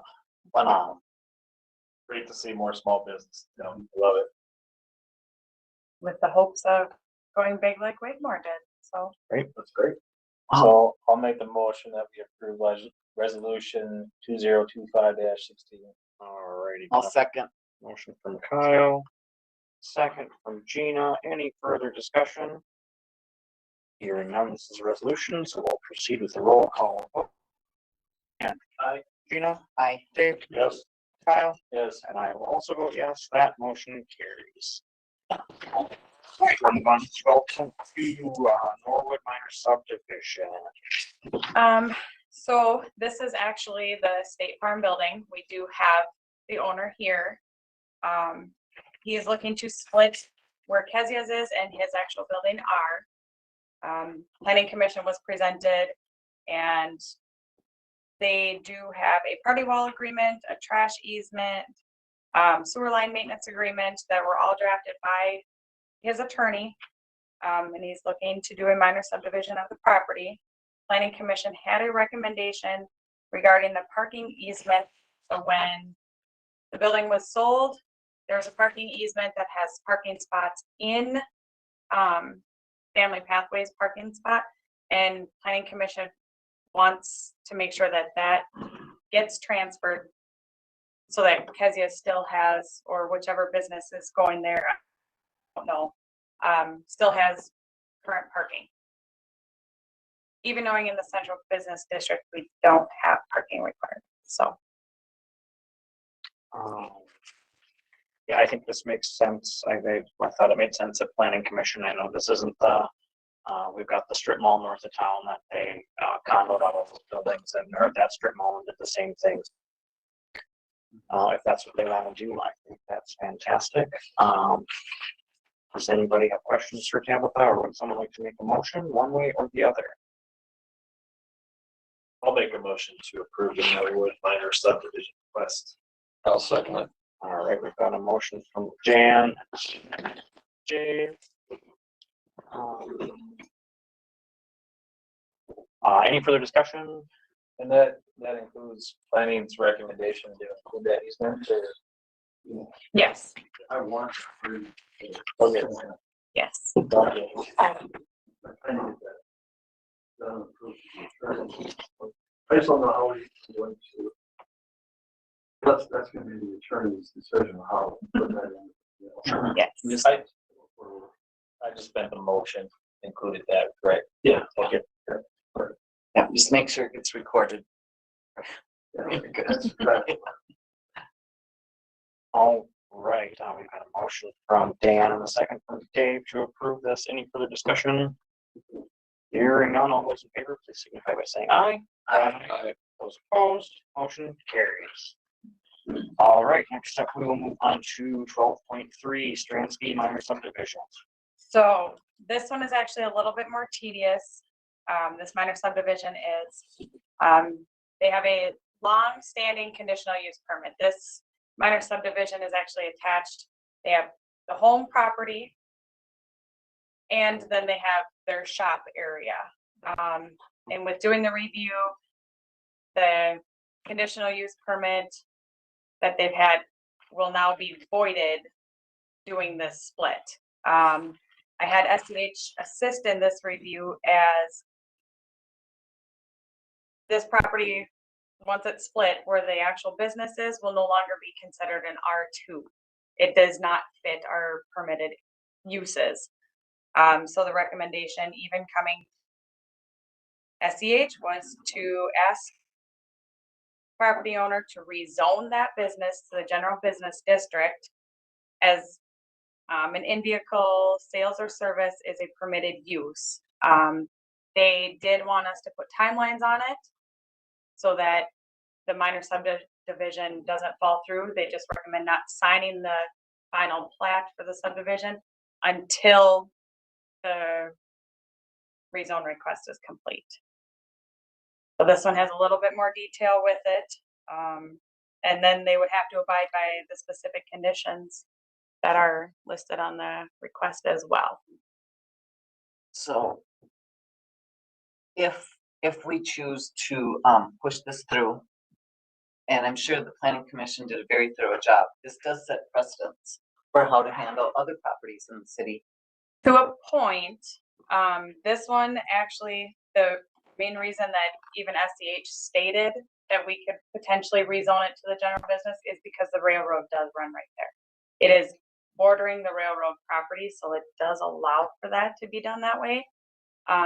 This one is a unique property in that aspect. Most conditional use permits, they don't usually allow for that big of an expansion. Home occupations usually have to be within inside the home. This one has obviously grown outside of the home significantly. Right, well, I think of they aren't they're one block off the railroad. Right. But there's gonna come a day, I mean, maybe not, but Maybe not.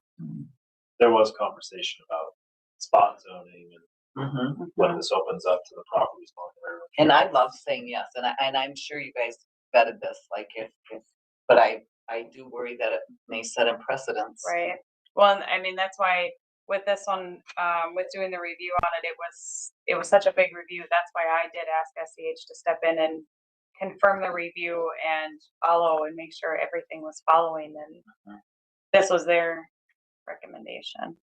In the parcel owner is fully understanding all the conditions that would change with this from what it currently is. These conditions are actually what our ordinance, it would make them, they would have to comply with this with a rezone. And I just mean, do they fully understand all those conditions, or were they just hoping that this would happen and it wasn't anything additional added? I'm not sure. They didn't attend planning commission. Sure. And I have not had a conversation with them about this at all yet. It would just be nice to find out for sure. And it might change. Yeah, because that was, and I don't, again, want to dive super deep in the weeds at almost 11 at night, but I brought up maybe having it be an IUP at planning commission so that if it were to change, it makes sense. It's kind of in a weird location because it's right across the railroad tracks from the fairgrounds, so it's agricultural society property on the other side of the railroad tracks, but it's in a really residential area on the other three sides, so it could be. Well, I mean, even the one side is the city side, 'cause that's the. Yeah, it could be houses, it could be continuing what to be what it is, it could be residential, so that's why I brought up an IUP, that was kind of shot down, not shot down, but kind of, the discussion was that if if it changed hands and remained in the family, and it was an IUP, it would still, they would have to reapply for another IUP to continue doing the business they were doing. Yeah, I just want to make sure that they completely understand what happens. If that's just a letter, or a yes, or a planning session, or were they just hoping that they could do this and then everything would stay the same and they wouldn't run into any conditions? I don't know. I'm not aware. I know they're trying to sell the home is what I was informed. Sure. So It's an estate issue. these are just the conditions that, I mean, anybody, any new business even would have to follow and abide by. Truthfully. I mean, they were actually part of the conditions from Kip Ryberg's property too, when his conditional use permit was put into place. Sometimes I just worry that not everybody understands what the requirements are. Right. I was in support of the IUP idea as well. Because I still have concern with spot zoning and precedent. I do too.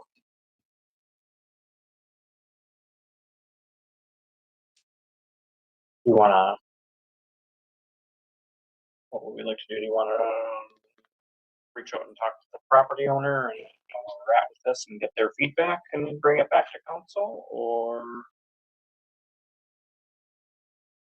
wanna make a decision tonight? Yes, I would like to bring it back at the next council meeting if that's possible. I'd reach out and get confirmation. I like that. I like that. I don't like really enjoy the passing something without them knowing that they're, or Yeah, at and least maybe getting invite them. confirmation that they know.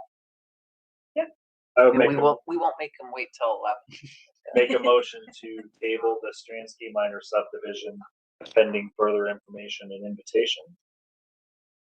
At the second September meeting, let's go. Whenever we can, whatever works with correspondence and. Guess they want to push this along as possible. Yeah. More than likely. All right, we've got a motion from Dan to table this until the property owner is available to attend a council meeting. Is that something, or at least given the option to? Do I hear a second? I'll send it. Second from Kyle. Any further discussion? Hearing none. All those in favor, please signify. Aye. All those opposed? Aye. Carries to table. Thank you. Thanks, Tabitha. All right, two more things. 10.6, the ladder truck discussion. Signing the ladder truck contract.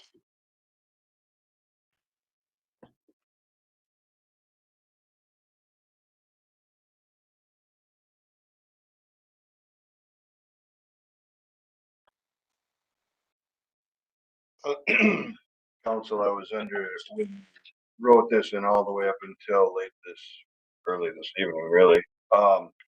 I thought we had to have the contract signed before the executed before the 1st of December. I just wanna disclose this first.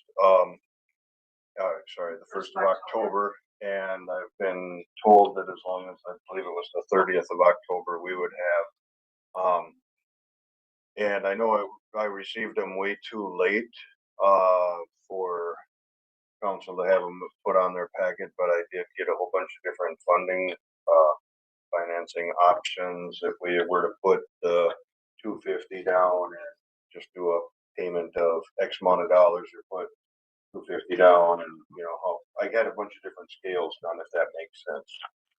With that in mind, when I did write this, I was asking as director, to come and get permission to put the 250 down, and then make the $250,000 for next year out of the budget. And that's what the request is for and everything. However, I just didn't know if council being forthcoming with this, I don't know if council would like to have all these other documents with the funding options, the different levels, that if you do 250 down, 250 next year, I even had that stuff drawn out as well. So, just wanted full disclosure on that. So we have 250 that we collected for 2025.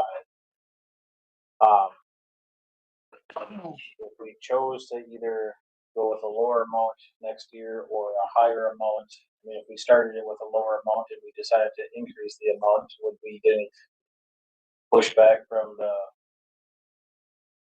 builder?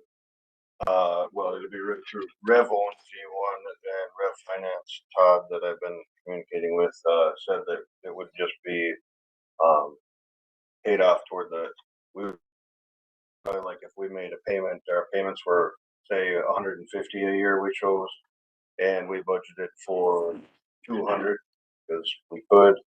When the payment was made, he said all you would have to do is specify that the additional 50 goes toward principal, and it would come off the back of the loan. And I guess my original understanding of the budget meeting was that it was 250 this year and 163 for the next 14 years or something, which was laid out in the capital plan, with the discussion to talk about whether or not we wanted to increase it or not. I guess I missed the 250 for next year. I know we talked about it, but I didn't know that we were committing to it in this thing. My biggest concern is that whether we sign it now or we sign it in October, or we don't sign it at all, it's not getting any cheaper. It's just whether or not we're gonna find out if we have more money to allocate to that resource or less money. Locking it in gives ourselves a set rate for being able to plan the budget. Right now, there's a lot of things that are moving. At some point, we're gonna have to start locking them in, otherwise we're gonna come right down to the wire in December trying to lock everything in. I was also I was under the impression that we were looking for 250 this year, 250 next year. I would even go as far as to make the motion to approve the 250 that we had set aside from this year, plus look at financing and see what next year is, and at the very minimum, say that we'll pay that. I think it was 160, 163, 167, something like that. So we can get that number in our budget. If we have extra money to throw in it from next year's budget and can throw in another $100,000, that's awesome. But if we don't, at least we know we're making our minimum loan payment, or what our payment plan is set up to be. You're gonna take Maury's new dump truck away, are you? I'm still planning on buying that one too. Plow truck, sorry. Was that a formal motion? It can be. Yeah. Is it just you? Could you say it again? To allocate 250,000, the $250,000 we saved we put aside in 2025, and then put aside at least the minimum payment for next year, which was 160 something, 163 or 167. Rather than doing two, and if we can go up and we have a bunch of extra money at the end of next year, we can toss it towards it. But if we don't, we know going forward it's 160 of the $163,000 for the next 14 years. So we have to set that money aside. So We have that amount available to us, so. I just wish we had one more week. We've been working on. I was just gonna say, so do you know if we have that kind of money? I know where we're at now, and I would like to have another week to work through numbers before we make it. And I think we can do that because we are going to do business at the second September meeting. So at that issue, if you want to, I mean, I would I think it think would it be was fair to prudent. say that everyone, you know, to make our budget, every department is gonna have to look at the hard choices. So I would, like, as long as I've been on council, I've never said no to anything for the fire department. We've just done whatever, but I would like to know that our finances are in order before we spend that amount of money. That's a lot of money. 163, 715.47. And I did, sorry. That amount did change slightly. It's 163, 494.18 right now. We saved a few. Here's the big decision. I mean, we can wait a week. The budget's not gonna get better. We're not gonna find some random $1 million of random extra money unless we decide to start liquidating CDs or pulling it from enterprise funds. No, or- but we're looking at different options for, funding things, for like the plow truck. Right, currently, we have it the full amount next year's budget. When we can finance it and substantially reduce that amount, that's what we're looking at to make the levy less. Those are the items. And the full amount is the 250 that was set aside for the ladder, or it was 250 set aside for the plow truck. Well, So we have 250 in both categories in 2025 or 2026. the plow truck is for 2026.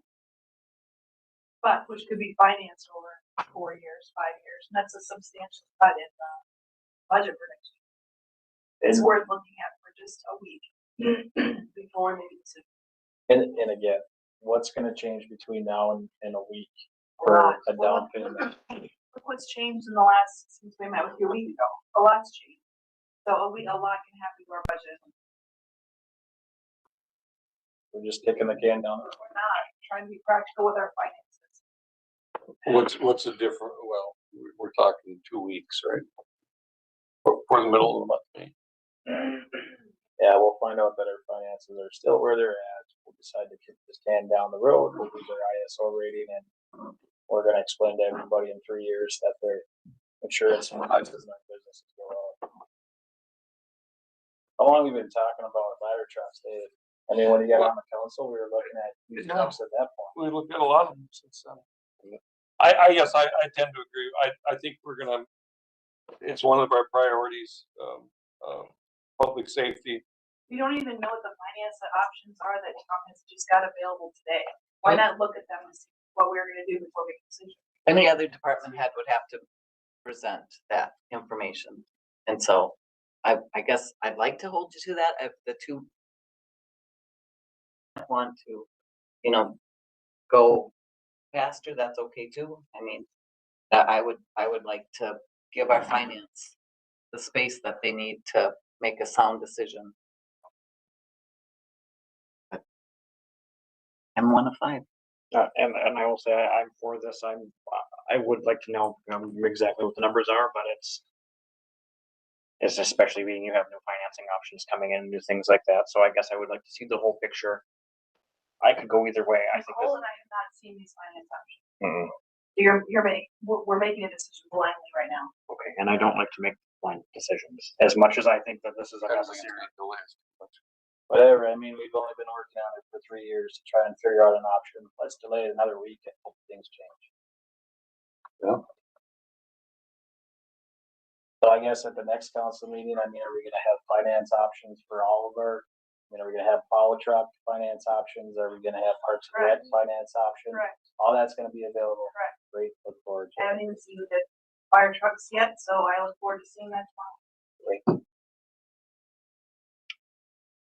Person, you still have a motion on the table. Oh, I will retract my motion that I made earlier. I would make a motion to table, this until our next.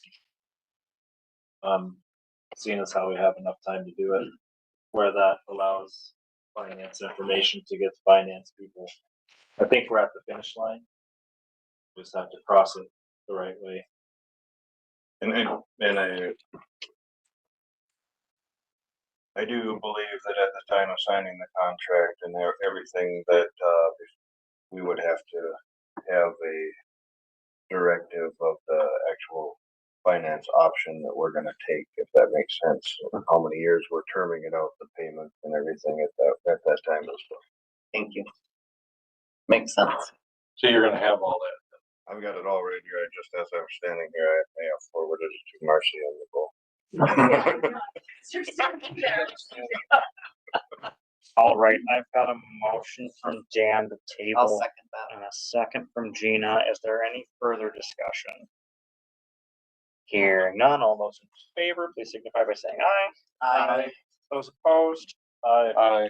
motion carries. Right, next up, 13.1, mayor's report. Thanks, Tom.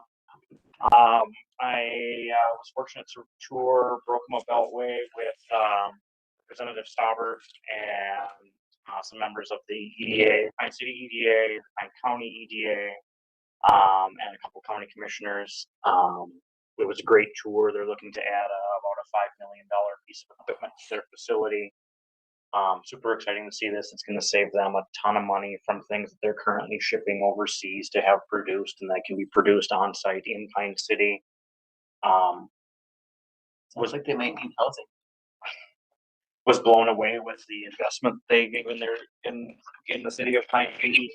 Most of their, if not all of their staff start out at low-level employee and have worked their way up to managers, supervisors, and directors, and have been the longevity in there 5 years plus. So it was great to see that in a local small, what I would consider not a small business, but kind of a smaller local shop versus a big box store or something like that. So I heard it was a great meeting, great presentation. it was a great presentation, and it was a great, it was very interesting. I would love to see, and I don't know how we could work something out with that, but I'd like to see more. I'd love to see a tour of other local businesses and buildings and how they benefit our community. And it really put the rubber on the road. I think it was super exciting. Oh, maybe we should do pop-up meetings at some of our local businesses. Our representative was so moved that he listed the business in the wrong city. I thought that was pretty interesting. Brokema and Sandsville, if you missed that. Who was invited on the tour, I guess? Was it? I was emailed from Leslie at the county. 2 from the city. 2 from the city, 2 from the county. 2 from EDA, 2 from EDA, 2 from the workforce. And so workforce. I think that's. Oh, and then the Representative Stauber and his staff. Yeah. Who set that criteria? It wasn't at the city level, I don't believe, because this was originally, it was a county EDA project. So this was, I think they wanted to keep it pretty small for security reasons, but I don't want to put any words in anybody's mouth or say anything. So it was handled at the county level. I'll say that. What was it, in-city project? Or going to be an in-city project inside the county? It was a county economic development project. They had reached out to the county and asked for connections to move things forward to get this equipment in to Minnesota, and how it's shipped from Germany into the Netherlands. I'm trying not to go too into detail because I don't know what's public and what's not, but it's was just the conversation was if it was going to be tariffed that it at 50%, that it wasn't going to be feasible. So there was talk of exemptions from Representative Stauber that he sees the benefit of the local community and the things like that. So he was going to look into an exemption for them to see if they could get at least a deduction of what potentially the impact, because it wasn't financially viable for them with a 50% tariff. So if they choose this location, they have another location in the United States, that piece of equipment I go to. They've already moved all their equipment out of the way where it's already got a home. So is they did it the other way. For the shop. are they gonna be planning to ask the city, Pine City for anything, tax abatements, any other exemptions or whatever? Nope, it's going to go in the existing building, existing footprint, so the passersby would have no idea that it.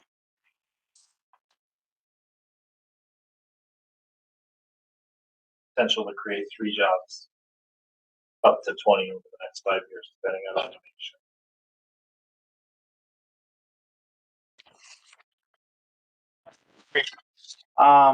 Council concerns, does any council member have any council concerns that want to send to Marcy?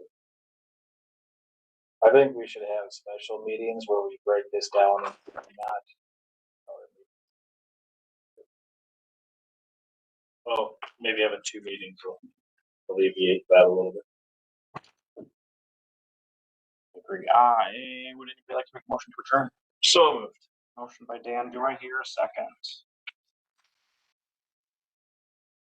We love it here. I'll second. Oh, there it is. Gina, where were you in it? All those in favor, by saying aye. Aye.